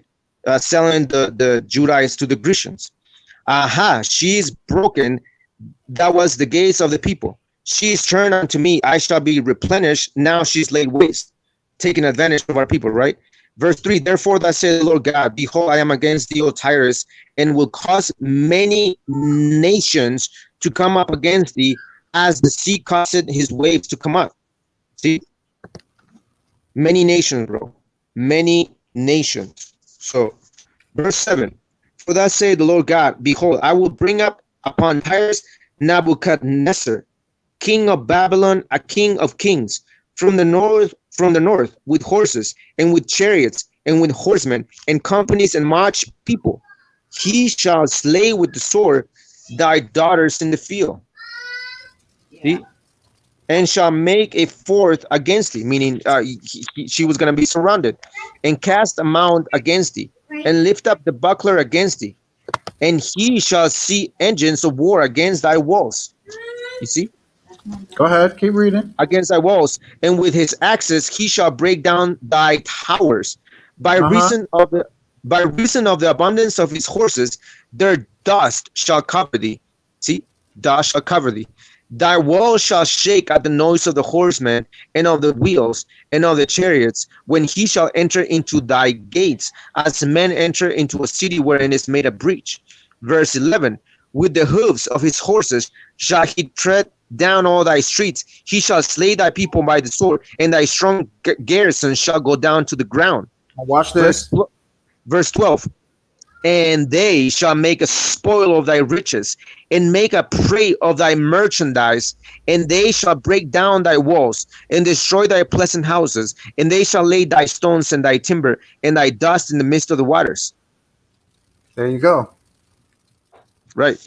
Their gates, their streets, everything was burned down, trodden down, and taken over, just like we just read in Amos 1 and 10, man. Specifically, again, who's it talking about? Tyre. Right. Oh man, it's funny how the scriptures answer the questions, man. I don't have to go with vain opinion or cast spells on people, and just show the people, the connection. Right. Right. Now again, now obviously the scripture is clear as day, right? Who did what he did? The Nebuchadnezzar, the Babylonians came in, but not only that, bro. Not only the Babylonians came in, the Grecians came in later, bro. The Grecians came in later. Now I'm gonna show you. Watch. I'm gonna show you. We're gonna read a little bit of the history, bro, and then we're gonna break it down. So hold on. We're gonna go into the history because you know it's important to also understand the historical evidence of it. So we're gonna do a little reading, man, and then we're gonna go back to the scriptures again because once again, later on in the video, I think Deacon Hakaka was saying that, well, when did the Canaanites or Tyrians or Sidonians ever went into slavery or were in some sort of bondage at all before? Because according to them, Joel chapter 3, verse 8 is going to happen in the future. So that's when they're going to get their That's payback, my question. right? That's their question. Because I'm going to say what history says and what the rest of the Bible says. All right. So where's it at? Right here. It's right here.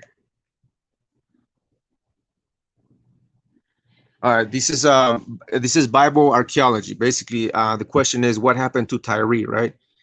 So it's not too much reading, bro. It's pretty good. So we're gonna dive into this whole thing, bro, and then we're gonna call it a night, most likely. So, but it's gonna make all things clear, especially against the arguments from these Hamites saying that, well, the curse of Canaan was never fulfilled at any point in history, right? It's gonna happen in the future. The payback is gonna happen in the future. Even though Jose Vega, just brought out Ezekiel 26, right? 7 down to 12.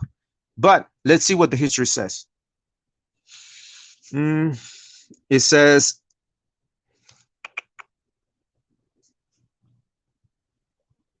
how do we do this?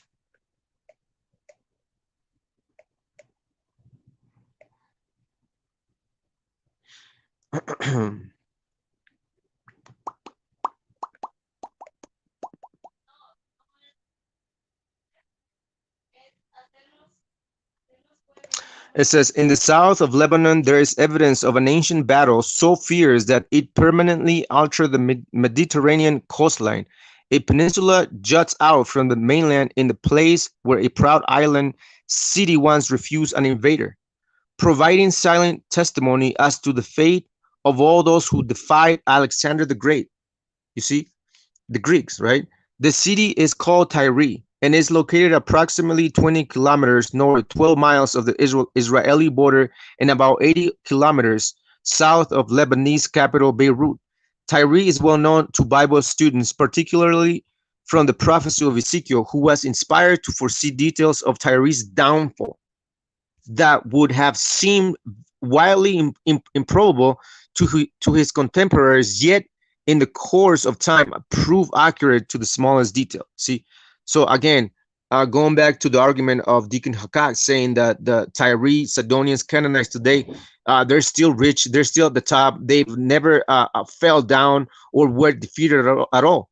Meaning, in other words, what they're saying by making those statements is that the curse of Canaan has not been fulfilled yet, because the Tyrians, Sidonians, Phoenicians, Canaanites, and whatever they like, they're still in power today, and they're still rich, according to Deacon Hakaka and Al-Azhar, by saying that West Africans, those are the Canaanites, and they're the ones that are still in power, and they're the ones that are still rich with lots of money. So, even though we read in Ezekiel the downfall of Tyre, the Tyrenians and Sidonians completely destroyed. And we're gonna dive into the whole thing, bro, proving it in the history and in the Bible. It says ancient Tyre consisted of two parts. The first part of the city was on the mainland, and the second part was on the island. Now, I'm gonna show you what we're reading, bro, because it's important that you guys see visuals. Where's it at? Right here. So you see, so this is Tyre, bro. This is like basically the second capital. This is Tyre, but this is in the inland. This is in the coastline of the Levant, right? So the most important city or capital was Tyre, the island, right? It was surrounded by walls all across, right, the island. Now, this is basically what we're gonna go into. We're gonna go into the invasion of the Babylonians and the invasion of the Grecians when they defeated the Canaanites and brought them to slavery, harsh bondage, and all sorts of things. Something that goes against the argument of Deacon Hakaka and Alistair by saying, "Oh, well, no, Canaanites were never they never suffered because they always kept their status of wealthiness and importance, political power." Right? That's basically what they're saying. But we're gonna see. Ancient Tyre consisted of two parts. The first part was on the mainland, and the second part was on the island just under a kilometer from the shoreline, just like I show you. The island city of Tyre was blessed with not one but two separate harbors, which face opposite sides of the island. The North Harbor, also called the Sidonian Harbor, right, is this one right here. The harbors, right? One harbor, two harbors. It says, which still in operation today, was one of the best natural harbors on the eastern side of the Mediterranean Sea. Having two excellent shelter harbors gave the city great advantages and enabled Tyre to become a major destination for merchant ships, hoping to trade and practice commerce with the people of the eastern Mediterranean. Tyre became very wealthy, you see, and in the island portion of the city over time became heavily fortified. The city on the mainland was the secondary part of the city and principally served to supply the island with water and supplies. Rerun. Let's go these let's go through these very quickly. The wealth of Tyre. At first, the city-state of Tyre enjoyed good relations with Israel and Judah, although the relationship was commercial and not based on any religious or cultural sympathy. When King Solomon built the first temple in Jerusalem, King Hiram of Tyre famously supplied cedar from the forest of Lebanon, as well as other materials and even skilled workmen. You see, this is why I show you guys the other time when a lot of these Canaanites were known to be the greatest sculptors, carpenters, inventors, masons, so on and so forth, bro. Literally, what we read in the scriptures is that the Canaanites were what? Greater and mightier than the Israelites. For this, Hiram was well paid. Brothers can read that in 1 Kings chapter 5. One export that contributed to the great wealth of Tyre was purple clothing dye, which came to be known as Tyrian purple. This was the most precious dye of its time, in large part because of the great amount of labor required to produce even small amounts. First, murex shellfish from the Mediterranean Sea were captured in traps in large numbers. It took an incredible amount of these shellfish to produce a single gram of dye. So what they're talking about is this right here, the purple dye, right, that comes from shells. You see that? And this is why a lot of the ancient ones, like a lot of the kings and queens of back in ancient times, they will buy Tyrian purple dye garments. Why? Because this was basically bought only by the kings, by the royals. So it was expensive. So later on throughout history, purple was known as the color of what? Royalty. But that's according to the Canaanites. The Israelites have their own royalty colors, which is blue. Blue. So, that's kind of like a little bit of the history of why the Tyrians were known as the great merchants, bro, because of what they did. Greater, mightier, and more powerful than the Israelites. So we're gonna continue to read on.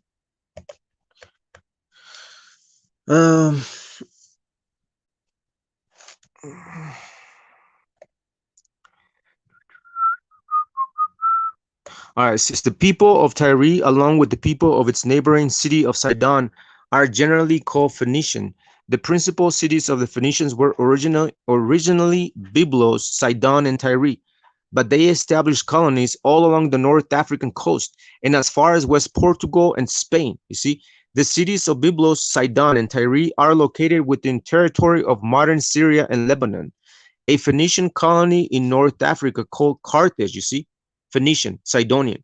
So Carthage has nothing to do with Israel. It's like a lot of these one West Semitic dudes be saying, oh, Carthaginians, they're Israelites, they conquered Roma, and everybody just loses their mind. You know, even though the Carthaginians were Phoenician, Sidonians. It says, a Phoenician colony in North Africa called Carthage later became a major city and a first competitor with the Republic of Rome. The Phoenician cities were organized as city-states, and there does not seem to have been centralized Phoenician government. The Phoenicians were a seafaring people, and their merchant ships ventured all over the Mediterranean Sea, making cities very wealthy. You see, so right there, that's Tyre, Sidon, Byblos, Gabal. You see, when we talk about the people of Gabal of the crafty council, well, that's right there.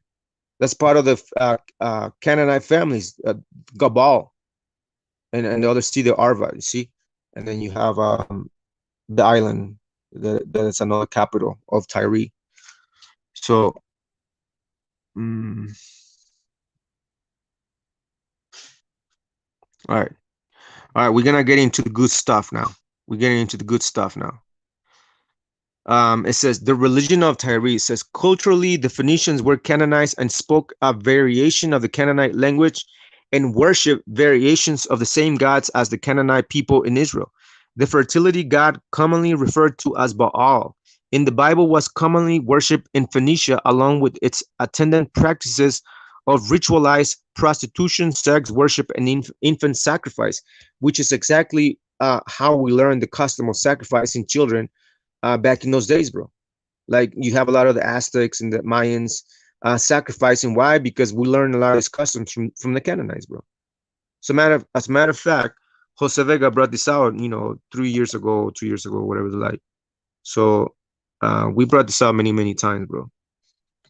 And that's the argument a lot of these Hamites, a lot of these Negro only use. So you see, you guys are a bunch of heathens. You were sacrificing, unto weird gods. Well, no, we learned those customs from the Canaanites. The Canaanites were the ones doing it first. It says the particular Baal deity worship in Tyre was named Melkart or Malakart. The Greeks saw Malakart as a variation of their own demigod Heracles or Hercules to the Romans. This connection to the Greek divine hero of myth would play a role in the city's downfall. You see, so now it's gonna get good now. Now, Jose Vega read Ezekiel 26, where it prophesies the downfall of the city of Tyre by the Babylonians, right? Now, we're going to read the same story in the history, and then we're going to read how the Greeks came and conquered and destroyed and subjugated the Canaanites back in those days, fulfilling Joel chapter 3, fulfilling Ezekiel 26, 27. It says the Tyrian Baal worship of Malakart seems to have been introduced into the 10-tribe kingdom of Israel during the reign of King Ahab. Ahab unwisely made a marriage alliance for the daughter of the Phoenician king of Sidon, named in the Bible Ed Baal. You see, again, going back to us not making deals with these Canaanites, bro. Like the scripture says, right? Like thou shalt not deal with the Canaanites. Like don't deal with the Canaanites, the 7 nations, greater mightier than thou, right? Don't give your daughters to marry and none of that stuff. But we did the opposite all the time. Again, going back to what we read earlier in Judges chapter 1, verses 33 and down, when it talks about we never drove them out of our land, but we kept the Canaanites amongst us, and later on they became what thorns and thistles were on our sides. Anyway, so Ed Baal's daughters, of course, was the infamous Jezebel, you see, an aggressive promoter of the worship of Malakart, and a vicious opponent to the worship of the God of Israel. After this point in history, the once good relations enjoyed by Tyre and the people of Judah and Israel soared. You see, the prophet Joel accused the people of Tyre and Sidon. See, this is where it's getting good. This is exactly what we read. It says, the prophet Joel accused the people of Tyre and Sidon of selling the people of Judah into slavery to the Greeks. You see, so the whole idea that Al-Azhar and Deacon Hakaka reading Joel chapter 3 as being future prophecy, as in verse 8, you know, what do we read? Let's see. Let's go back to the reading, bro. Sometimes I forget scriptures. I guess somebody wants to get in. Everybody, some people are saying to drop the link. Walter, Yasharala. Okay, let me drop the link. Walter, you are a moderator, bro, on the chat group. So whenever brothers want the link, just post the link for them, bro, please. That way we can continue to do our thing over here, bro. That's why I made you guys moderators, so you guys can check the comments. I moderate the chat group, bro. You know what I'm saying? So yeah, hold on.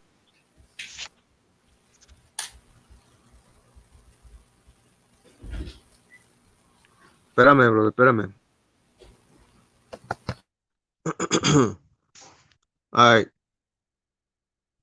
Shout out to all the moderators, bro, like Trujillo, Garan, and some other brothers. I don't know who's a moderator, who made moderators in here, but you brothers, you know, keep an eye in the chat group, bro, and drop the link for them when they want to join in, bro, and you know, I appreciate it a lot, and thank you for all your help, bro. Hold on.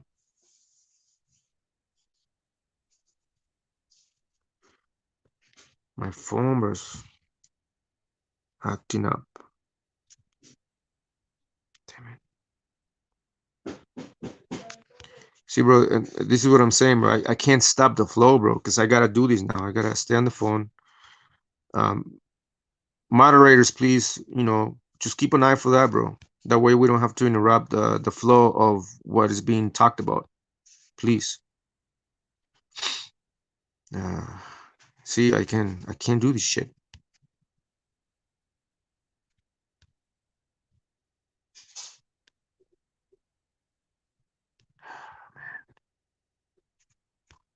See, my phone's stupid, bro. Keeps acting up.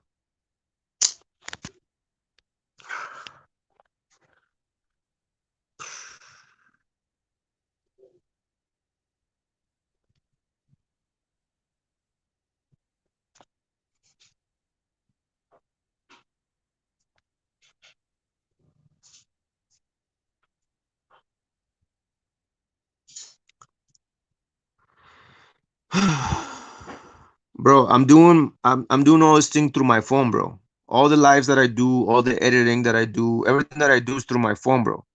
So just be patient. Just don't try to rush me, bro, because you know it looks bad. It looks bad on you, bro. Because you look desperate. So just relax. All right, the link is in the description in the comment section, bro. Moderators, copy the link, bro. Whoever wants to join in, just post the link for them, please. So that we can continue on. Shalom, everybody. 144 Israelite Warrior Seal. Shalom, bro. Welcome to the live. Anyways, let's continue on. All right, cool. All right, the link is in the chat group for anybody else that wants to come in onto the panel and talk about stuff. So, hold on.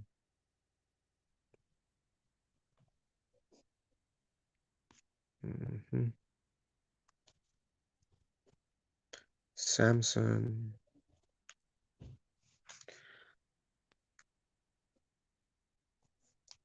Jeremy, what's up, bro? What's good, bro?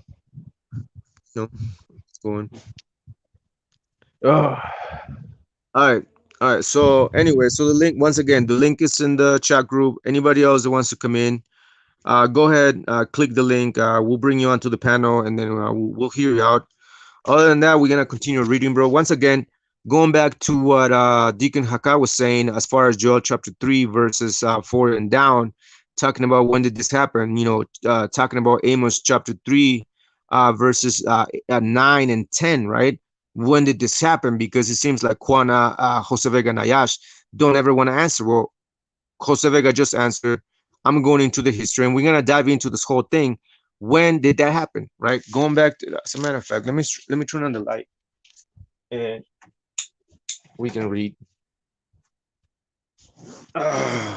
Okay.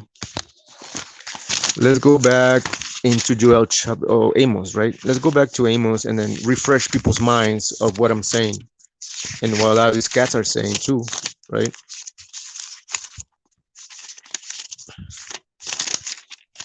Amos, Amos. All right. All right. So Amos chapter 1:9. Thus say the Lord God, for 3 transgressions of Tyre, and for 4, I will not turn away the punishment thereof, because they deliver up the whole captivity to Edom, which are the Greeks also, and remember not the brotherly covenant. Verse 10, but I will send a fire on the wall of Tyre, which shall devour the palaces thereof. You see? So we know that Tyre got their punishment. So the whole idea of Joel, let's go back to Joel, right? Joel chapter 4. It says, yeah, and what have you to do with me, O Tyre and Sidon, and all the coast of Palestine? Will you render me a recompense? And if you recompense me, swiftly and speedily will I return your recompense upon your own head, because ye have taken my silver and my gold, and have carried into your temples my godly pleasant things. 6, the children also of Judah and the children of Jerusalem have you sold unto the Grecians, that ye might remove them from afar their borders. You see? So when did the Most High pay them back? Is it gonna happen in the future, like verse 8 says, and like the Sikar is saying it's gonna happen, right? When it says, verse 8, and I will sell your sons and your daughters into the hand of the children of Judah, and they shall sell them to the Sabaeans, to a people far off, for the Lord had spoken it. Right? Now we know that certain aspects of Joel 3 has already been fulfilled, just like we already proved it in Ezekiel 26, just like we're about to prove it in the historical records, right? We're gonna go into that deeply, bro. So once again, did the payback to the Tyrians and the Sidonians and Canaanites was already fulfilled, or is it gonna happen in the kingdom, like Deacon Haka and Al-Azhar are saying, according to verse 8, right? Connecting it with the book of Zechariah, chapter 14, verse 22, right? So let's go back to the historical records and then finish it off. It says, after this point in history, the once good relations enjoyed by Tyre and the people of Judah and Israel soared. The prophet Joel accused the people of Tyre and Sidon of selling the people of Judah into slavery to the Greeks. Joel 3, chapter 3, verse 6, and the people of Judah and Jerusalem you have sold to the Greeks in order to remove them far from their territory. Now, it says Ezekiel prophesies against Tyre, which we already read, right? In Ezekiel 26. It says the people of Tyre became overly confident in their natural island defenses and overly proud of their wealth and beauty of their city. You see? Just like just like a lot of these Canaanites, bro, siege of Tyre. Just like a lot of these Canaanites are proud of who? They're proud of their camps, bro. They're proud of their Sikar camp. They're proud of the ISUPK camps. They're proud of their well-established camps or congregations and synagogues of Satan, bro. Well fortified, like the Canaanite island of Tyre was fully fortified, bro. Right? Well protected, well established, bro, politically, spiritually, and so on and so forth. They even had temples, so on and so forth, sacrificing and whatever the like. So it's the same thing that we see in a lot of these camps. The same vibration, bro, same spirit. Nothing's changed. You see, that's Tyre. That's the island. That's the Levant. Now, so yeah, so it says they develop a feeling of jealousy and rivalry toward Jerusalem, and exalted over the misfortunes she faced, and hoped to exploit them for commercial opportunity. You see, exactly what we read over there in Joel chapter 3, in Ezekiel 26. For these reasons, the prophet Ezekiel was inspired to prophesy against her also. Son of man, because Tyre has said against Jerusalem, aha, the gateway of the peoples has been broken. Everything will come my way, and I will become rich now that she is devastated. Therefore, this is what the sovereign Lord Jehovah, says. Here I am against you, O Tyre, and I will bring up many nations against you, just as the sea brings up its waves. They will destroy the walls of Tyre. You see, and tear down her towers, and I will scrape away soil and make her a shining bare rock. This is exactly literally what took place back in those days, bro. It literally took place just like it says, bro. And you can literally see the bare rocks that you can go still see in the island today. It says she will become a drying yard for dragnets in the midst of the sea. So now these are the predictions that we read in Ezekiel. It says there will be many nations against Tyre, Ezekiel 26:3. Her walls and towers will be torn down, Ezekiel 26:4. Her soil will be scraped away, and she will become a shining bare rock, Ezekiel 26:4. Fishermen will use the area for drying nets, Ezekiel 26:5. So, closer examination of chapter 26, it says settlements in the countryside will be slaughtered. You see, the king Nebuchadnezzar of Babylon will come against Tyre. We read that already. It's prophesied, it came to fulfillment.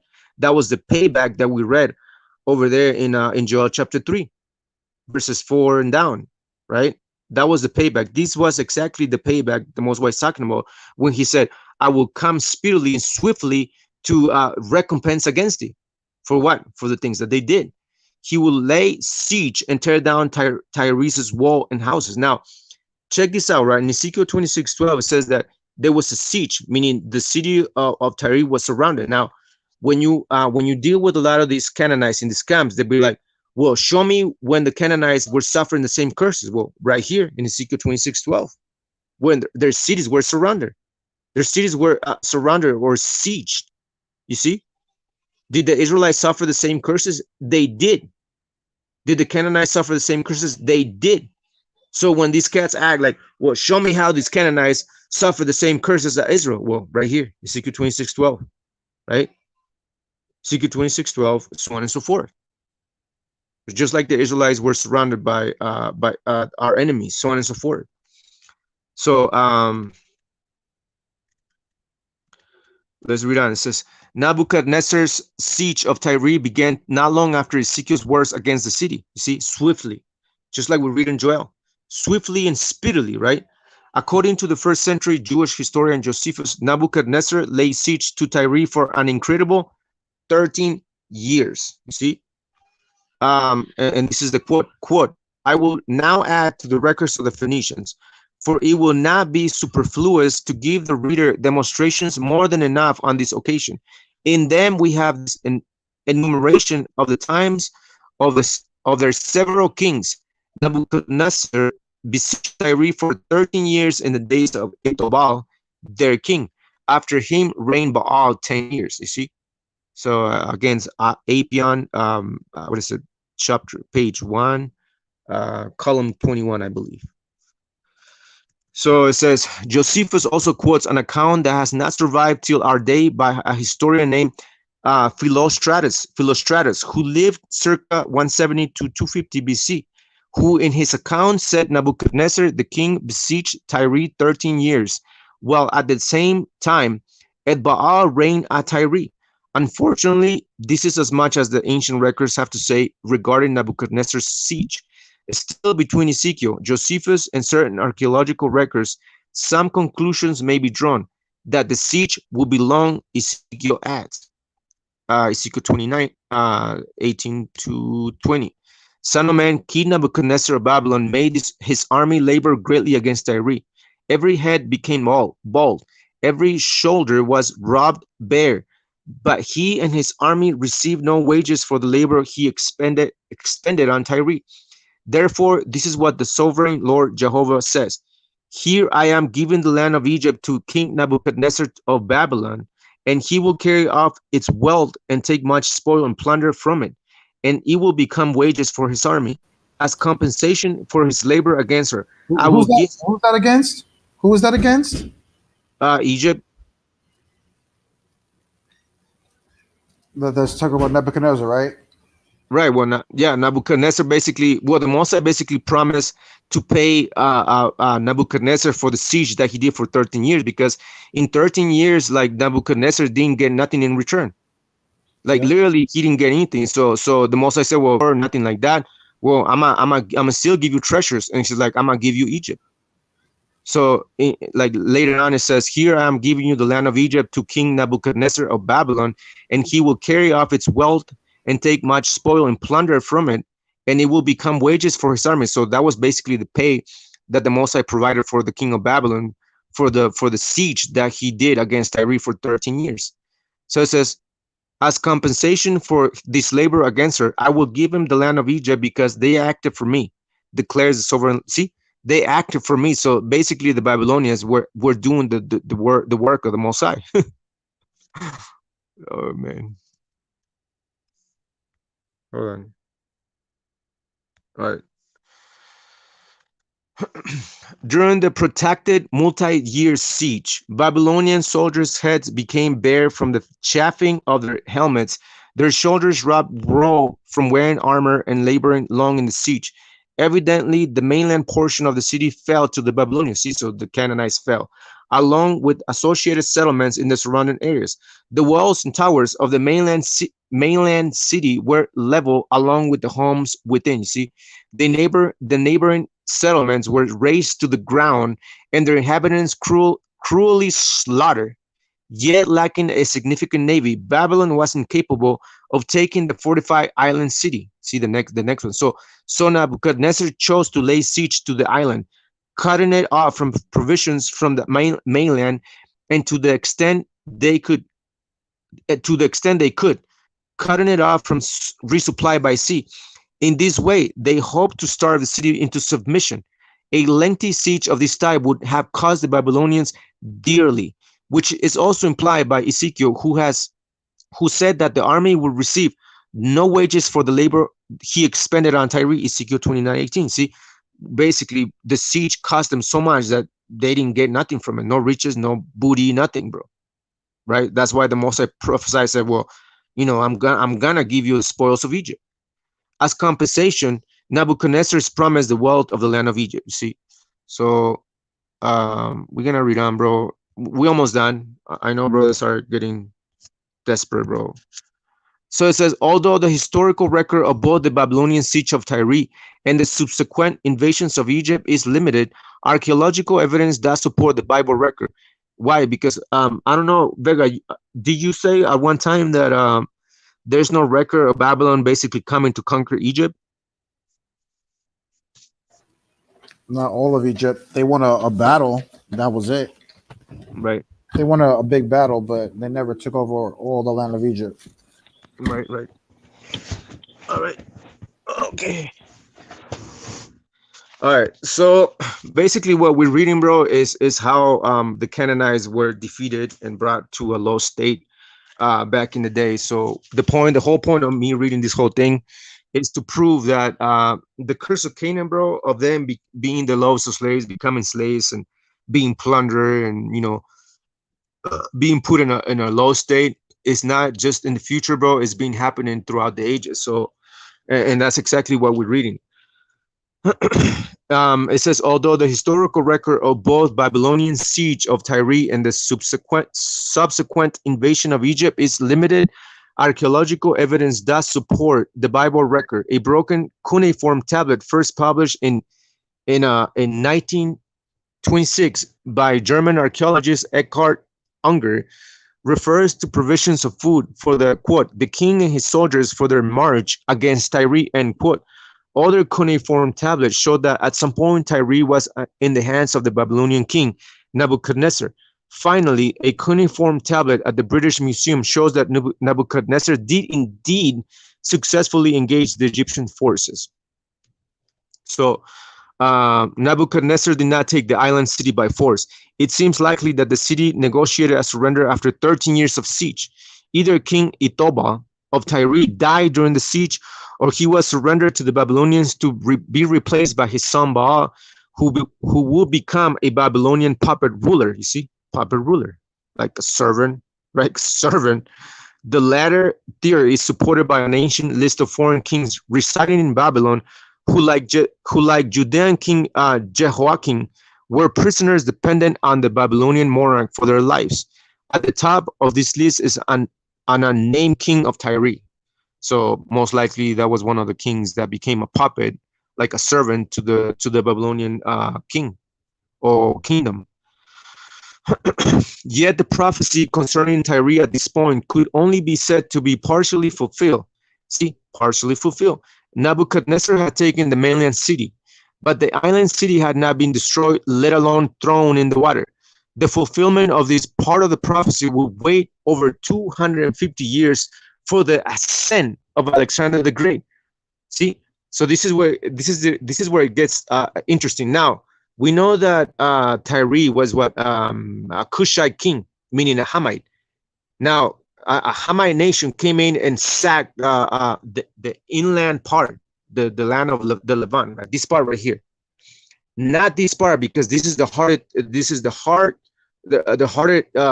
battle that the Babylonians couldn't fulfill. The Babylonians went about and they died off, and then the Greeks came in, and that's when the Greeks basically began their siege against Tyre, like the actual city, the best of the best capital of the Canaanite cities, and so on and so forth. So we're gonna go into that, bro, because again, going back to the curse of Canaan, it's just the curse of Canaan pertaining to Ham enslaving the Canaanites and bringing the Canaanites to a lower state, or is it like Shemites and Japhites? Now we're about to read the invasion of Alexander the Great. Now Alexander the Great is who? He's a Shemite, right? He's a Edomite. We know that Edomites are the brothers to the Israelites, so they're Shemites as well. They're Hebrews as well, right? They could be considered Hebrews too, but they're not Hebrew Israelites. They're Shemitic Hebrews, but they're not Hebrew Israelites. So it says, remember, Ezekiel has said that Tyre would be plundered by many nations. You see, Ezekiel 26:3. Again, going back to what I've been saying earlier, that the Canaanites have suffered many times in bits and pieces throughout the history, just like we read already about the Babylonian king Nebuchadnezzar, and just like we're about to read about Alexander the Great plundering the Canaanites, just like Ezekiel 26:3 says, many nations will come and plunder the Canaanites, bring them into subjection, so on and so forth. So let's dive into this whole thing, and then we're gonna call it a night, bro, because brothers don't like reading, I guess. It says, after the fall of Babylon, the Achaemenid dynasty ruled over what the Bible calls the empire of the Medes and the Persians. Daniel chapter 5:28. This Persian empire ruled for 2 centuries over the former holdings of Babylonia, including Tyre. You see, so the Tyrians were being ruled by the Persian empire. They became servant of servants unto another empire. Again, going back to what Ezekiel says, 26:3. Many nations will come up against Tyre, or the Canaanites, the Sidonians, and so on and so forth. So the Persian Empire ruled for 2 centuries over the former holdings of Babylonia, including Tyre, until they were taken away by a fierce young king of Macedonia. You see, who's that? Ding, ding, ding, ding. Alexander the Great, right?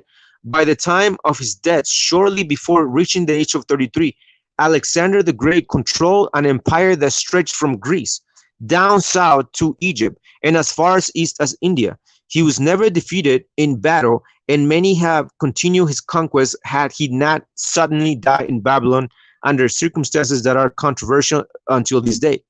Many ancient historians thought that he had been poisoned, although many, but not all, modern historians believe he died of natural causes such as malaria or whatever. Shortly after succeeding his father, Alexander turned his eyes eastward toward the ancient rivals of Greece and determined to conquer Persia. First, his army marched south towards Egypt. Alexander had already bested 2 massive Persian armies before coming to Phoenicia, meaning he was a badass, bro. He was like one of the best war tacticians, bro, at that time. He was very young too. It says the king of the Persians, Darius III, had eluded capture and fled to the eastern part of his empire, free to fight another day. Alexander's army continued south, where the Phoenician cities of Byblos and Sidon capitulated without a fight. See, now only Tyre, the grandest and richest city of the Phoenicians, remained outside Alexander's control. You see, so we're gonna go into that because that's basically prophecy of the many nations coming to enslave and destroy and plunder and subdue a lot of these Canaanites, bro. Just like we read, just like we've always said many times, bro, before, of Canaanites being like subdue, to bring down, to bend the knee, to humiliate, to into subjection, humbling them down. Now we know that that happened, bro, in the history records and in prophecy, just like Vega brought it out, Ezekiel 26. Uh, we're almost done, bro. See, it's not too much reading, bro. Yeah, it's a lot. It's a lot of reading, but it's good. It's good stuff, bro. It's good stuff to have in your mind, bro. Knowledge is power. Remember that. If you have knowledge, knowledge is power, bro.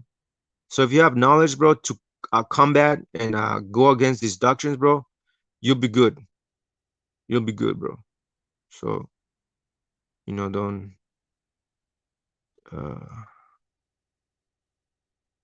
see.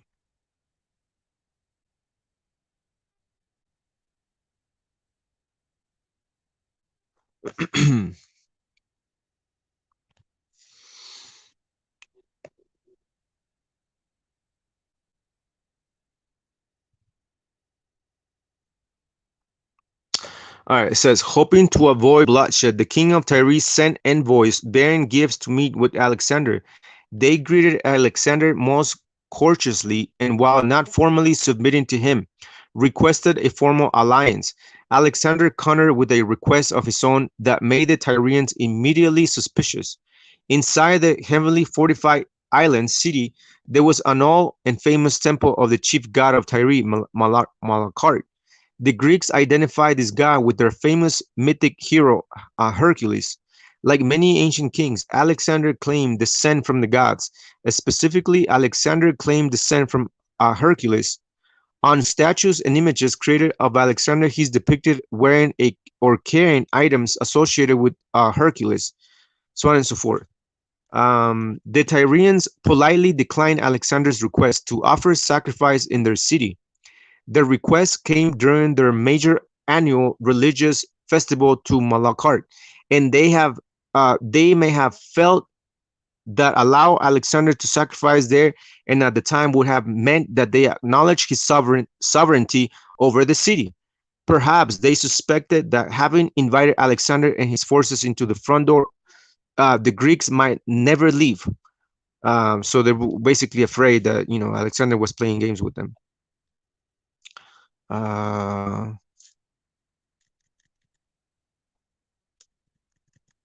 Okay, so all right, it says the Tyrians continued to refuse Alexander. Further envoys from Alexander were murdered. He was right in his assessment of them. The Tyrians were overconfident in their natural island defenses and in their own military forces. They may have also thought that if Alexander could be forced into undertaking a difficult and protracted siege, that Darius III of Persia would have time to prepare and come to their rescue. Another theory is that the people of Tyre may have hoped for help from their greatest colony, Carthage, right? It says, unlike Nebuchadnezzar 2 centuries earlier, Alexander was not content to simply wait and starve the Tyrians into submission. Nebuchadnezzar did not have the imagination to do what Alexander would do next. Alexander had empires to conquer, and the island of Tyre was in his way. Delay was intolerable. Further, if he let Tyre alone, the Persians could safely harbor their fleet there, and Alexander would continue to have an enemy at his back as he ventured east. Though the sea bared his path, Alexander was able to see past this obstacle. True to his word, he would turn to the island of Tyre into a mainland. So now this is what it gets interesting, right? Now, the whole point of why I'm reading this, bro, is because, again, going back to what we read in Ezekiel, that Canaanites were visited, or the Most High sent many nations against Canaan, bro, going back to ancient times. So the whole thing about what's his name? This clown. What is his name? This clown. the whole thing of him saying, well, the curse of Canaan, Genesis 9:25, it's only Canaanites were prophesied to enslave the Canaanites and bring them to their lowest point, as to be the lowest of all slaves. Well, that's not true, because even in Ezekiel chapter 26, verse I don't know what, it says that many nations will be sent against Canaan, against Tyre and Sidon, Phoenicia, and the Canaanites, bro. So why are these guys saying that only Canaan is supposed to be enslaving the Canaanites, even though they're saying that in the kingdom, the Canaanites are gonna be enslaved by the Shemites, the tribes of Judah, like according to Joel chapter 3 verse 8. So how is that so? Is it just the Canaanites, or is it just or is it also the Shemites? You know what I'm saying? Like we read in this in Genesis 9, 25, 26, and 27. The three nations, Shem, Ham, and Japheth, were prophesied to enslave the Canaanites, not just the Hamites, bro. So these dudes are lying.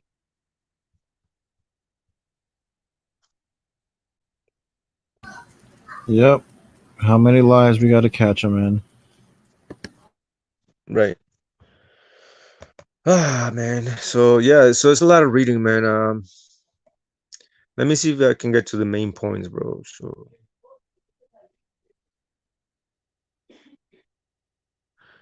now let me explain, right? Now check this out. This is basically how we know that the Canaanites were prophesied to be stronger and mightier, right? So they were fully fortified, bro. Like this, the whole island was fortified to the teeth. Remember when we came into the land of Canaan, bro? And then we sent spies. Moses sent spies to scout the land. And what did the tribes came in and said? It's like, well, I don't know if we can take it over, bro. The cities are fortified to the heavens. There's giants. Man, I don't know. It's too strong for us, bro. And that's exactly why the Babylonians failed to conquer the island, bro. They were able to conquer the mainland, right? The city of Tyre in the mainland in the Levant, but the island was never conquered until Alexander the Great came in. Now, Alexander the Great was smart, bro. He built a some sort of bridge between the mainland into the closest part of the island, bro. Now they used the same rubble that the Babylonians, when the Babylonians destroyed the cities of the Tyrians, the Sidonians, Phoenicians, they used the same rubble, like all the rubble that the Babylonians left during the invasion, 250 years before. So they built this bridge, bro, all the way across, bro. Now, check this out.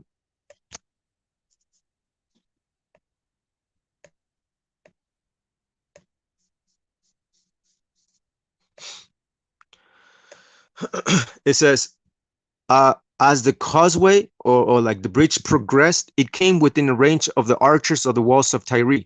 Although ancient accounts of their height was exaggerated, there is no doubt that the walls of the island fortress were unusually high and formidable. You see, stronger and mightier, right? Just like the Israelites that went to spy the land of Canaan were.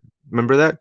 It says arrows and other projectiles hurtled down on the Alexander's workers, killing and wounding and making further progress all but impossible. Alexander countered by building two of the tallest siege towers in the ancient history. See, now I'm gonna show you some visuals so you know what I'm talking about. See, so this is exactly what Alexander the Great built, the siege towers, and while they were building the bridge in the water, bro, to reach the island, they had like Alexander the Great build these siege towers in order to attack the Tyrians, bro. So this was a massive undertaking, bro. Like Alexander the Great was smart, bro. He was like, again, one of the best tacticians throughout history, bro. But we're gonna see whether or not Tyre and the Sidonians and the Canaanites fell at the hands of another Shemitic nation, bro.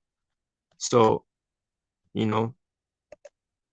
see, so we got another visual right there.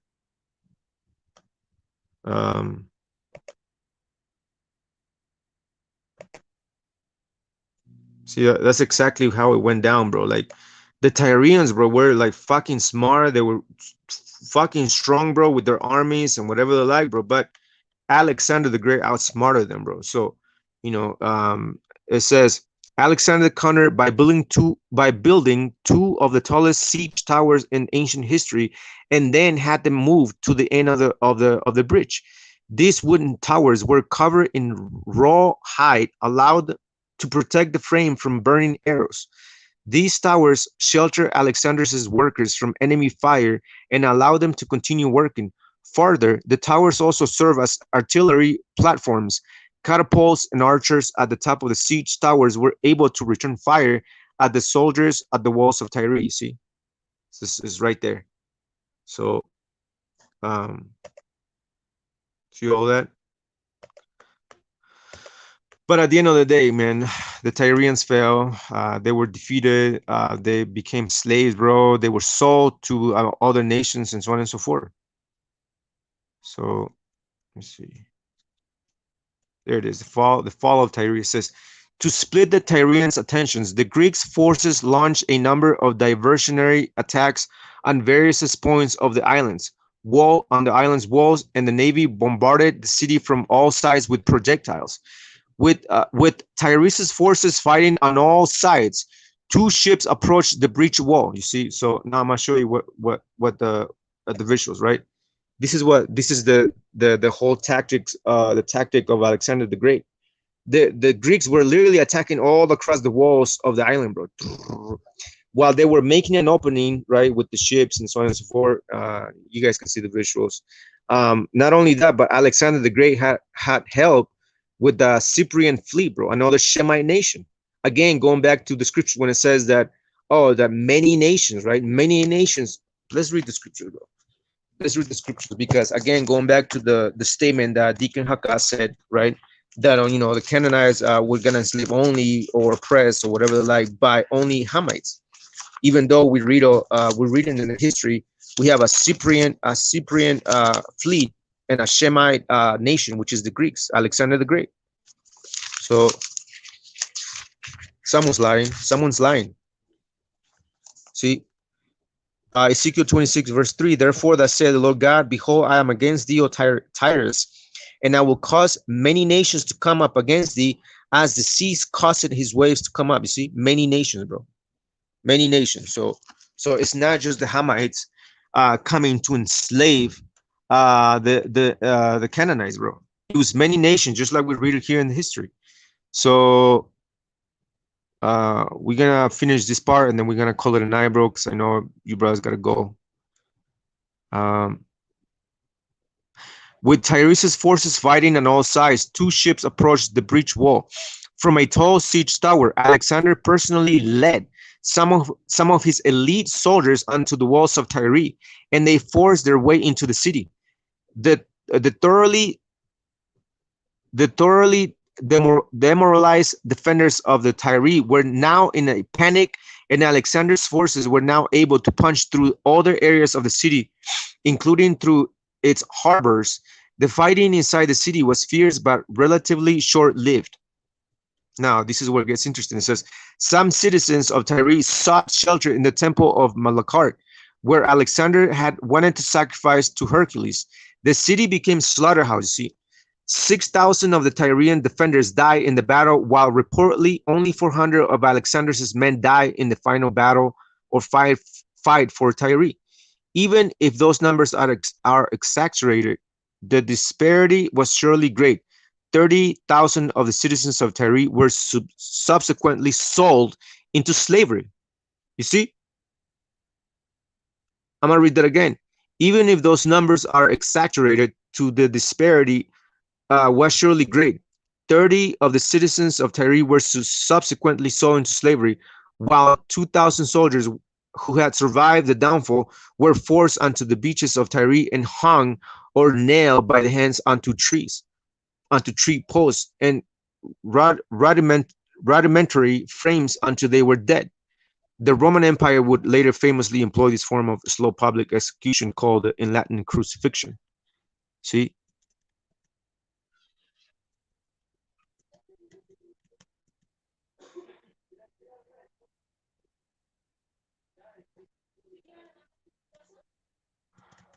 Anyways, man. So again, the Tyrians, bro, the Canaanites, Sidonians were subjugated or subdued by many nations, just like we read in Ezekiel 26, right? Um, in the 7th century AD, Tyre in what is now Lebanon in Syria fell to Muslim Arab invaders, another Shemite nation. You see, another Shemite nation. So why is Hakka saying that, well, the curse of Canaan, is only applied by the Hamites? No other nation can invade or subjugate or subdue the nation of Canaan. Yet we read in the history that in the 7th century AD, Tyre in what is now Lebanon and Syria fell to Muslim Arab invaders. In 1124, European crusaders won Tyre for uh, Christendom in the First Crusade. You see, another Shemite nation. In 1291, Muslim forces, another Shemite nation, drove out the Crusaders, and for the next many centuries, what remained of Tyre lay in ruins, inhabited by almost no one. In 1697, an English academic and clergyman named Henry Mandrell passed through Tyre on his way to Jerusalem. He reported in Tyre only, quote, a few poor wretches harboring themselves in vaults and subsisting chiefly on fishing. You see, this immediately brings to mind Ezekiel's statement that Tyre, quote, will become a drying yard for dragons in the midst of the sea. Ezekiel 26:5. You see that? So once again, these Canaanites, Sidonians, like I said before, and I made the statement earlier, have always been suffering some sort of bondage, slavery, becoming the lowest of slaves or servants unto servants. So it's not something that's gonna take place in the future. Why? Because the recompense of the payback for them selling us onto the Grecians or the white men already took place during the times of the Babylonians, when the Babylonians invaded the mainland of Tyre and Sidon, the city of the Phoenicians, and they were defeated. Right? It says by the end of the 19th century. Yeah. Anyway, so that's not important, bro. But the whole point, bro, is that um the Canaanites, Tyrian, Sidonians, bro, were invaded by not just one nation, bro, not just one Hamite nation, but many Shemitic nations. And just like we read in this in Genesis 14, right? In Genesis 14, we have uh five kings, but five Shemitic kings going against Canaanites of Sodom and Gomorrah, bro. So why is this clown, right? Why are these, you know, why are these half-breed Canaanites that are commingling with Moors, which claim to be Canaanites themselves, right? According to what is it, Drew Ali, whatever his name is, that these Moors are actually the real Canaanites, bro. So they're literally saying hi to each other as brothers. You have a half-breed Canaanite and you have a real Canaanite right here. See? But they're lying to themselves to hide the fact that the curse of Canaan came to fruition not just in one time, a piece of history, bro, but all throughout the ages, bro. In various parts, in bits and pieces throughout history, bro. So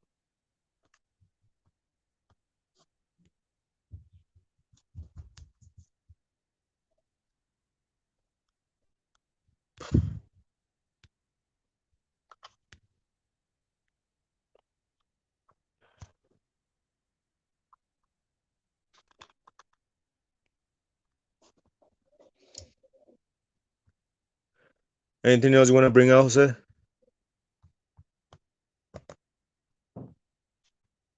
Yo.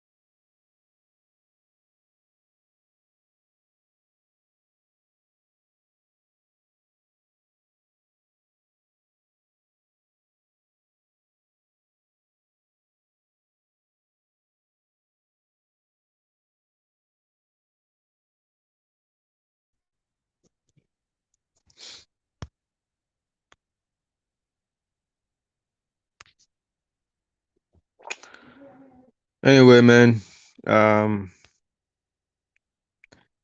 that's what we wanted to bring out, bro. I don't know if anybody else want to bring something else, but you know, the whole thing about these cats fleeing from the curse of Canaan, saying that the curse of Canaan is just it's gonna be done by Hamites unto Canaanites is completely off, because we read in Genesis 9:25, verses 26, verses 27, that but that the three sons of Noah are the ones that are going to fulfill this prophecy at some point throughout history, and that's exactly what we saw. We read Genesis 14, where you have a lot of Shemites subjugating for 12 years a lot of these Canaanites back in ancient times in the book of Genesis, chapter 15. Then later on, we read Joshua, Shemitic Hebrew Israelites enslaving, of subjugating these Canaanites, the Gibeonites. I don't know if you guys remember that the Gibeonites were put into subjection by Joshua. They became servants to the Israelites. So the whole idea of Canaanites being the servant of servants or the lowest of slaves is that curse became was being fulfilled throughout the ages in bits and pieces, right? It was not until the 1600s that Canaanites completely went into slavery to become the lowest of all slaves unto all nations at a collective level, and that's when it was will fulfill. Other than that, all the Joel chapter 3 and the payback that and the recompense that the Most High gave them, all the payback for what they did, selling us to the Grecians and so on and so forth. I mean, and verse 8, when it talks about the Sabaeans, it was fulfilled in Ezekiel 27, right? We read that in Ezekiel 27, it was fulfilled. So it's not talking about in the kingdom that, well, when the kingdom, the Canaanites are gonna be, they're gonna receive their payback, and the Israelites are gonna have them in slavery, and then we're gonna sell them to the Sabaeans. That's completely off. Genesis 9:25, 26, and 27 doesn't say that. It literally says that all the Shemitic, Japhetic, and Hamitic nations, or the Ham, Japhet, and Shem, are going to bring these Canaanites into subjection, bro. Right? Into subjection. So once again, you know, if that's the case, then why are these cats twisting the scriptures, bro? You know, why are they twisting the scriptures in order to hide from the fact? Not only that, a lot of these cats, like Al-Azhar, are saying that the West Africans are actually the Canaanites. So in other words, they're saying that the Canaanites are not here right now, right? They're not here right now. But when we read in Ezekiel chapter 14, verse 22, it says that that the Canaanite will be found or will not be allowed in the temple anymore. That's implying that what? That Canaanites are in our temple today, right? They're amongst us today, bro. Just like they were amongst us back in ancient times, during the times of Joshua. Well, nothing's new under the sun. They're still around us today.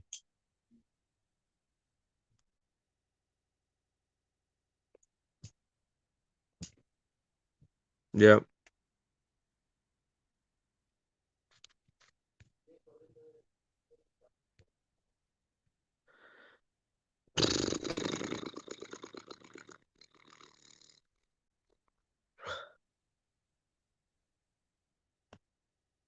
Oh yeah, man. Anybody else, bro?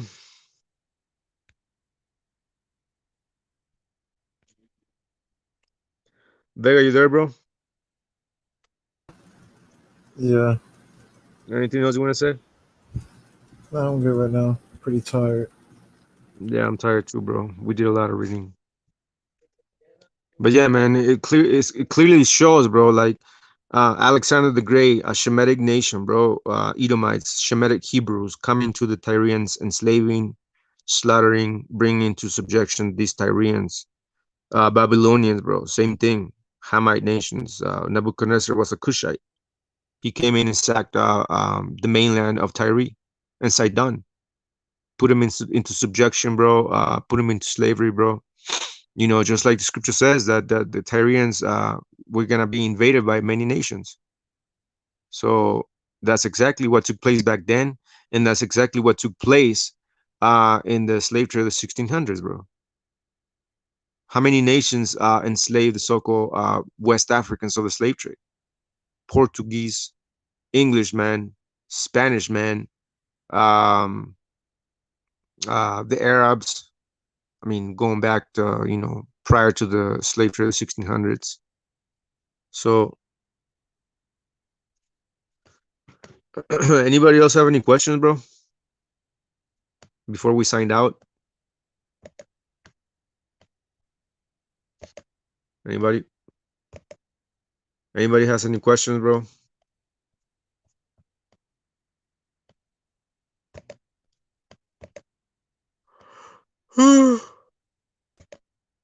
Oh, I'm getting tired, bro.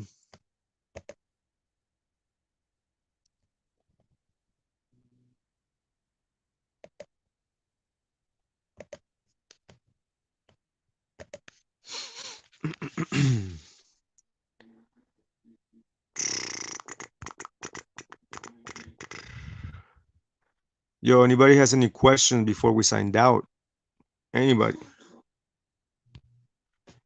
Anybody wants to be a star?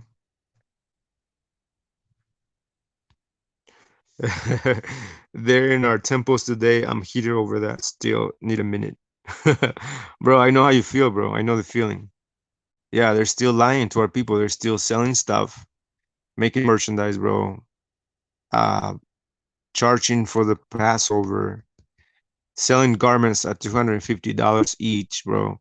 Charging families like $500, $600 to attend Passover and so on and so forth.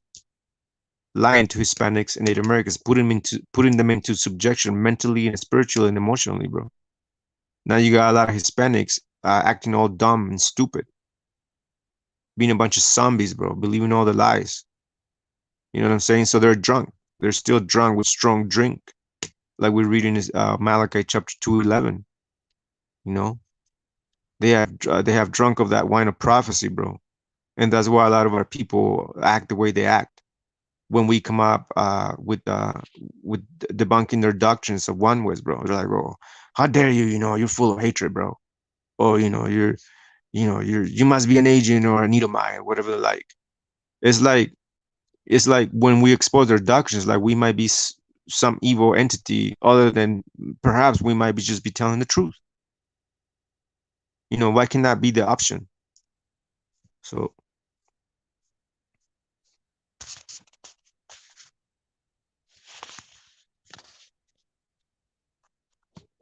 see, Israel is united with Canaan, bro. I'm gonna say shalom. You gonna get out? Yeah, I'm tired. I gotta go to work early tomorrow. Yeah, me too, bro. It's pretty late, man. You have a great night, man. We'll see you around. Yeah, man. Shalom. Love you all. Shalom. All right, man. Anybody else, bro? I know there was a brother that was supposed to come in, bro. He never showed up. Bro, I'm just gonna go. All right. Well, yeah, man. We're gonna sign out. Anybody else have any questions, bro? If not, we're gonna call it a night, man. It's been long, bro. I didn't read the whole thing of the article that I was gonna read as far as Tyre and stuff. But once again, it's clear as day that that the curse of Canaan was not just prophesied for Ham as to enslave the Canaanites himself, but many nations, just like we read in Ezekiel, just like we read in Genesis 9:25, 26, and 27. Ham, Shem, and Japheth were prophesied to enslave Canaanites and put them into a low state. So, but what do we know? What do we know? What do we know?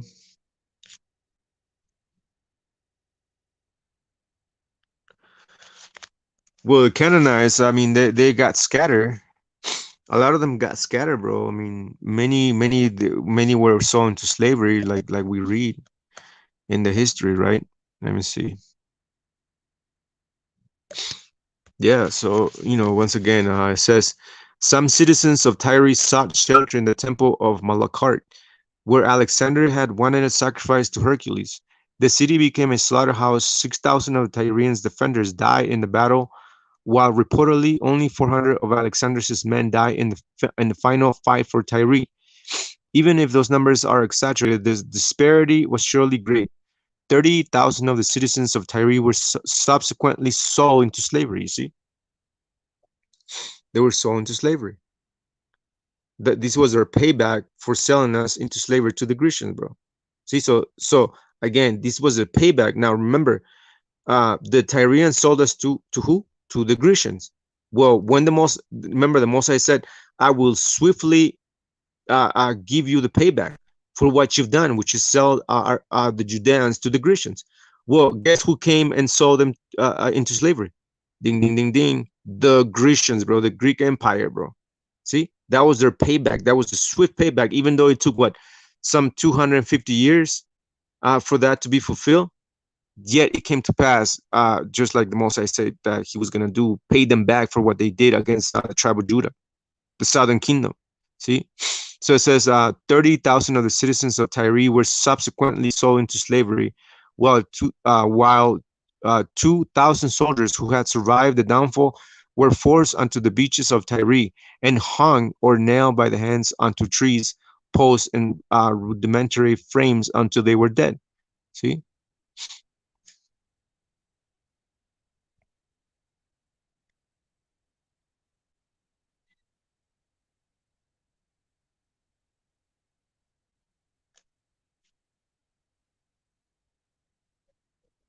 So,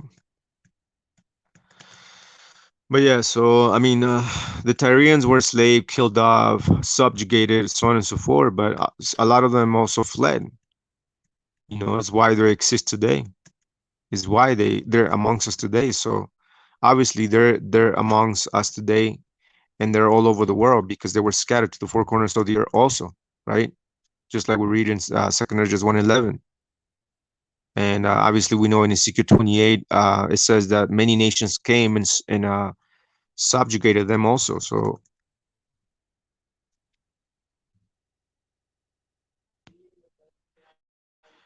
I don't know, man. I mean, a lot of the wealth of Tyre was basically, that was the booty for Alexander. Alexander basically took it all, and they destroyed they destroyed their temples and stuff, because that was basically like the um what would you call it? That was the thing to do. Like when you conquer a city, you're not supposed to leave no stone on top of each other, like no building remaining. You have to destroy them all, and you have to rebuild on the rubble and the ruins of the previous city that you just conquered. So I'm assuming like the city of Tyre and all that island was completely brought to rubble and stuff. And that's why we read in the scriptures clearly that that's exactly what happened, bro. That's exactly what happened.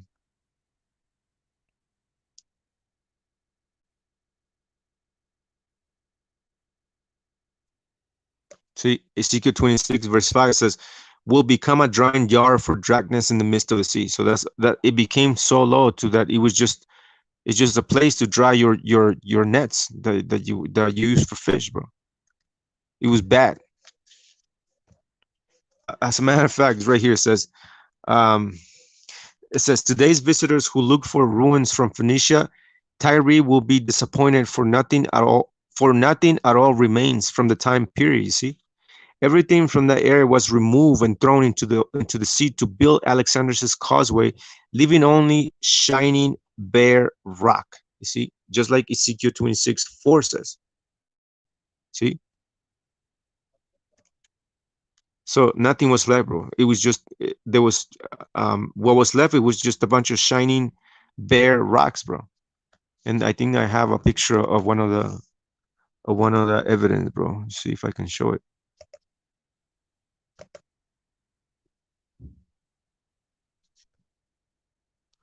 Maybe not.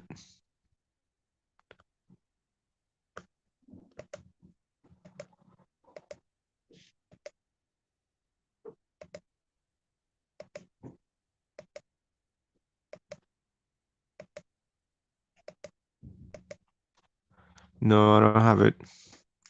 Yeah, I don't have it, bro. But you know, there was nothing left, bro, of the Canaanite Tyrian island, bro. It was completely destroyed. So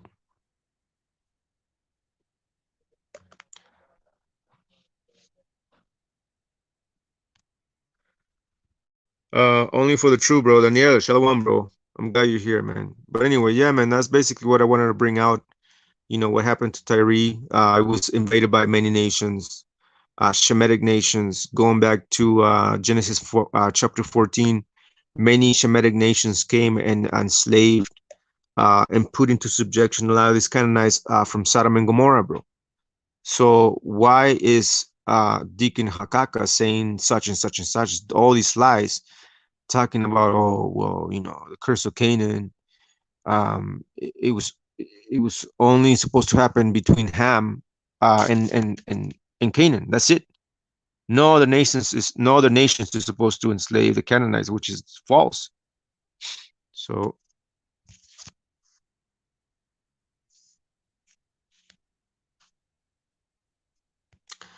well, Paul Cooley, bro. Well, sis, I think you're you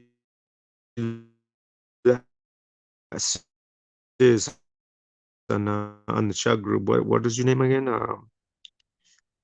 I forgot your name, but yeah, you're Native American. No, remember after Alexander the Great, his empire was divided into his four generals. So his four generals basically divided the entire empire of the Grecians. You know what I'm saying?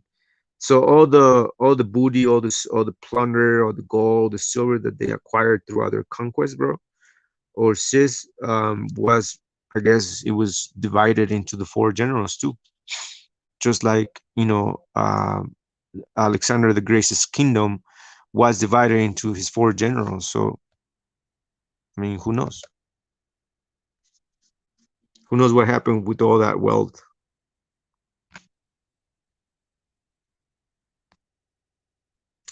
Well, we send an invite to him. He never wants to come on and talk to us, bro, about anything. As a matter of fact, they have a no contact order with us. Like all the Sakari members, they can't talk to us, especially the ancient Watchman, Jose Vega and I. They're not allowed to talk to us. Why? Because we're literally gonna show them the whole thing and the truth, and we're gonna show them how a lot of these camps are lying. So they're literally, when they do things like that, like, oh, no contact order, with Jose Vega and Ayash, or aka Shamar, ancient Watchman. Why are they doing that? Because they wanna do collateral damage. They wanna do damage control. That's what they wanna do, because they know we mean business. They know when we bring things out, like, we prove things, bro. We're not just saying stuff. And so that's why a lot of these cats, right, a lot of these clowns, a lot of these Hamites, Canaanites, Egyptians, all they cares about merchandise and lying, twisting the scriptures. Like we read.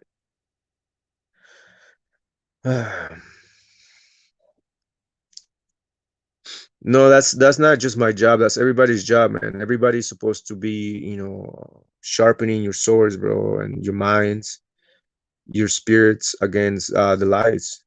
Being a watchman is the beginning of things, because once you're a watchman, you begin to see things, right? Being a watchman is more than just, watching with your eyes. You watch with the spiritual eyes. Yeah, you watch with the spiritual eyes. So once you watch with the spiritual eyes, you're able to discern the lies, the deception, the chain of command between a lot of the spiritual, entities that are ruling behind the scenes in a lot of these religious institutions, bro. A lot of these synagogues of Satan, a lot of these one West Semitic camps, bro, because none of them agree in their doctrines, bro.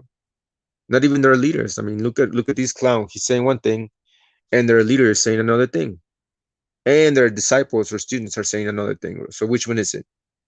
and they can't agree on their breakdown. I mean, they had to take an entire 2 years in order to come up with, you know, weird, faulty breakdown of Genesis 9:25, even though he forgot to read verse 26, verse 27, right? And then they bring out Amos chapter, what is it, chapter 1, verses 9. My bad, verses 10 and 9, whatever they like, right? So, I mean, these dudes are lying. Like, oh, show us when it was fulfilled. Why? We just show you. Jose Vega went into the scriptures. Literally, we read it in the scriptures in prophecy. Yeah. Right. And then I read, a piece of history regarding the invasion of many nations against the Tyrians and the Sidonians, Canaanites, bro. But these clowns want to act like, well, the curse of Canaan is going to be in the kingdom, even though the curse of Canaan is being fulfilled throughout the ages. I mean, you guys remember the Gibeonites, and a lot of Canaanites that were left amongst us back in the day during the first chapters of Judges, Joshua,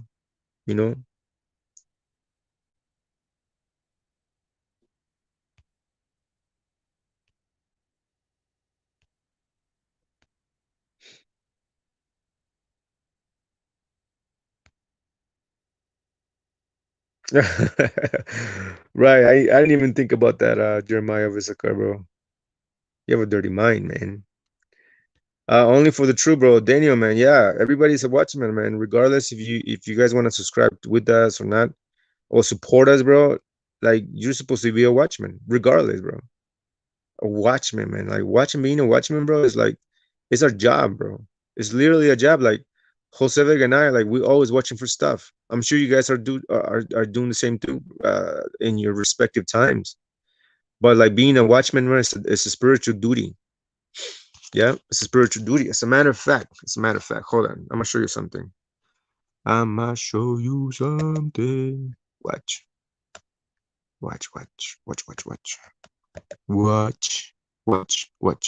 Hold on.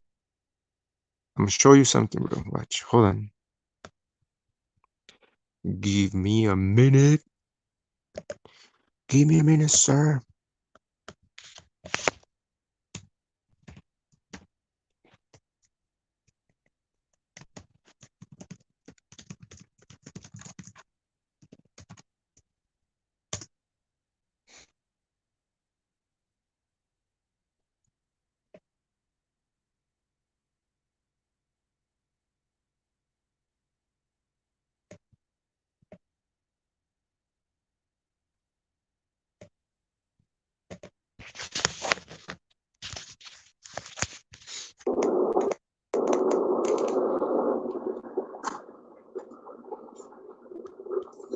Shalom, Yashra Allah. This is your brother Shamar with Ancient Watchman. I'm actually on my way to work right now, but I just wanted to share a couple words with everybody, especially with our brothers, so-called Latinos and Native Americans that are coming into the truth within the Hebrew movement, right? I did a class, I think it was on Sunday, about the duties of a watchman, right? What is the duty of a watchman? What are we supposed to be doing as the watchmen of Yashar Allah? So-called Latinos, Native Americans, being the true Hebrew Israelites according to Bible prophecy, according to historical and archaeological evidence. You are the Shemitic nomadic tribes, right? So I'm saying, I did a class on the subject of what it means to be a watchman, right? And I gave you the scriptures, I gave you the understanding of it, because you read, Isaiah 56, verse 10, verse 9 and 10, it gives you that our watchmen are blind. They're like mute dogs that cannot bark, right? So now what is the purpose of a dog? A dog is there to protect the house, all the, to watch over the house, to watch over the owner's belongings and whatnot. Guess what? Our people, Native Americans, so-called Latinos, I'm talking about the men. they are not doing their duties, right? Because they're sleeping. They're blind. They're like mute dogs, right? They cannot bark, meaning they cannot give the warning to our people of what's been happening throughout the ages. You know, our brothers and sisters coming into the Hebrew movement, they get defiled. The temples are defiled with a lot of these false doctrines that are made that are based on black supremacy ideologies and Pan-Africanist philosophies that have nothing to do with scriptures at all, right? Because a lot of these teachings that, you know, our people are learning under these camps is defiled food, right? And so our people need to come out of that. Our people need to be separate, just like we are called to be separate from the other nations, including a lot of these Canaanite people that are within the Hebrew movement, defiling the temple of the Most High, defiling the nation of the Most High. And that's us, that's our people. Now our people coming in, you know, and they immediately think that, well, these brothers are the true Hebrews. Anyway, I don't think that's the one I wanted to show you. I did a lesson on that, bro. I need a lesson on what is the duty of a watchman, like really, like what is supposed to, what are we supposed to be doing? Yeah.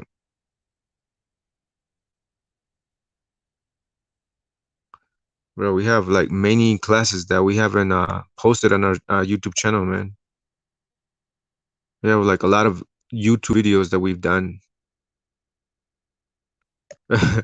This is when we did like an open challenge, bro. I was at Jose Vegas' house.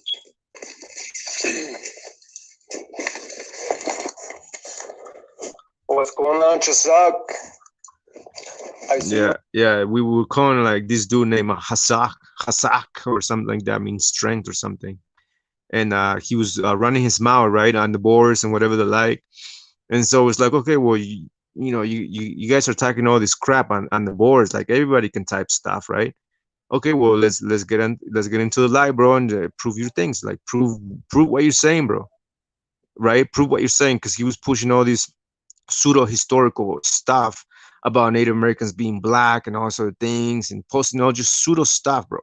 And so I called him out. I debunked all his stuff on the boards, and then we did a video, Jose Vega and I, and we just called him out. On the boards, running your mouth, causing confusion among the people, befriending so-called Negroites, you know, people that hate Hispanics and natives, and that shows that you have a double-minded spirit, because you're out here making a big fuss about what we bring out, but then you don't make any, any big fuss about a lot of these so-called Negroites vexing the so-called Native Americans and Hispanics.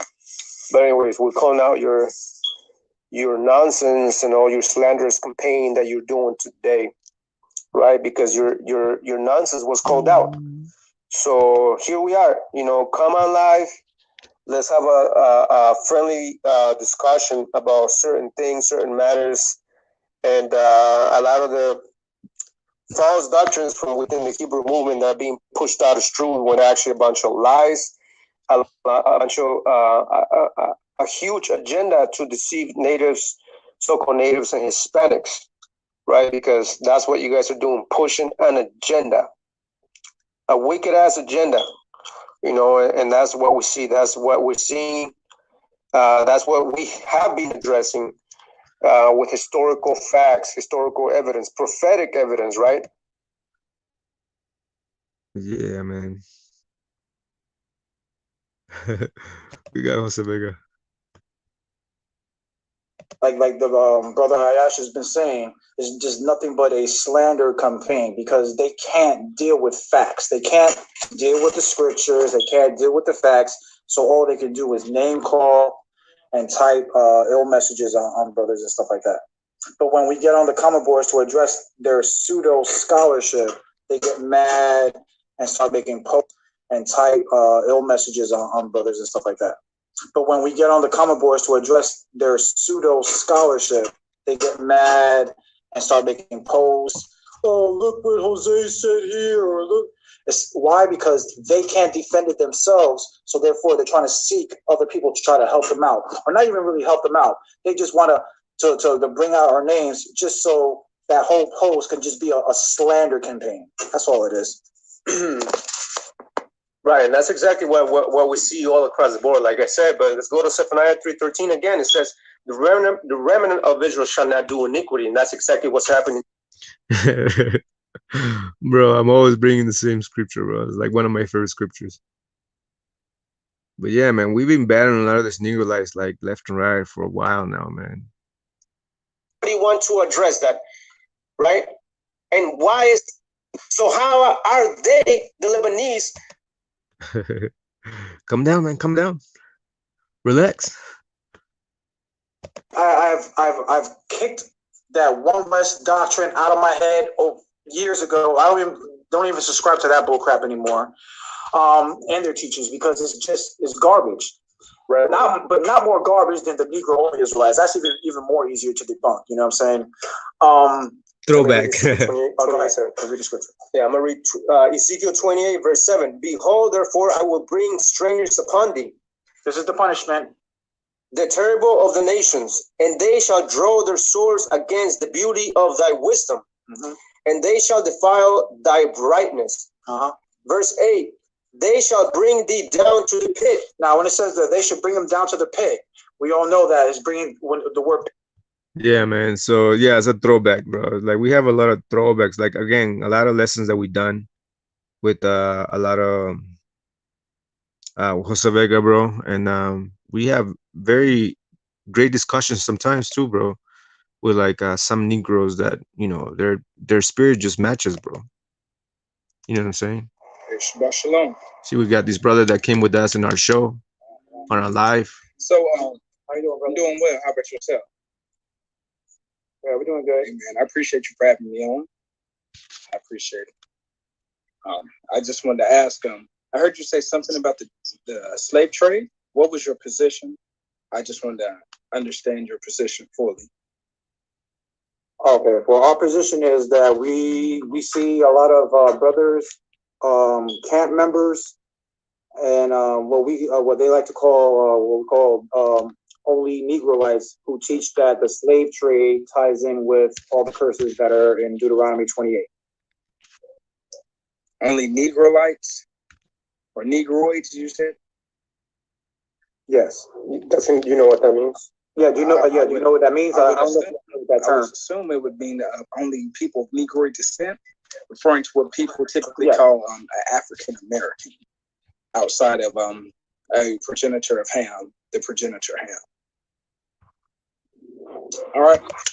Oh yeah, man. Yeah. Let me see if I can find it, bro, because I have that video. I wanna play like when Quana went and debated these clowns, like both Alisar and Deacon Hakaka together, bro.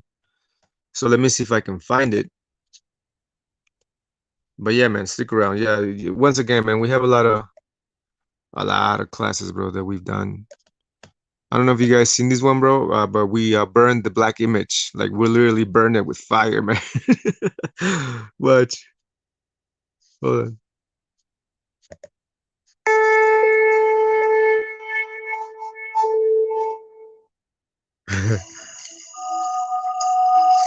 This is the reason why, and we're still doing it today. Jeremiah chapter 2 and give me 25. Jeremiah chapter 2, verse 25, it says, withhold thy foot from being unshod, and thy throat from thirst. But thou saidst, there is no hope.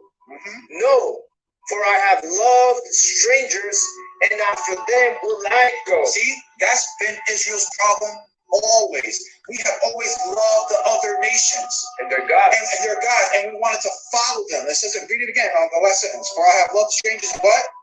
For I have loved strangers, and after them will I go. Follow the other strangers. We follow the customs. We even to the point where we sacrifice our own children to their own Canaanite gods. That's how much love we have for Yo, what a throwback. And that's exactly what we see for the nations. For the other nations. That's exactly what we see today in the scams. We have a lot of Latinos and Native Americans subscribing to this nonsense. And the minute Jose Vega 9 say, listen, bro, that's not what the scripture says. This is what the scripture say. We get hated on. We get death threats. Bring out what we do now. Numbers. Okay, yeah, numbers. Right. We're at number what? 33, 51, 50. So that's going to continue with the Canaanites, right? So the Mosai told us, listen, when you go to the land of Canaan, make sure you destroy everybody there. Do not follow their customs, their gods. Don't follow nothing. Don't even marry. Don't give your daughters to marry these people. Don't give your sons to marry unto them as either. None of that. Destroy them all. If you do not do that, if we fail to do so, which we did, the Mosai said they're going to be a snare, thorns and thistles around your sides, and that's exactly what's going on today as we speak right now. This is Numbers chapter 33, verse 51. Speak unto the children of Israel and say unto them, Latinos, Native Americans, Jesus, scattered abroad, when ye are passed over Jordan into the land of Canaan, then ye shall drive out all the inhabitants of the lands from before you, and destroy all their pictures. Destroy all their pictures. And that's exactly what we're getting ready to do. We are going to destroy these Canaanite pictures that they have created according to their own likeness. And destroy all their molten images. And quick pluck down all their high places. That's exactly what we're about to do. We've been getting ready, doing that all across the boards on Facebook, on YouTube. We're destroying all their little temples in the spiritual sense with all their false doctrines, and that's what we're doing.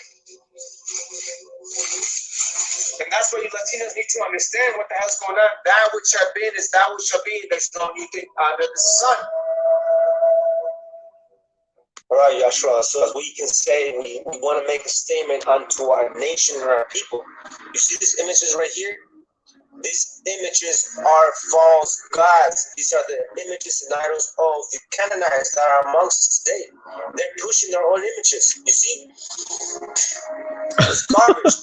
This image right here, garbage too. Our people need to stop worshiping the idols of the other nations. Read what you got, bro. Deuteronomy chapter 7, verse 25. The graven images of their gods shall you burn with fire. We are going to burn this garbage with fire according to Torah. You Latinos, Native Americans that are simple as hell need to understand what's going on. Give me that thing, bro. We're going to burn this with fire. See? Epic. Damn. Latinos and Native Americans, this is not your God. This is the God of the Canaanites. In the name of Yahweh, we're going to burn this thing. It's going to burn. All with their false doctrines and black supremacy ideologies. Latinos and Native Americans need to understand this is not your God, this guy's. See? This image right here is going to get burned too.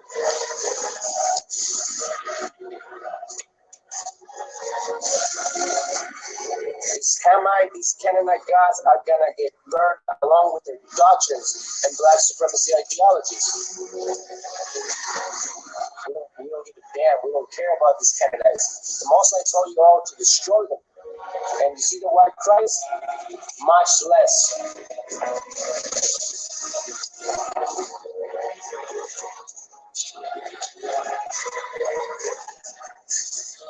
That's what it's left with these Canaanite gods. Ashes. Just like Yahweh told us. Ashes. And we got to burn every inch of it. Burn it all down, man.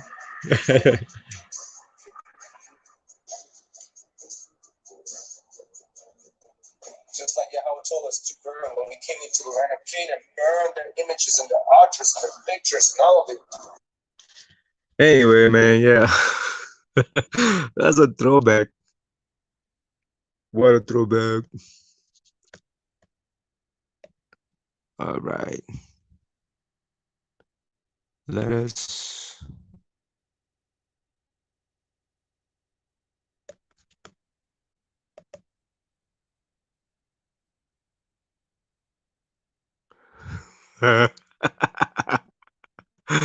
oh man, memes, bro.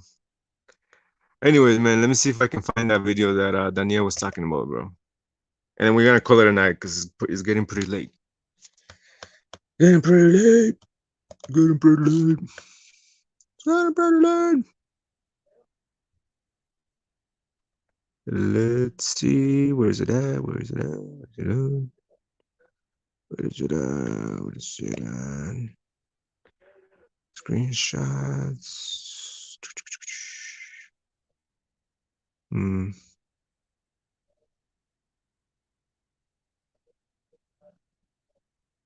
Downloads.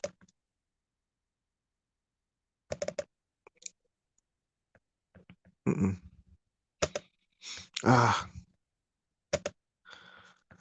Give me a minute. Give me a minute. See if I can find this video. Quana going in, bro. I have it somewhere.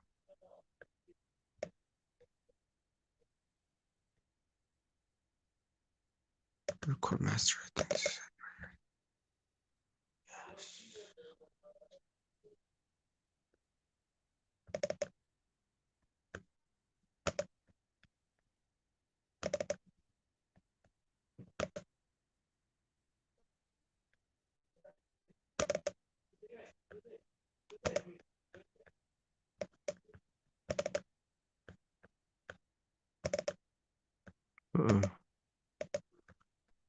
All right, man. Let me see.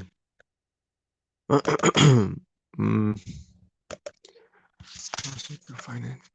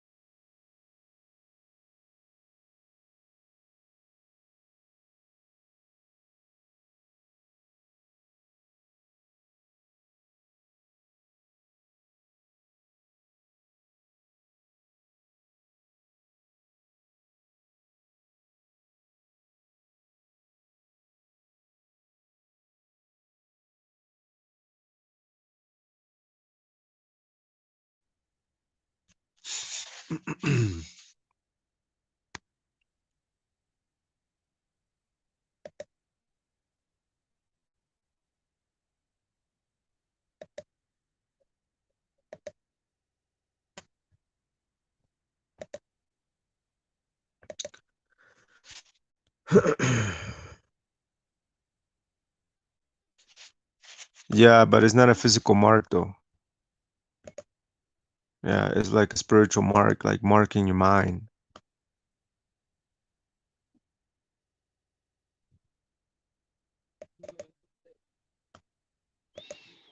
Oh man, I can't find it. I had a Quana's video, bro, when they did a debate with the Sakari, but I can't find it. Damn.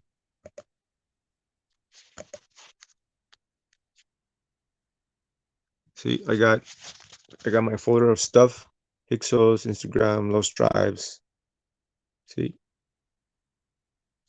rebuilding our walls, screenshots. See, this is where I get all my screenshots. I got like all sources of evidence and receipts from everybody, bro, right there. All sources, screenshots, bro, from everybody.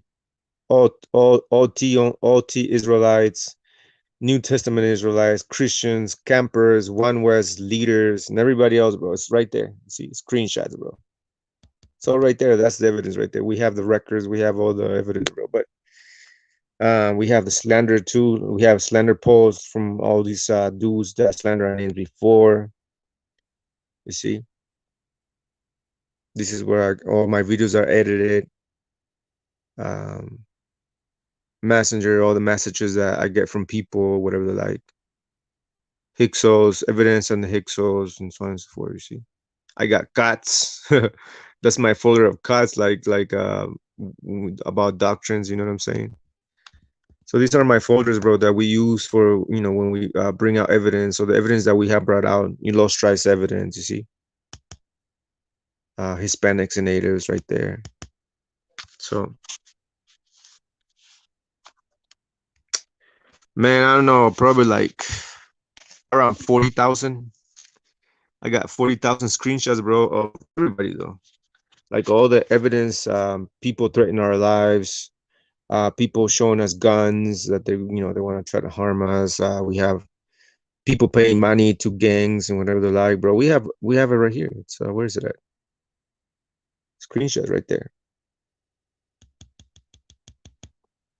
Yep. Yeah, man. The commandments are spiritual, bro. Yeah, exactly. Like that. It pertains to our souls and our minds. It's not just like, oh, we're just doing this just because, like, oh, keeping the Shabbat, do not work, don't do this on the Shabbat, and also the thing, but it has to do with more than that. Like when people talk about thou shalt not kindle the fire on the Shabbat, like what is that? What does that even mean? You know.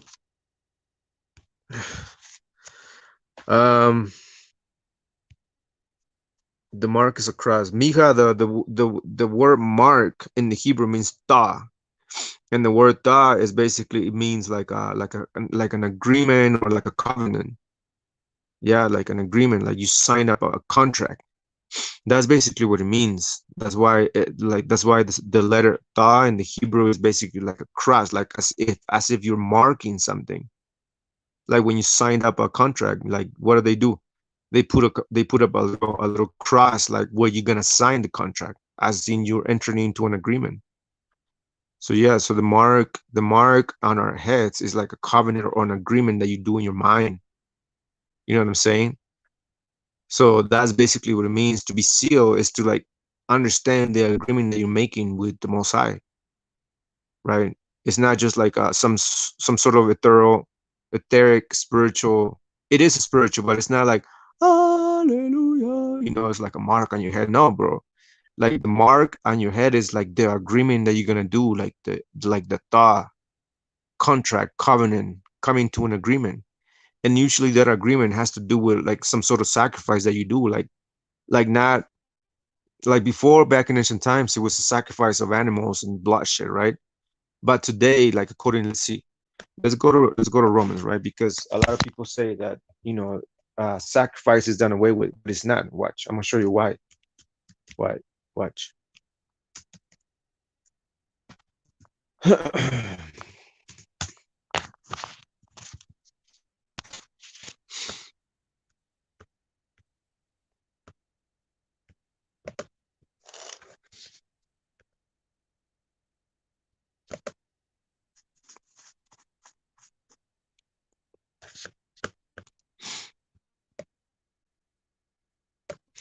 See, in Romans chapter 12, verse 1, it says, "Therefore I urge you, brothers and sisters, in view of God's mercy, to offer your bodies, you, as a living sacrifice, you see, Kodash and pleasing to God, you see. This is your true, proper worship, you see.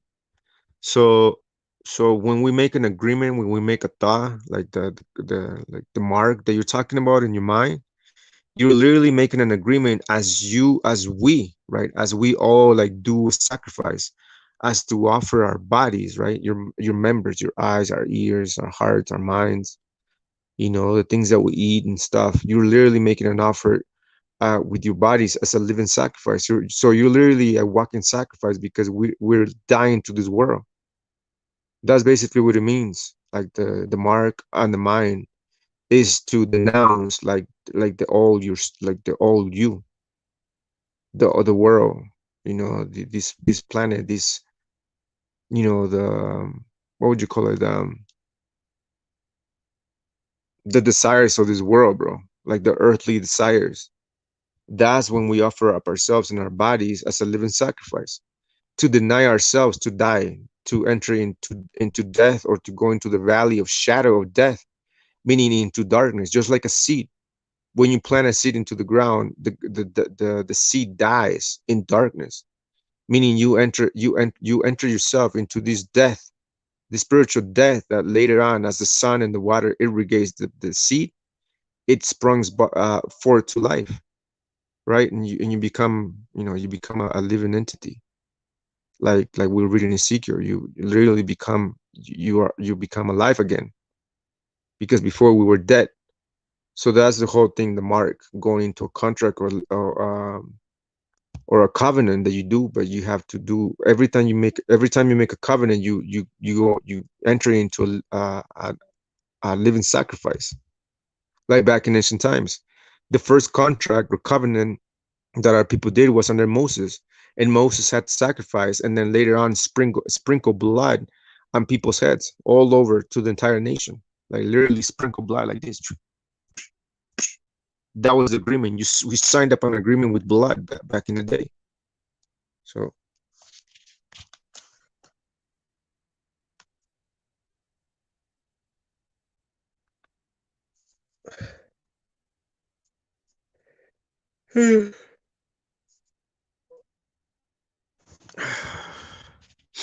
well, I don't necessarily agree with that statement. Christ is not the tree of life. We're literally trees ourselves. Like every human being is a tree. So we are the tree of life ourselves too, because we are alive. We have the spark of the gods ourselves inside.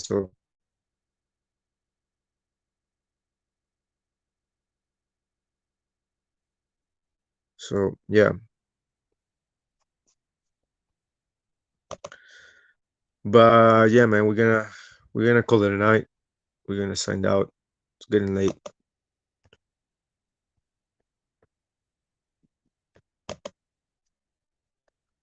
It's getting late.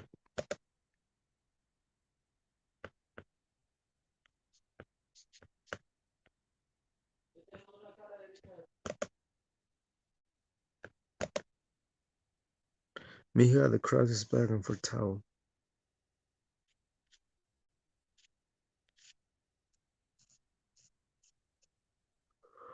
Oh well.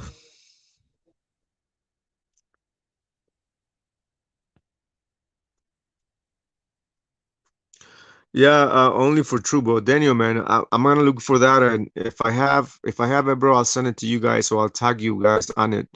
I'll make a post on it when I find it. I will share with you guys. I know Kwana wants the video, bro.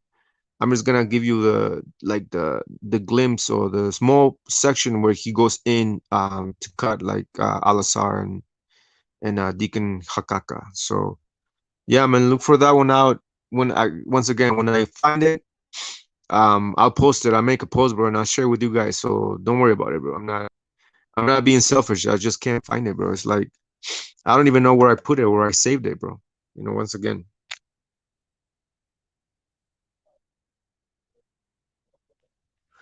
Adara Yasral, yeah, man. Sis Shalom, thanks for coming on. Thanks for showing up. Most I bless you. You know. All right, everybody, we're gonna sign out. Anybody else has anything else? Let me know. It's getting late.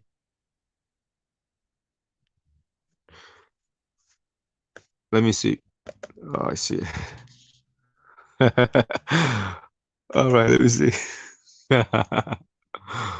This is funny.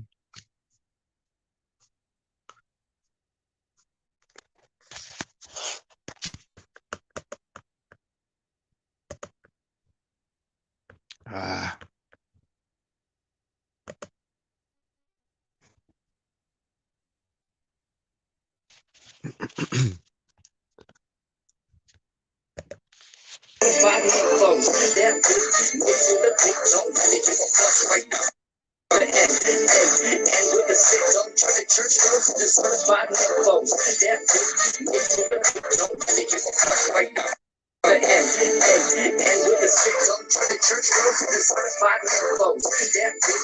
Bro. Canaanites be like, whoop. All right, bro. We're gonna send out. It's getting late. Trujillo, shalom, bro. Have a great night, man. Thanks for moderating, bro. Thanks for all the work you do, bro.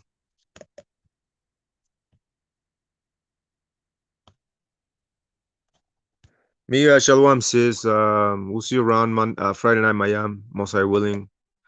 I'm gonna have a class. Prepare. It's gonna be a beautiful class. I'm probably gonna talk about the 7 trumpets or the 7 angels. Something about Revelations. I'm gonna break it down because once again, there are certain prophecies in the book of Revelations that have already been fulfilled. Because a lot of people have this notion that when they read Revelations, that there's certain things that we're expecting, to be fulfilled in the future, and it's completely false. There's many prophecies in Revelations that have already been fulfilled partially. There's some that are not. So that's basically where the confusion comes in. So we might talk about the 7 churches or the 7 angels, 7 trumpets. I don't know. We'll go into some of those subjects. So stick around for Friday night, Miami, and we will see you around. We're gonna sign out because it's getting late. Malak, shalom, bro. Have a great night. Pretty tired.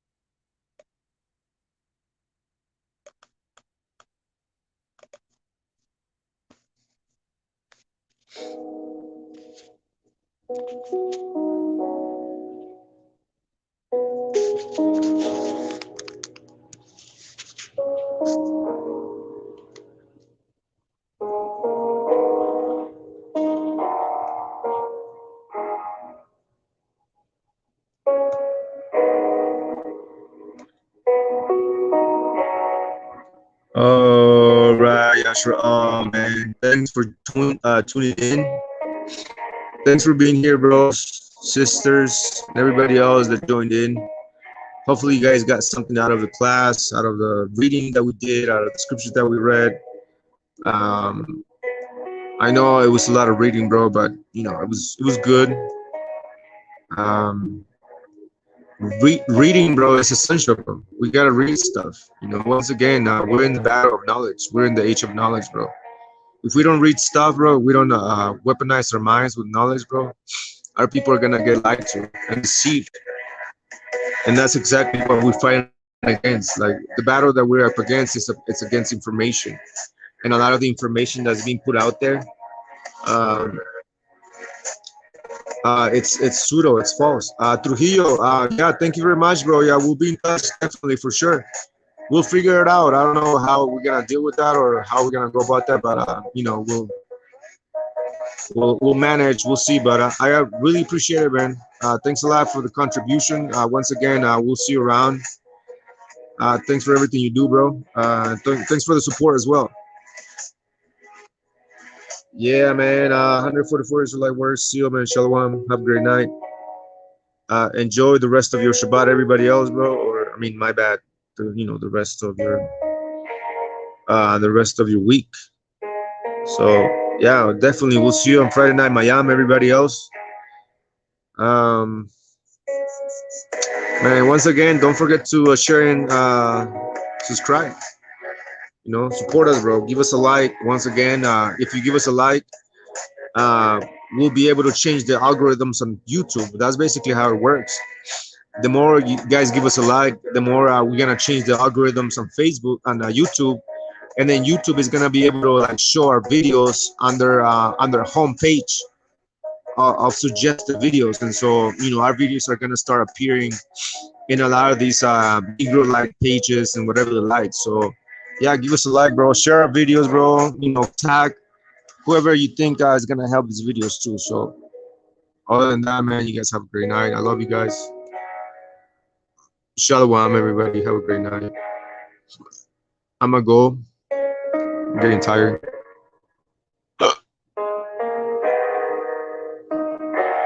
Chill. Man, it's like you guys don't want to go. What do you guys want to hear, man? I mean, I can talk for hours. You know, I can bring a lot of stuff, bro. You know what I'm saying? We can bring a lot of stuff.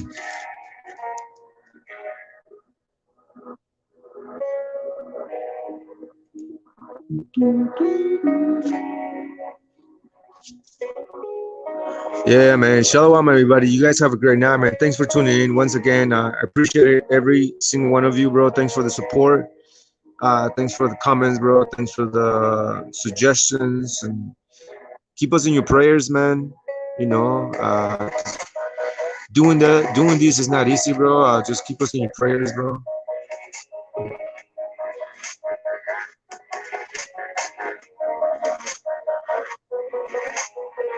All right, let me read Psalms 27. Oh, hold on.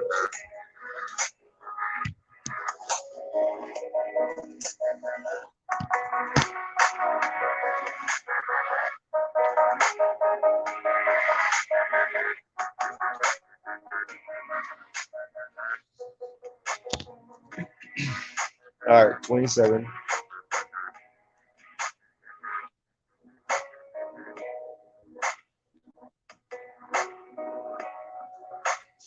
All right, man. All right, let's read Psalms 27, 1 through 4. It says, "The Lord is my light and my salvation. Whom shall I fear? The Lord is the strength of my life. Of whom shall I be afraid? When the wicked, even mine enemies, and my foes came upon me to eat my flesh, they stumbled and fell. Though an host should encamp against me, my heart shall not fear. Though war shall rise against me, in this will I be confident." Verse 4, "One thing have I desired of the Lord, that I will seek after, that I may dwell in the house of the Lord all the days of my life, to behold the beauty of the Lord." Grammarly can help you write quickly. And to inquire in his temple. For in the time of trouble he shall hide me in his pavilion. In the secret of his tabernacle shall he hide me. He shall set me up upon a rock. And now shall mine head be lifted up above mine enemies round about me. Therefore will I offer in his tabernacle sacrifices of joy. I will sing, I will sing praises unto the Lord. Hear, O Lord, when I cry with my voice. Have mercy also upon us, and answer me. So, when thou sayest, seek ye my face, my heart said unto thee, thy face, Lord, will I seek. Hide not thy face far from me. Put not thy servant away in anger. Thou hast been my help. Leave me not, neither forsake me, O God of my salvation. So, when my father and my mother forsake me, then the Lord will take me up. Teach me thy way, O Lord, and lead me in plain path because of mine enemies. Deliver me not over unto the will of mine enemies, for false witnesses are risen up against me, and such as breathe out cruelty. I have fainted unless I have believed to see the goodness of the Lord in the land of the living. Wait on the Lord, be of good courage, and he shall strengthen thine heart. Wait, I say, on the Lord. Shalom, everybody. Beautiful song, man. It's one of my favorites. As a matter of fact, I have it highlighted.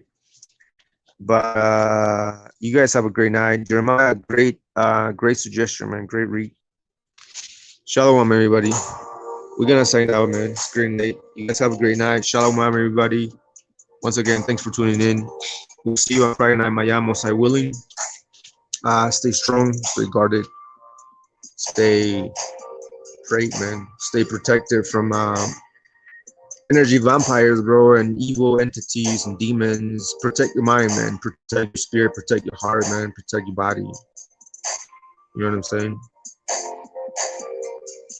Shalom, everybody. Shalom. Signed out. Let's sign out. It's time to go to bed, everybody. It's time to go to bed.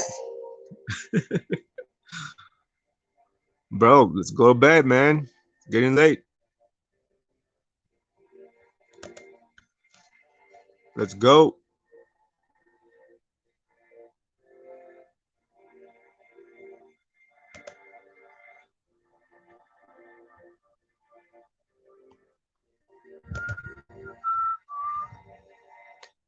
Well, I'm not talking about that type of sleep. I'm talking about going to sleep physically. But yeah, I know what you're saying. We should never go to sleep, like spiritually, you know.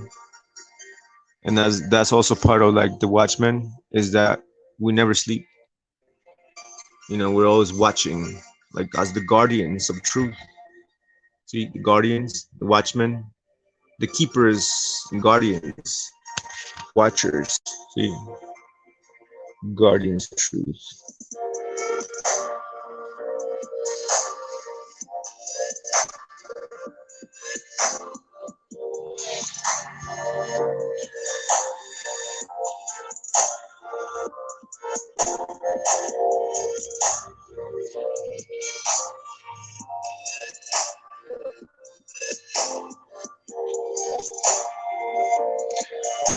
Age old in this warfare, the eternal struggle between darkness and light. Fiercely is it fought all through the ages, using strange powers hidden to men. At depths has there been filled with the blackness, struggling always against the light. But others there are who, filled with brightness, have ever conquered the darkness of night. Where ere ye may be in all ages and plain, surely ye shall know of the battle with the night.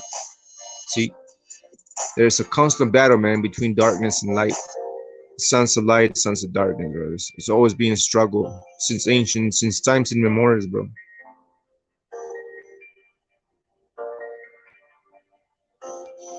Yeah, I'm not sleepy. I drank coffee, that's why.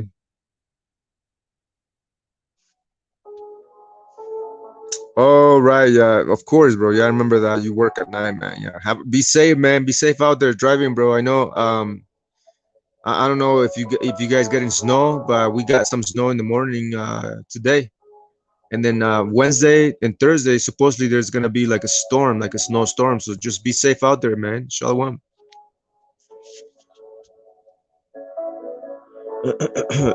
um, yeah, man, I will. I mean, that's um, the snake on the pole, bro. Goes back to Numbers, book of Numbers, chapter 21, verse 9. So Moses made a bronze snake and put it up on a pole. Then when anyone was bitten by a snake and look at the bronze snake, they lived and healed. So obviously the word snake or nahash has many meanings, bro. It has to do with renewal, right? Like a snake renews themselves, like they renew themselves. They take the old skin and they put up new skin onto themselves, so they renew themselves. So it is why Christ said, like, be ye wise as serpents, right? Why? Because serpents have some certain ability to be reborn again. That's basically what it's saying, like, be reborn again. And so in order to be reborn, we have to die. And when we die, like, obviously we go into the dark state of life, like when David spoke about the valley of shadow of death. That's basically the spiritual, emotional, the disconnection between this world. Like we died to this place of existence, but this world, like at a spiritual level, a subconscious level, bro, in order to be reborn, like one of the snakes. Like, be ye wise as serpent, right? The word wise. What does it mean, wise as a serpent, right? Tenacious, sagacious, cunning, right? And like some snakes have the ability to see in the night, so we shall be able to, we should be acquire the capacity to see through the veil of night, meaning through the veil of deception. So it has more, bro. It has more in-depth meaning to the snake and stuff. So, but a lot of people confuse this with the Asclepius, snake, from the Greeks and stuff. So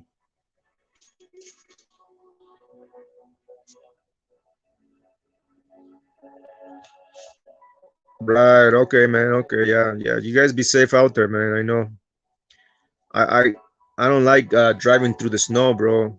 I remember when I used to live in Minnesota, bro, there was a snowstorm, bro. It was horrible, man. A lot of cars got stuck, bro, and snows up there in the northern states, bro. It snows pretty bad. So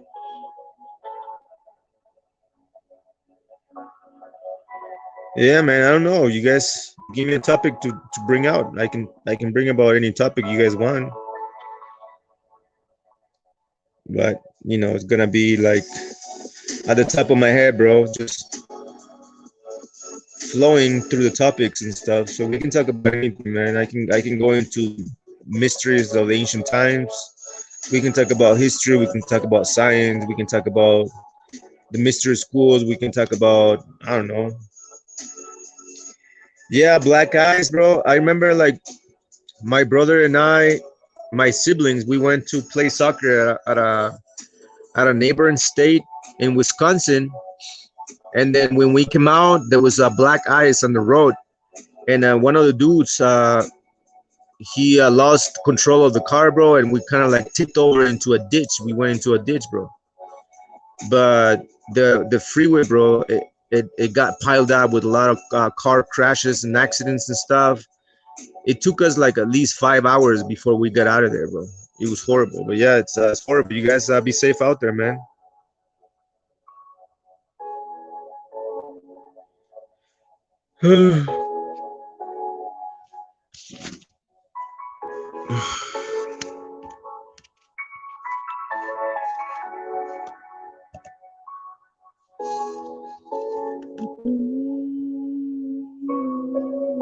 Yeah, you guys don't forget to follow our channel, man. Subscribe to our group, Guardians of Truth. We're on 1,000 members and stuff.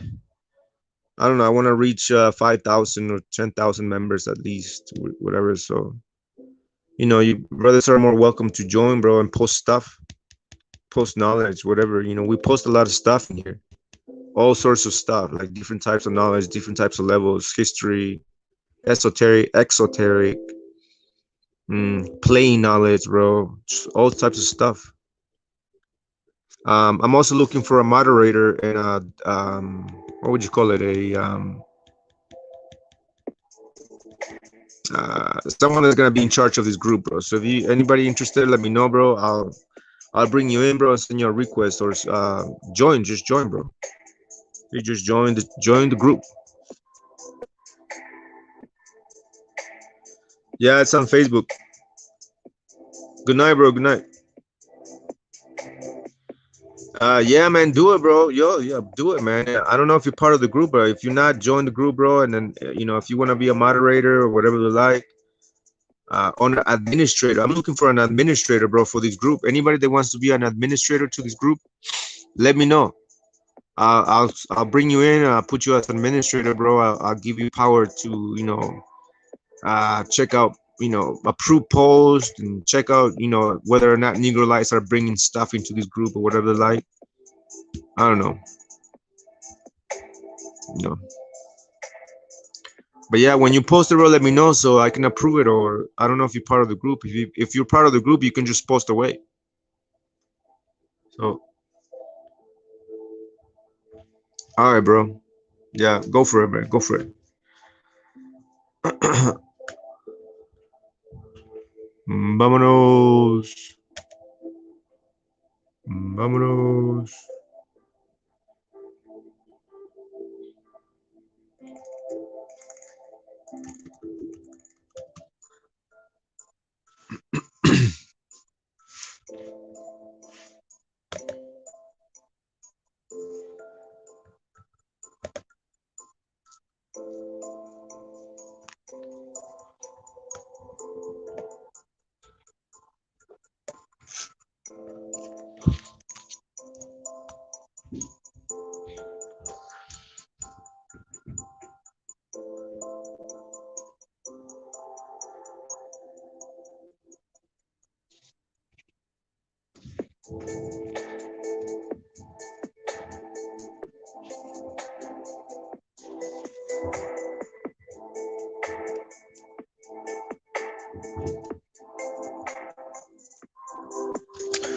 All right, man. I'm out.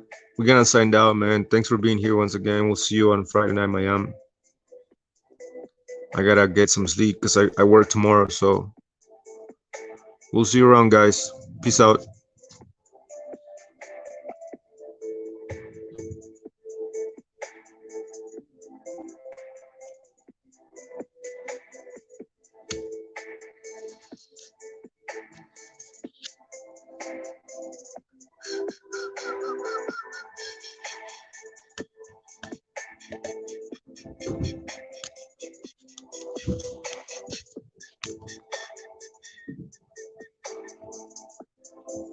Bro, I used to have this thing, bro. I used to have a Aztec calendar, bro, but it broke when I moved. It broke in half, like it cracked, bro. I was mad. I was mad as hell, bro, when it broke. But you know, it's one of my favorites, bro. Like the Aztecs, you got Quetzalcoatl against the Edomites and stuff. All right, shalom, sis. Have a great night.